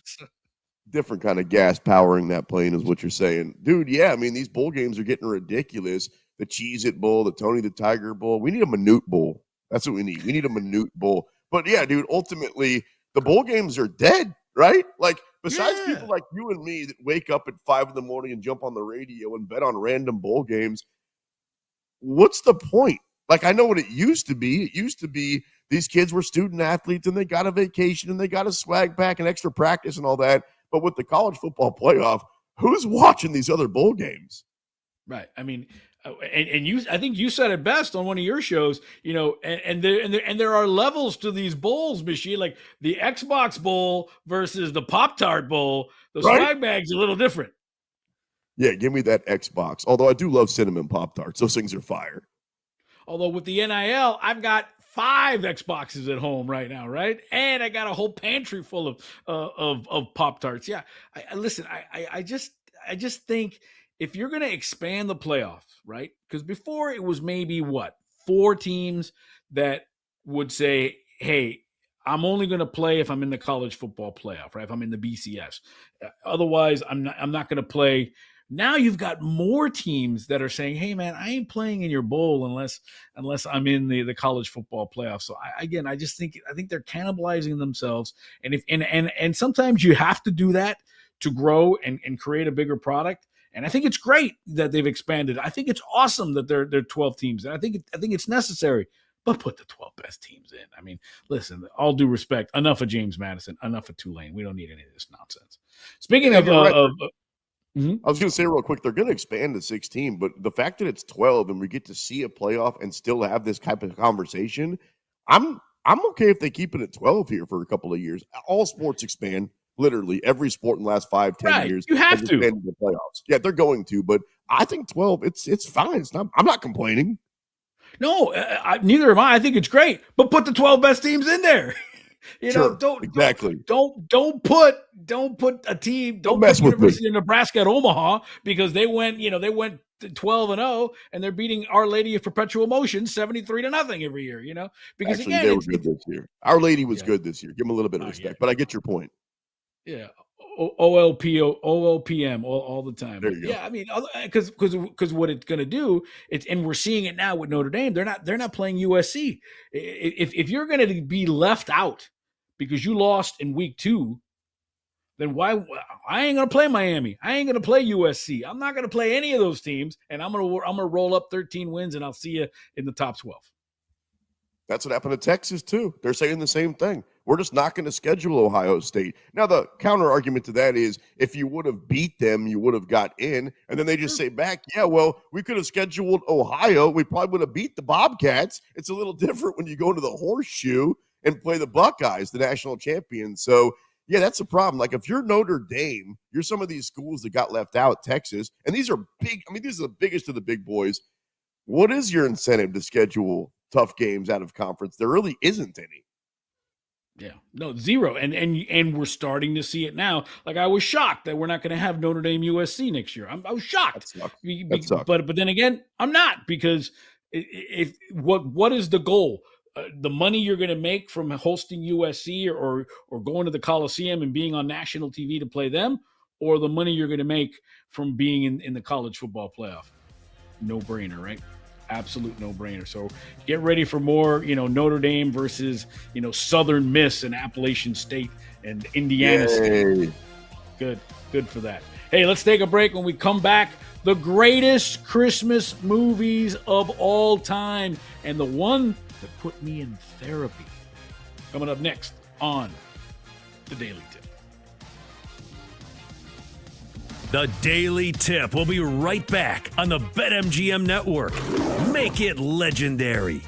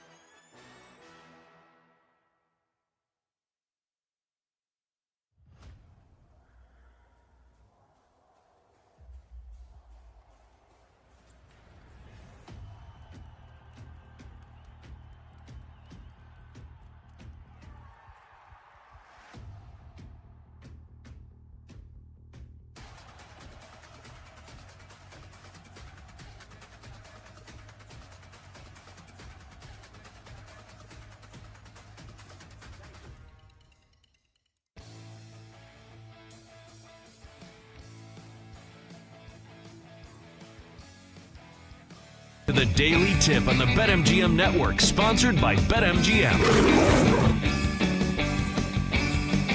Oh, I love Christmas. I love Christmas. I really do. It's cheesy. I know. It's sentimental. I know.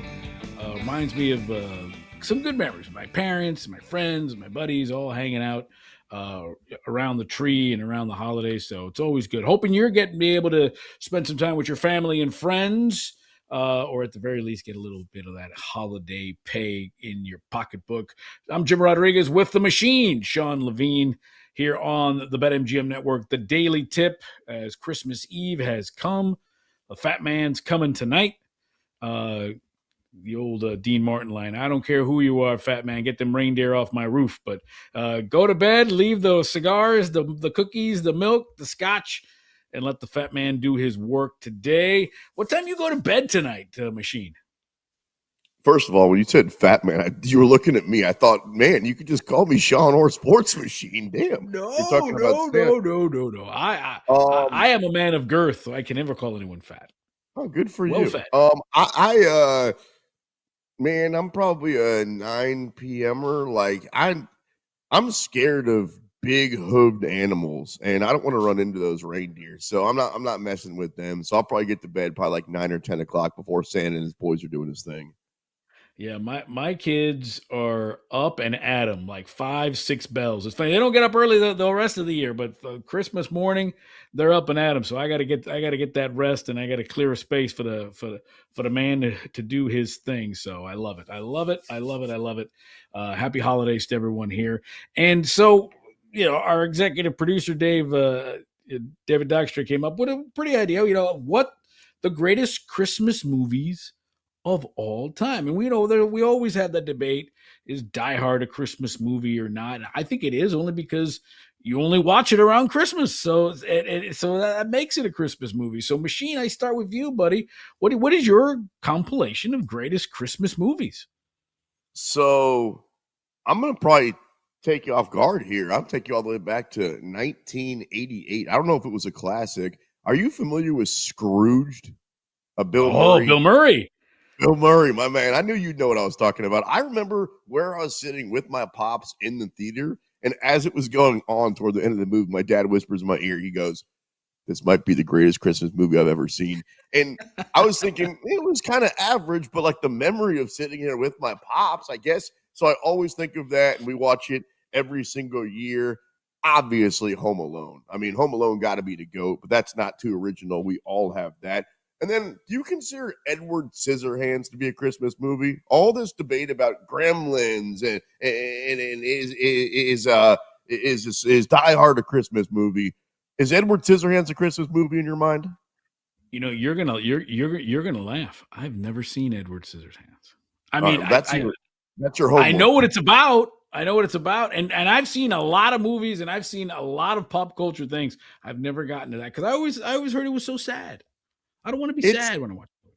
It is kind of sad, but also it's a great movie. I'm being dead honest with you. Like, when you're with the family tonight, if you got a couple of hours and you've lost a couple of bets and you want to be in a sad mood, put on Edward Scissorhands, gather the family around, and you think you know what it's about, but you don't because you've never seen it. You're thinking, oh, it's just this guy with scissors for hands, and, well, you're partially correct, but I need to know if you think it's a Christmas movie or not.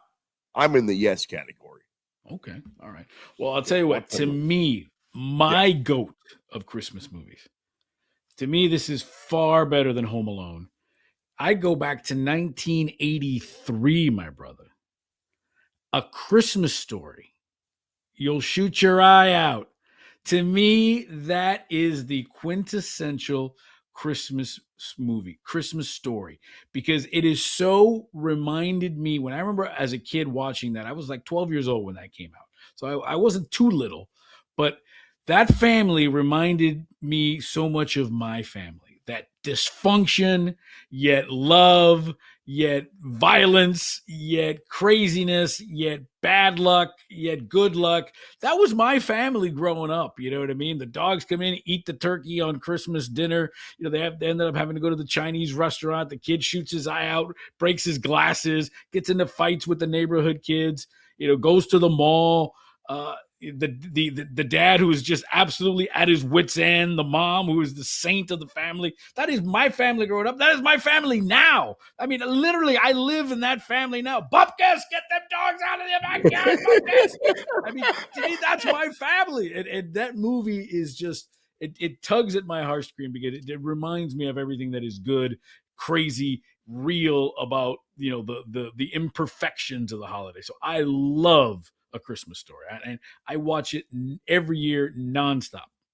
That was great. Although, what's a mall? What is this mall that you speak of? I don't know what a mall is. Do people still go to the mall, by the way? Like, if it is the season for the mall, right? Is that still really a thing? It's funny. I had to go. I bought something online, and for some reason it didn't deliver, or there was a shipment thing, and they sent me an email and they said, hey, if you want it, we can reship it, or you can come to the mall and you can get it right now, and we'll give you we'll refund your shipping and stuff. So I decided to go to the mall. And I'll tell you what, it was the most sad thing ever. I walked in, first of all, I thought it was in Stranger Things, right? First of all, place was empty. It was closed out stores. The movie theater was still kind of bumping. They still got a pretzel place? Can you still get a pretzel? It's obligatory. You got to have a pretzel place. You got to have an orange juice, orange Julius, orange whip kind of thing. Some awful hot dog spot, some chocolate spot, and then a Starbucks. But it's all this collection of stuff.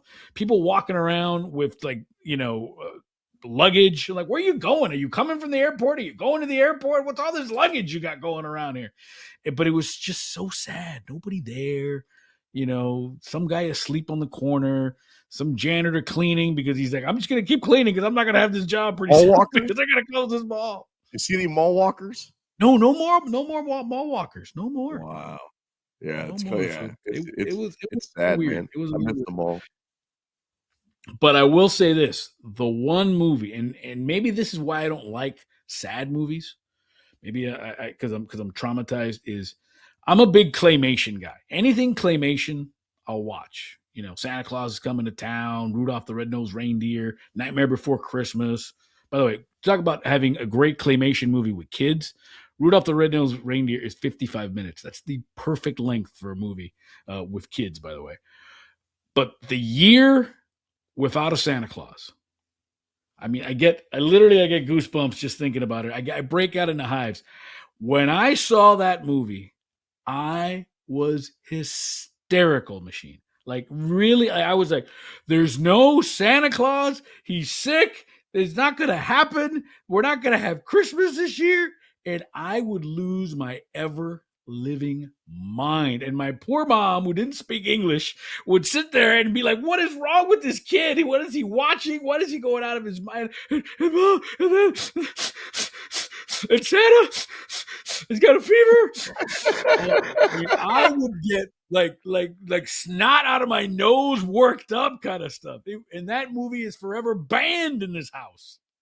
I can tell the PTSD is real for that one. Look at this guy. Real. You can't just spring that on some solo. Kid, he's shaken by Santa missing Christmas. I never seen that one, to be honest with you. Did he ever make it back, or he just missed Christmas that year? No, he hung in there, and he got he was all skinny, and I was like, come on, Santa's gonna die. He's not gonna be there. We're not gonna have Christmas. Oh my god! I mean, I lose it, man. Lose it. And then whenever I watch it, whenever anything's on claymation, I immediately like, that's not Year Without a Santa Claus, is it? Info. Your therapist must think you're a weirdo. I don't think they can tell you that, but I mean, most people go in there and it's a job trauma or somebody passed away or, a divorce they didn't see coming. Bro. J-Rod walks in there and talks about, Santa, but get out of my office. You're a grown-ass man. Get out of here. No, but seriously, man, that I was shook when that thing come out. Shook, my brother. Still are. I might need a beverage or something here. Something to whew. But and then we talked about Elf. Like I don't understand all the Elf hate. I mean, to me, it's a great Christmas movie. I still don't get it. Not the best piece of American cinema you're going to find out there, but I don't think there's anything wrong with it. I just found out yesterday that they made more than 2 Home Alones. Did you know that? We've all seen the first 2 Home Alones. First of all, Home Alone 1, I'm not saying it's good parenting, but in theory, if you're Philip Rivers and you've got 10 kids and the neighbor kid comes over and you're trying to One's going to sneak out through the cracks, yeah. You miss a flight, it's the 90s. I suppose that could happen. Home Alone 2, now's when I start to call the Child Protective Services. Like, okay, it happened again. So we got to do something with the parents, but I get it. I'll suspend belief because it's a movie. And I liked Home Alone 2, by the way, Lost in New York. Not a bad movie. Home Alone 3, our producer Mike's in my ear saying it was an important movie for him. I got to be honest with you. I had no idea it existed until like 2 days ago. Apparently there's like a Home Alone 3, a Home Alone 4. I know about all the Mighty Ducks. Did you know about all these Home Alones? I knew there was 3. I didn't realize there was more than that. Yeah, I think in the third one, they don't even have Macaulay Culkin anymore. At that point, it's like, I don't know, Webster, Gary Coleman. I don't know who played the kid who was Home Alone at that point because I didn't see the third one. But I don't know. According to my producer, the third one, the fourth one are worth seeing. Absolutely not. Absolutely not. But I will say this: the one movie that I've grown to like more and more as each year goes by is Chevy Chase Christmas Vacation. That when that first came out, I was like, oh, what are we doing? We're just recycling these characters, telling the same jokes over again. But I'll tell you what, him not getting the raise, and then Randy Quaid kidnapping the boss, and it's Bill Murray's brother. You're right. Everybody gets a raise. The family. Hey, it's fine. It's fine. It's a good movie. What about Turbo Man? Can we get a little bit of love for Jingle All the Way? An absolute classic. You're going to give me Sinbad in a movie with Arnold Schwarzenegger? If that movie didn't win every single award that year, I'm pissed. Wasn't Phil Hartman in that too? I believe he was. Yeah, he was the peak. He had it. He had the movie. He had it first and everything like that. Yeah. He did. You're right. No year without a Santa Claus, right? Otherwise, we're good. We know, dude. Get over it. We're going to take a break. I'm going to get over it. NBA on Christmas, NFL on Christmas. We'll break it down for you next. With the machine, I'm J-Rod. It's the Daily Tip. You're right. Big move for BetMGM tonight. Beginning December 29th, we're live on the new Westwood One Sports. Weeknights from 6 to 11 Eastern. Listen anywhere on the go and with the free Odyssey app.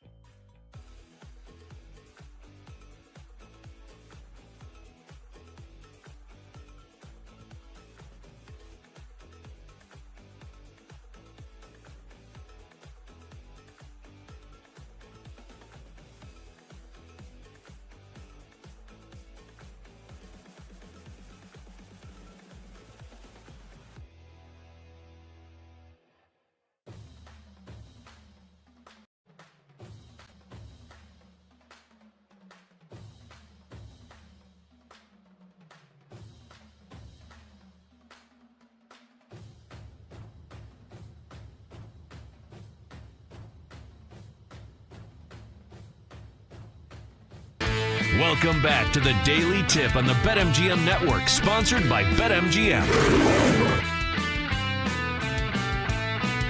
Christmas Eve getting closer.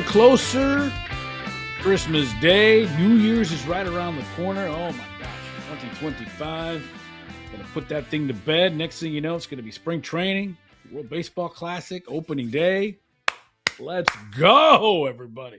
But we've got still NBA to talk about. What's up, everybody? Jim Rodriguez with the machine. Sean Levine here on the Daily Tip on this Christmas Eve on the BetMGM Network. Thanks for hanging out with us. You can always hit us up on the Odyssey app. That's free. Rewind, see any parts of the show. We've been talking about Christmas movies, Christmas songs. We'll get into that. Tell you Maids of milking. Lots of maids of milking. Yeah, lots of maids of milking. And we're gonna introduce Sean Levine to some coquito. So stay tuned to that, my friends. But NBA Christmas, that's synonymous. Even though the NFL's tried to come over there and walk on their side of the street, but 5 NBA games, and one of them, I guess, the game of the day machine is we've seen already 2 chapters of this. It's the Spurs and the Thunder from OKC. That is the second game on the slate. Spurs have beat the Thunder twice. Spurs have 4 losses this year. 2 of them have been to San Antonio. Of course, they beat them in Vegas in the semifinal of the NBA Cup. And then last night, Spurs beat them in San Antonio. So this one's in Oklahoma City. And the Thunder, 9.5-point favorites in that game. Spurs beat them on Tuesday, 130-110. It's the top 2 seeds in the West. This is a heavyweight tussle, my friend. Yeah, this is as heavyweight as it gets because, as you point out, so you got the Thunder right now who, even with their 2 losses to San Antonio, they're 26-4. I'm not good at math, but that's still on pace to win, 71, 72 basketball games. And then you got the Spurs who – they're right in their rearview mirror. They're 3.5 games back of this unbeatable, all-time great, already a dynasty Thunder team. They're 22-7, the Spurs are. That's without Victor Wembanyama for a handful of games this year. So you got to figure when they're completely healthy, this is probably going to be your Western Conference Finals preview.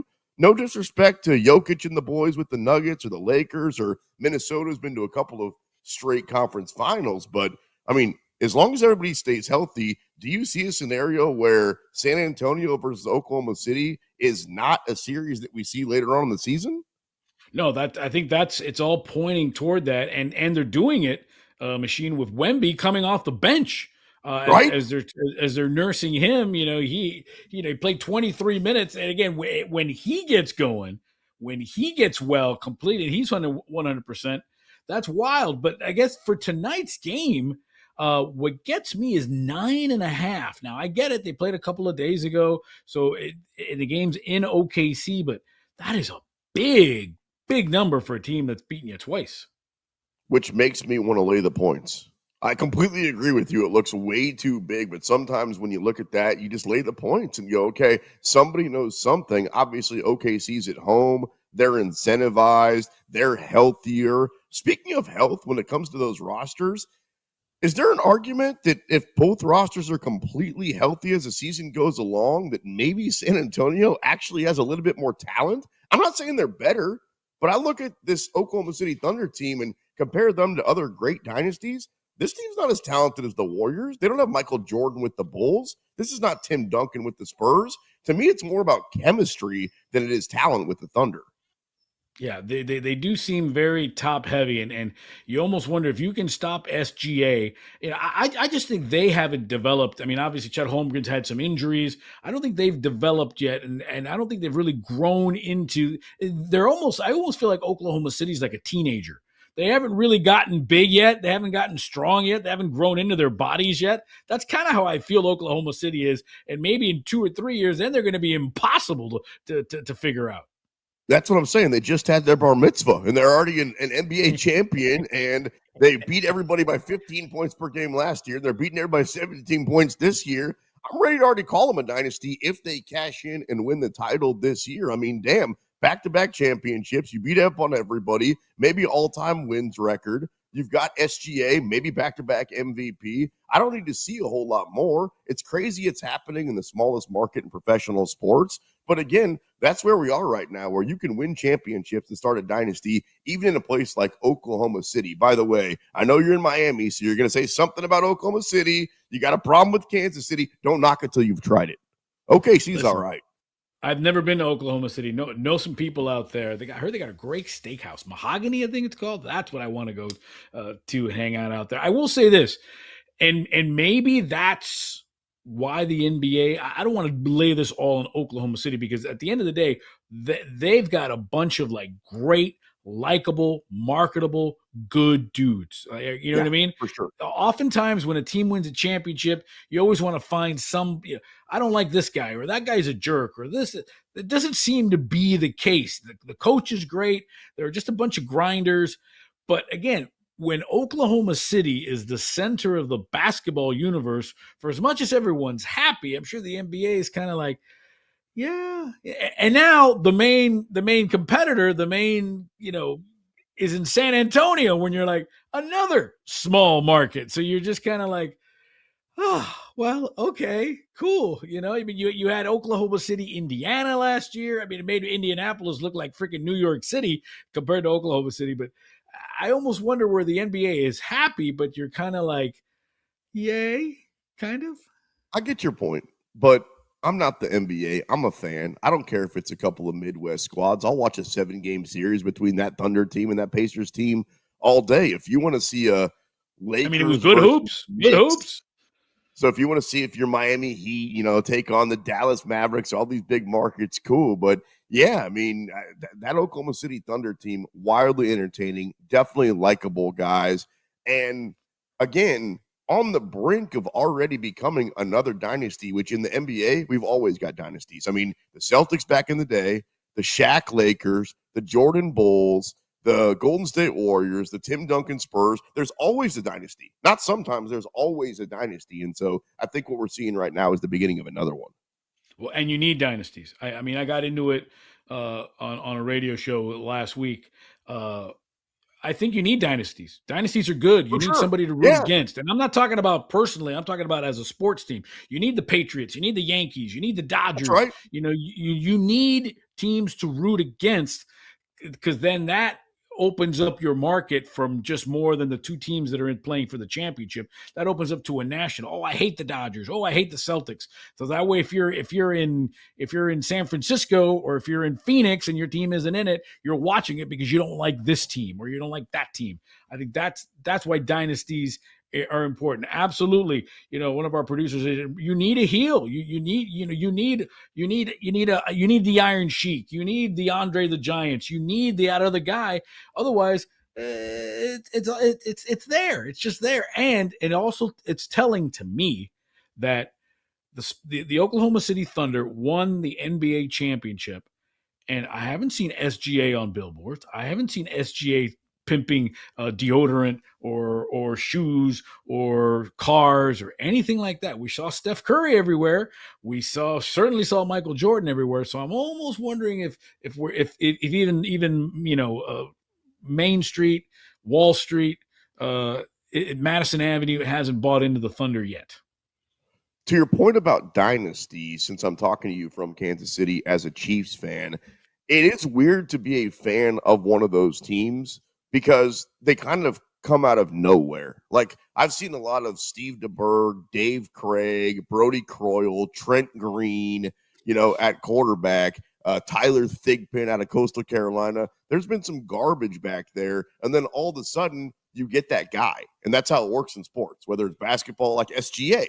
The Thunder, nothing. Well, they're a good team, but they're not a championship team. But then they got their guy, like when the Chiefs got Patrick Mahomes. So it's a very weird spot, to be honest with you, to be a fan. I'm not complaining, but to be a fan of a team that all of a sudden is in the middle of a dynasty, because people didn't hate the Chiefs at the beginning of this whole thing. People used to love the Warriors when they were winning their first couple of championships. And then all of a sudden, everybody finds a reason not to like you once you've got 2 or 3 of those things. And as a fan, you're just putting your hands up going, hey, I'm just the same fan that was watching Brody Croyle and Dave Craig 15 years ago at quarterback. So as a fan of a dynasty team, I'm telling you, I'm not complaining. It's kind of a weird spot to be. But to your point, it's great for sports. It's cool when it's wide open. It's better when there's a team that everybody's chasing and that everybody wants to be.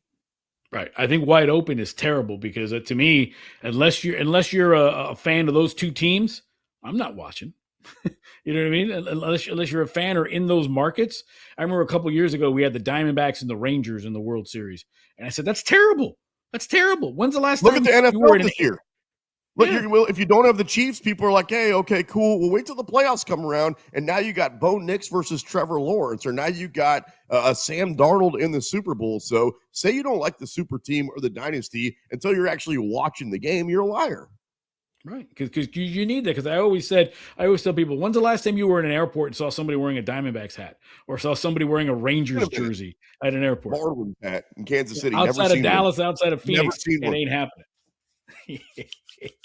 Hey, early game. Speaking of one of those dynasties that the NBA is always better if this team is good, you got the Knicks at Madison Square Garden opening up Christmas Day, hosting the Cavaliers. Cavaliers are a pain in the ass if you're a bettor, man. They are 8-21 against the spread this year. 8-21, and they're worse at home. So I've been cashing them at home. 6.5. The Knicks are laying at MSG. By the way, Knicks are 14-2 straight up at the crib. 237.5 in that game. What happened to the Cavs, bro? They were supposed to be the closest thing to the Knicks, and not only are they bad against the line, they're only an average basketball team overall. They're 17-14. They're 8 games out of first place. It's strange because it felt like they were building something the last couple of years, and finally this was going to be the year that everything clicked, and all of a sudden they're one of those teams that the playoffs started today, which they don't, but if the playoffs started today, they'd have to play their way in that weird 7 through 10, I beat you, then 8, 9. I don't understand it, but I know that that's how it works. So Cleveland, I assume they're going to play their way out of it. It's a long season, and we're just 31, 32 games into it, which means we still got like 50 games left. I think Cleveland's going to get right, but I don't think they get right coming up on Christmas. I think the Knicks put it to them. The Knicks, to me, are a team that we're going to look up here in a few weeks, and they're going to be the first place team. The Pistons, they're not frauds, but they're not the Knicks. And I think the Knicks are going to get everything that we talked about this offseason. I think they're going to be the 1 seed. I think that the playoffs are going to go through New York, and ultimately, I think they're going to end up in the NBA Finals because big picture, if they don't get to the finals, this season was a disappointment, and Mike Brown's already on the hot seat. Right. Well, I love Mike Brown. There's a guy that pretty much won everywhere he's gone and just seems to always get the short end of it. This is different. Cavs. This is different. This is New York, and they're already ready-made product. This is different for Mike Brown. Yeah. I mean, Cavs, it's their 3rd game in 4 nights when they play the Knicks. So the schedule maker is not doing them any favor, and it's a noon game. 3 games in 4 nights, and you play a noon game. So wow. I'm sure the Cavs are going to be literally dragging themselves into the world's most famous arena. I might be dragging myself when I bet that game, if I'm being honest with you. Got a little bit of eggnog planning on going down, but I'll still bet the game. You know that. No, absolutely, bro. Rockets and Lakers, part of the Christmas night. Rockets favorite on the road, laying 3.5. It's a Durant versus James. It is their 5th Christmas Day matchup. Lakers 5-0 in 1 possession games. So they've been playing a lot of close games against, but no, Austin Reeves is hurt, Luka's hurt, and the Rockets best rebounding team in the NBA. Yeah, I don't care. Why'd you put me in a bad mood? I was feeling good, waking up early, doing radio with you. It's Christmas, and now you bring up the damn Rockets. Dude, they cost me so bad last night. What happened in the 4th quarter? So I had a prop bet on Sengun to get to 20 and for KD to get to 25. They were both coasting. Sengun had 19 heading into the 4th quarter. That's KD needed worst, 3 right? points.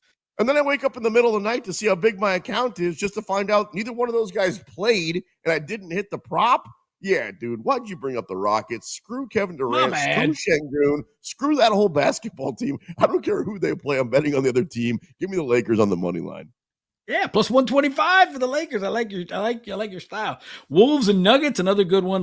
Nuggets laying 3.5. Minnesota, they're a bit of a mess right now. They have point guard issues. 3-8 against teams that are winning, that have winning records. Having to go to the altitude. I think, unfortunately for Minnesota, the table is turned. And then another West Coast game: Mavericks and Warriors. -8.5, the Warriors. I'll tell you what, Golden State, third in the league in defensive rating. Mavericks, 28th in offense. I like the under 228 in that one. Listen, there's plenty of NFL. We're going to go into those Christmas games tomorrow. Plus, there's also some great games on Sunday, some huge matchups. We'll get into that as well. And Machine, before we go to break, I guess my thing is, how are you going to manage all these Christmas Day games tomorrow? I'm going to get maids of milking to help me. That's the plan. Lots and lots of maids of milking. That's what I'm going to do. Yeah, I'll tell you why the streaming channels are kind of not good for me, because I can't hit the back button. I got to go, log out, come back in, load, buffer, wheels. Come on! I need a back button. I love the back button. You hit the back button. You come back. It's the Daily Tip from the BetMGM. The Daily Tip. We'll be right back on the BetMGM Network. Make it legendary.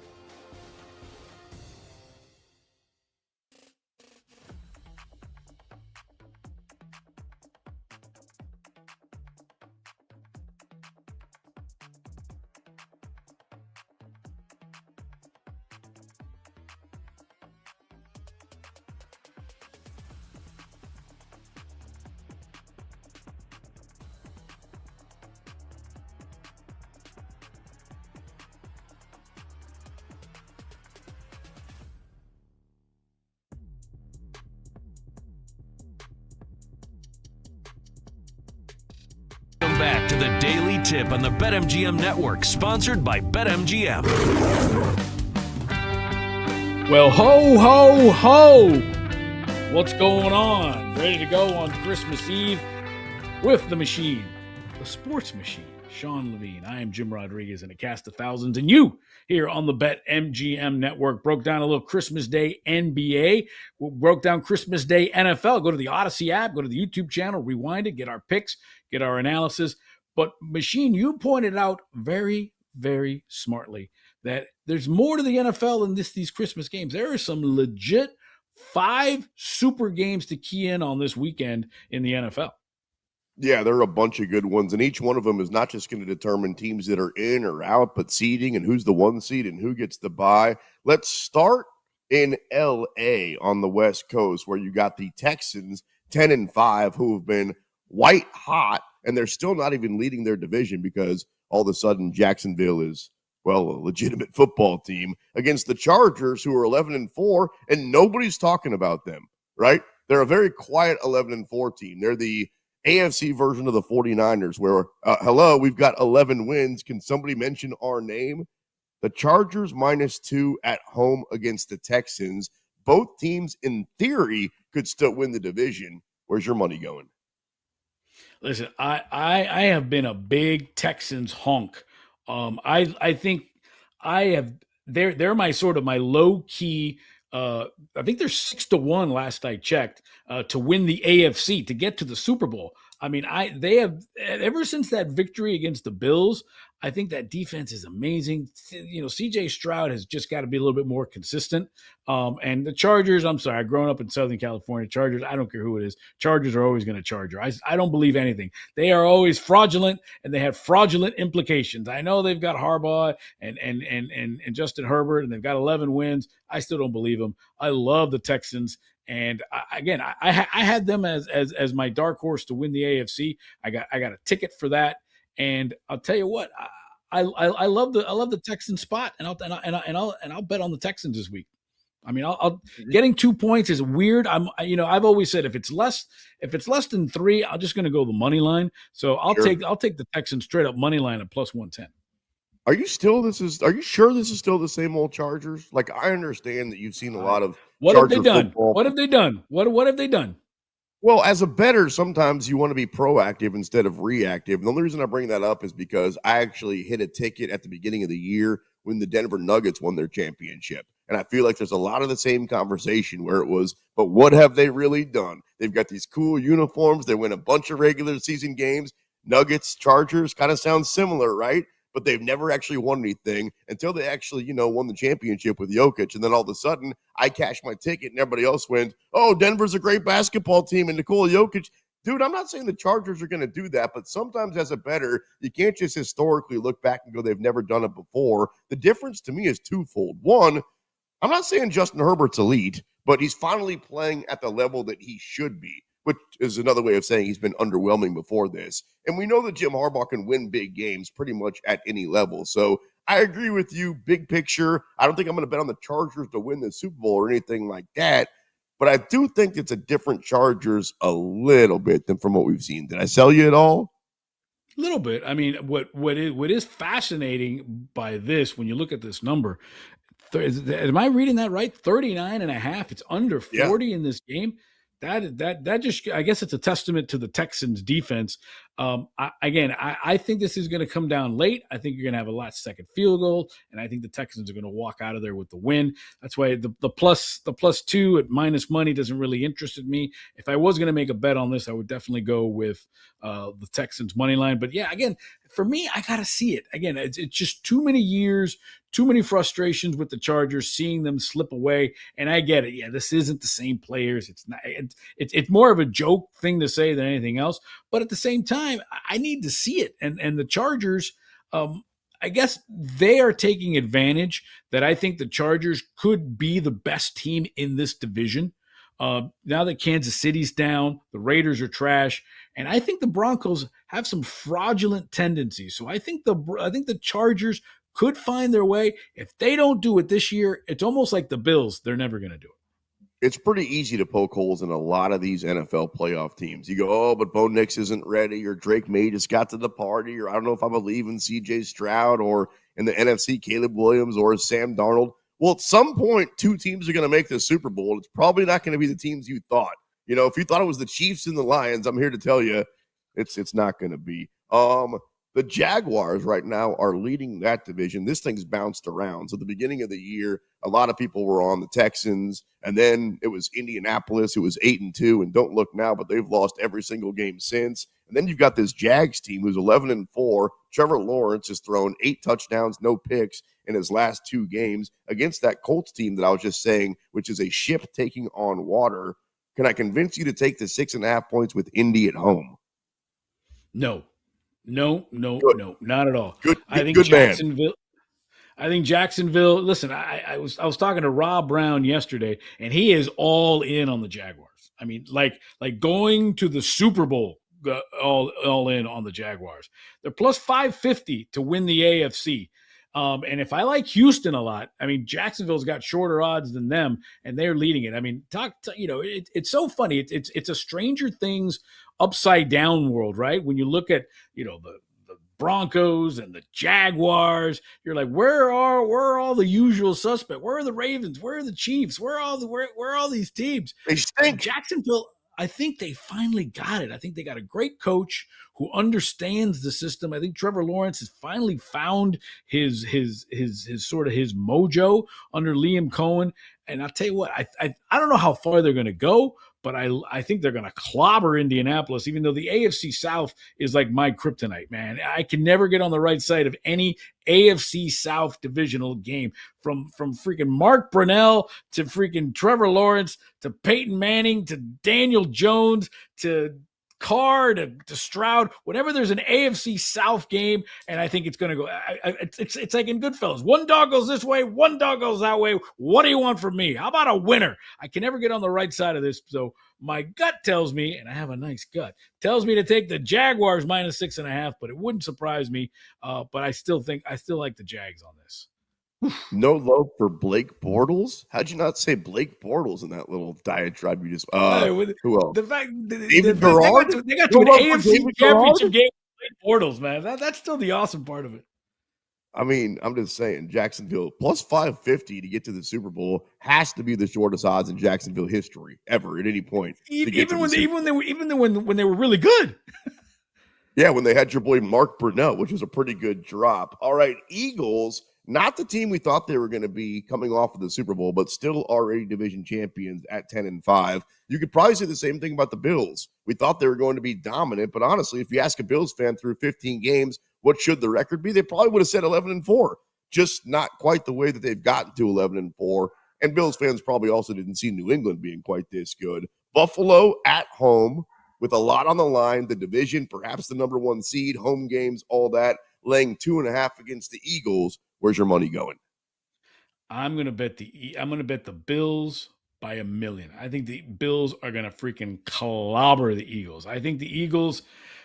There is something to be said about motivation, right? And not that the Eagles don't have anything to play for, because it's playoff positioning. But listen, they've won the division in a very bumpy, toxic, Kardashian kind of season for them, right? They're just. You look up, they've won the division. First time they back-to-back division winners in the East in 20 years. But you almost feel like they don't care, right? Or they're whatever. I mean, they're going to get a home game. They're not going to get the number 1 seed. Buffalo is salivating, man, because again, they are the 6th seed with 11 wins.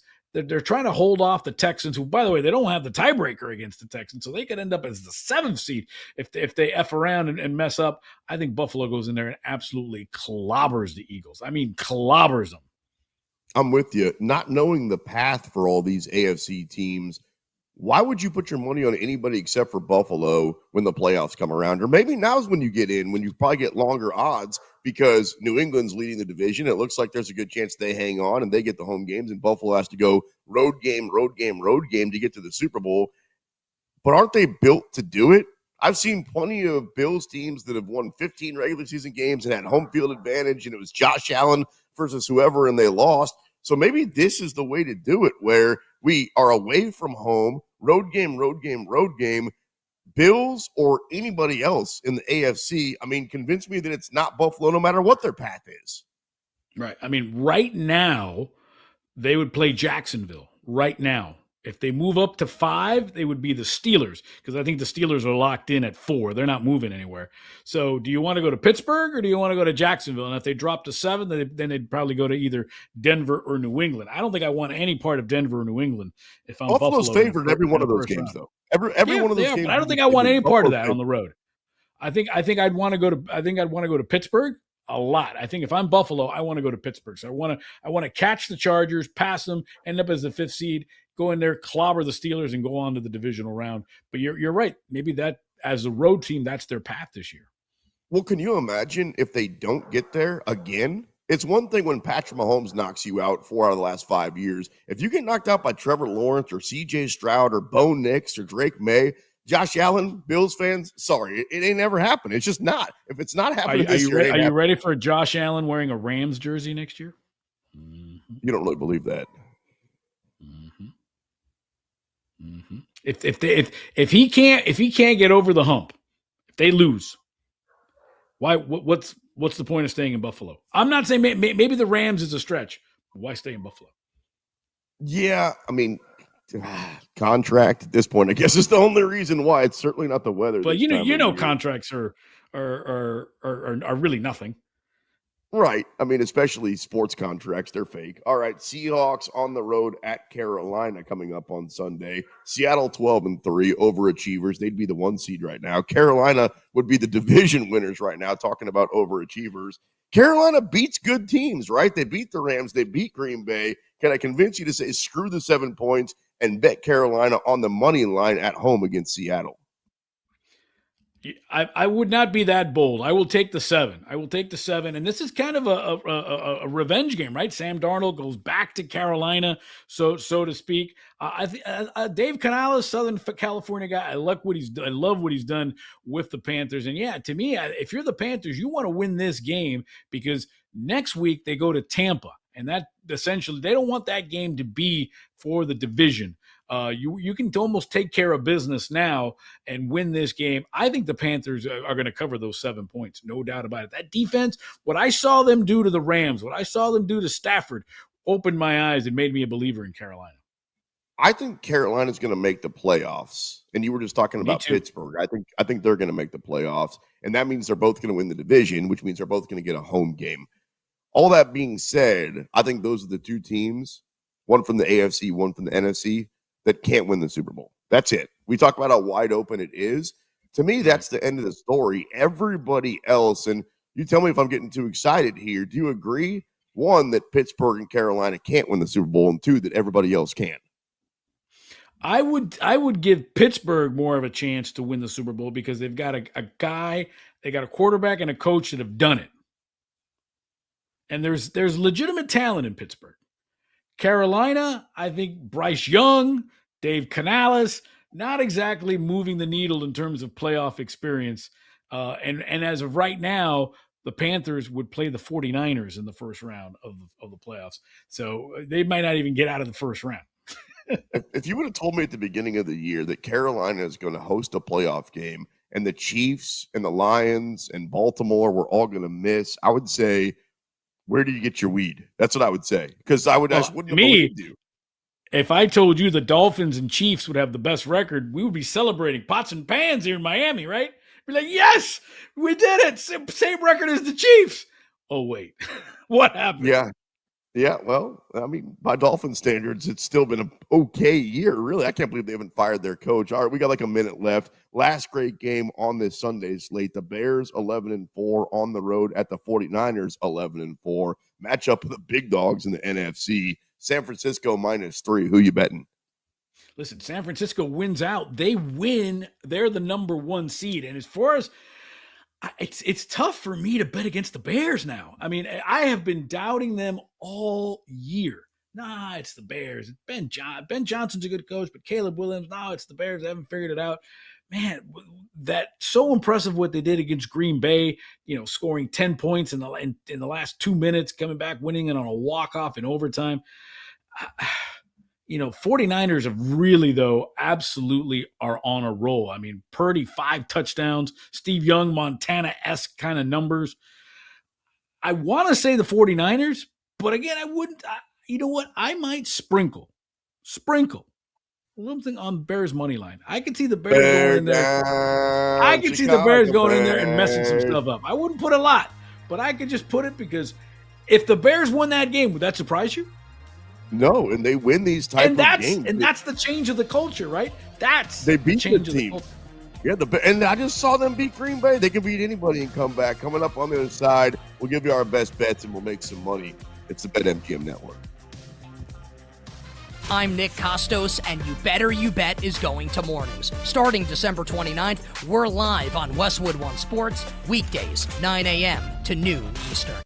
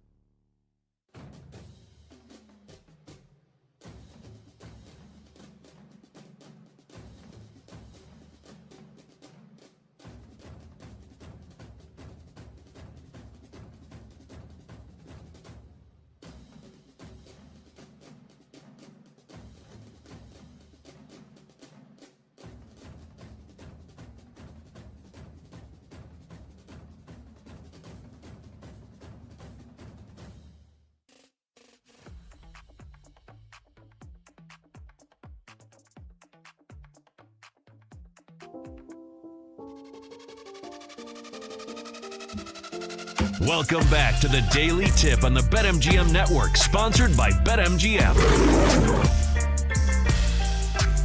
Well, that music only means one thing. We're getting so close. Big presents tomorrow. Overtime pay if you're working. Family, friends, even if by yourself, know that we all are always thinking about you. Thanks for making us part of your day. Thanks for making us part of your time here on the BetMGM Network and the Daily Tip. We always appreciate it and wishing you all the best on this holiday season. Of course, in a pre-early Happy New Year to everybody out there. All right, we're going to wrap it up. Machine, Sean Levine, and me, Jim Rodriguez, and a cast of thousands here on the BetMGM Network. Wrapping it up. Been a fun show so far, but we're going to make you some money. Got to pay for those damn presents, Machine, and let's go with our best bets. All right, I got a Time couple to of them. place your bets. All right, Let so the I got man three. speak. Let the man speak. 1, 2, 3. Yeah, that guy needs to be quiet. It's time for me to talk now. Dallas on the road at DC, division matchup, Christmas game. Nobody cares. I mean, maybe at the beginning of the year, this had a ton of intrigue. Maybe even a couple of months ago, it did. I don't understand why Dallas is 7 points better than DC.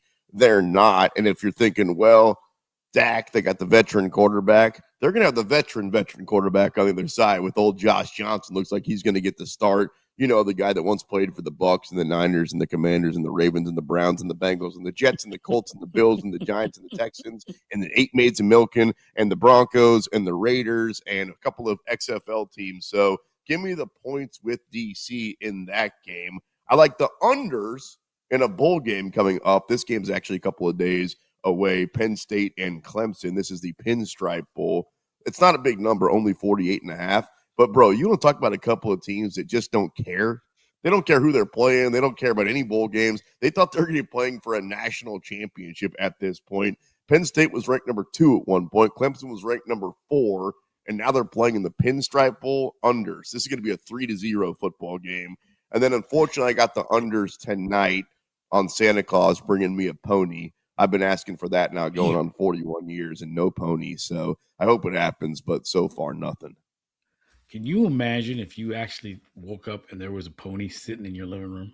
Can you imagine? I would freak the hell out, dude. I would. If who brought this damn thing here? I was kidding.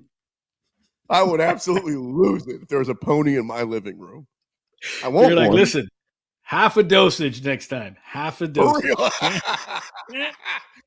I knew I took too many.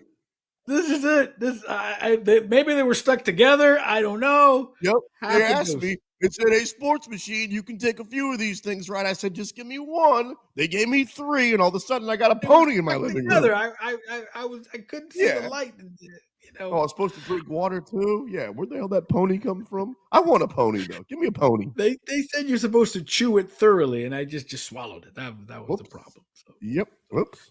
Listen, 3 bets for you. 3 best bets for you here on Christmas Eve. Let's start with the Big Island tonight. You got the Hawaii Bowl, Melakalikamaka, everybody. It's Cal and Hawaii, and I'm going to go with the hometown guy, right? Jaron Kewe Sagapulutele. He is the quarterback for Cal. He is the hometown guy. He's going to show out.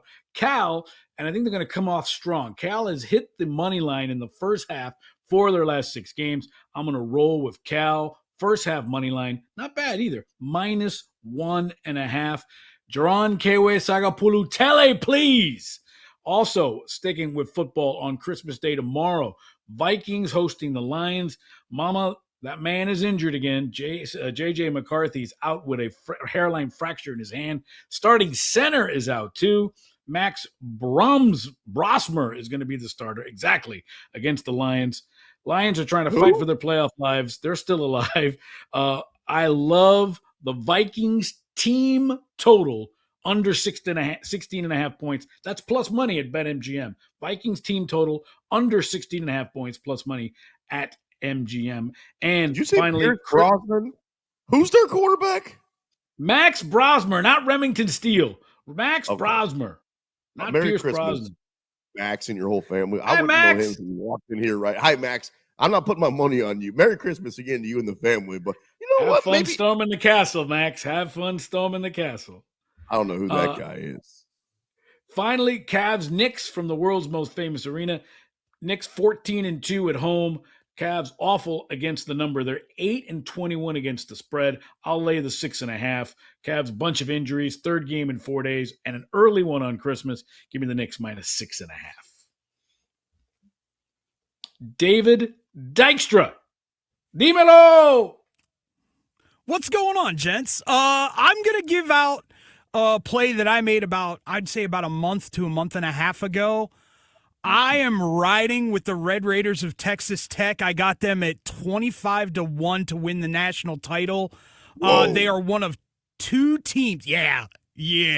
They are one of two teams that are in this college football playoff that are ranked in the top 10 in both offense and defense.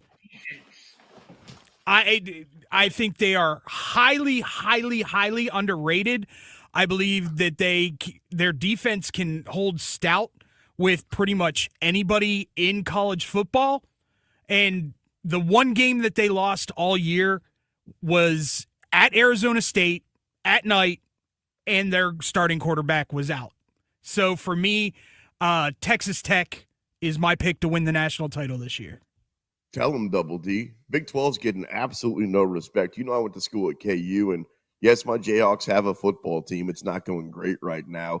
But Texas Tech is only getting disrespected because they're not an SEC scheme, because they're not a Big Ten team. You know, I think Miami probably is getting a little of that hate too, but that's Miami. They were the last team in the field, and I think there's a lot of Notre Dame fans listening going, we would beat the brakes off them right now. Texas Tech is a different animal. Can I get in on a little bit of that 25-1? It's Christmas, bro. Give me a little bit of that. Give me a little bit. I think they're still rocking it like 6.5 to 1. Yeah, 6.5 to 1 and 25 to 1. I'm not good at math, but that's a big difference. I'll buy you a 6-1 ticket if you give me that 25 to 1. How's that? Man, not having it. Not having it at all. I didn't think so. So listen, it's my last show of the year here on the BetMGM Network, and of course, obviously, we know what's going on with BetMGM Network. Just want to thank everyone involved, and I wanted to let you know, Sean Levine, that we got for you some coquito, my brother. There it is. We were talking about it. It is the Latino version of eggnog. Okay, now basically, what it is, it's canned coconut milk or evaporated milk, cream of coconut, Puerto Rican rum. I don't think it has to be Puerto Rican rum, but rum, sweetened condensed milk. Sometimes they'll throw a little cinnamon in there. That's what the little in there. Some vanilla extract. I was wondering what that was. That's a cinnamon? Yeah, that's what that is. I think it's the cinnamon. Sometimes some nutmeg, and then you get this creamy coconut rum that is essential to any Christmas celebration. It is Latino eggnog, and it's coquito. So I, my friends, will, because of all much as I love you guys, my wife killed this thing here. Bro, you got to be able to get this cap off. This should be a hell of a finish to your bet. Right. Bro, you got to. There it is. She knew who she's married to. So I drink to you. I drink to you at home, and I drink to all to your good health. Some coquito for you. Oh, man, that was incredible. I know your wife is a strong woman, but if she's 7-time world's strongest man, Magnus Magnus, bro, how tight was that lid? She's the arm wrestling champion of the Northeast Corridor. So get yourself some coquito. That stuff looks great, man. Did it taste as good? I feel like it'd make me poop my pants the first time it goes down. I'm not gonna lie. It is spicy, and I would recommend that you get some food in your system, and maybe not do it at 5:51 in the morning West Coast time. But no, it's man. So I gotta have it. Gotta have our little Latino roots and our little Latino fun. But man, that cork was a little hard to get out. Your stomach, bro. I heard that part. Woo. Jim, I've been with you for 3 hours this morning, and you've had a couple of sips of your coquito and 2 Coca-Cola Classics, and it's not even 8 o'clock Central Time, bro. I mean, what you talk about that gut of yours like it just got there. I mean, bro, as he takes another swig of his coquito, that stuff looks great. I'm not going to lie. I would recommend coquito over eggnog to anyone. Get yourself some coquito. I tell you, it is a cottage industry here in South Florida. People who's making coquito this year? Who's bringing coquito this year? You bringing coquito? Am I bringing coquito? We've got like 4 bottles in the fridge. Everybody gets a coquito. Dave, you ever had coquito? I can honestly say that I have not, but I'm very intrigued because it has a lot of the things that I do like, especially the rum. You're licking your lips, bro. Love me some rum, man. Love me some rum. And then we're gonna get into the smoky treats. We're gonna have some cigars later on. So it's good stuff. You can watch my cigar show too. It's cigarsnobmagazine.com. So shameless. That's what I call it Christmas. Though. Shameless. Hey man, you know what? Little family. We're closing up the shop, so we got to let people know where to find us. You know what I mean? I hear you, bro. That's what I'm talking about. I guess I'll give up my handle. I never do, but if you want to follow me, I'm at Sean Levine KC on X. I think the last time I tweeted was the Nixon administration, but follow me if you want to. I'll be there. That's right, man. Listen, and I want to wish each and every one of you guys all the best during the holiday season. Things are a little weird for a lot of people right now. We will all get through this, and nothing but success, love, and more importantly than anything, health in 2026. I'm sure we'll see each other down the road somewhere in some sort of medium, whether it's radio, whether it's television, whether it's social media, whatever apps we have out there. We're going to be getting drunk in Vegas. The next time I see you, let's meet up in Vegas. I'm ready, brother. I'm ready. I got some freaking Fire Mouse burn. Let's go. Let's be real, bro. Let's go. Let's go. Oh, and just listen, just no year without a Santa Claus. Otherwise, we're going to fight. Oh, yeah. I forgot about that movie that traumatized you. Get over it, dude.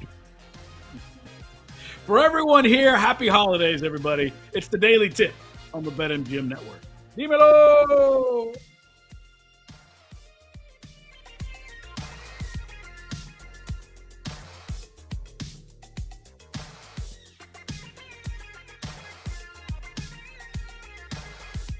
You've been listening to the Daily Tip on the BetMGM Network.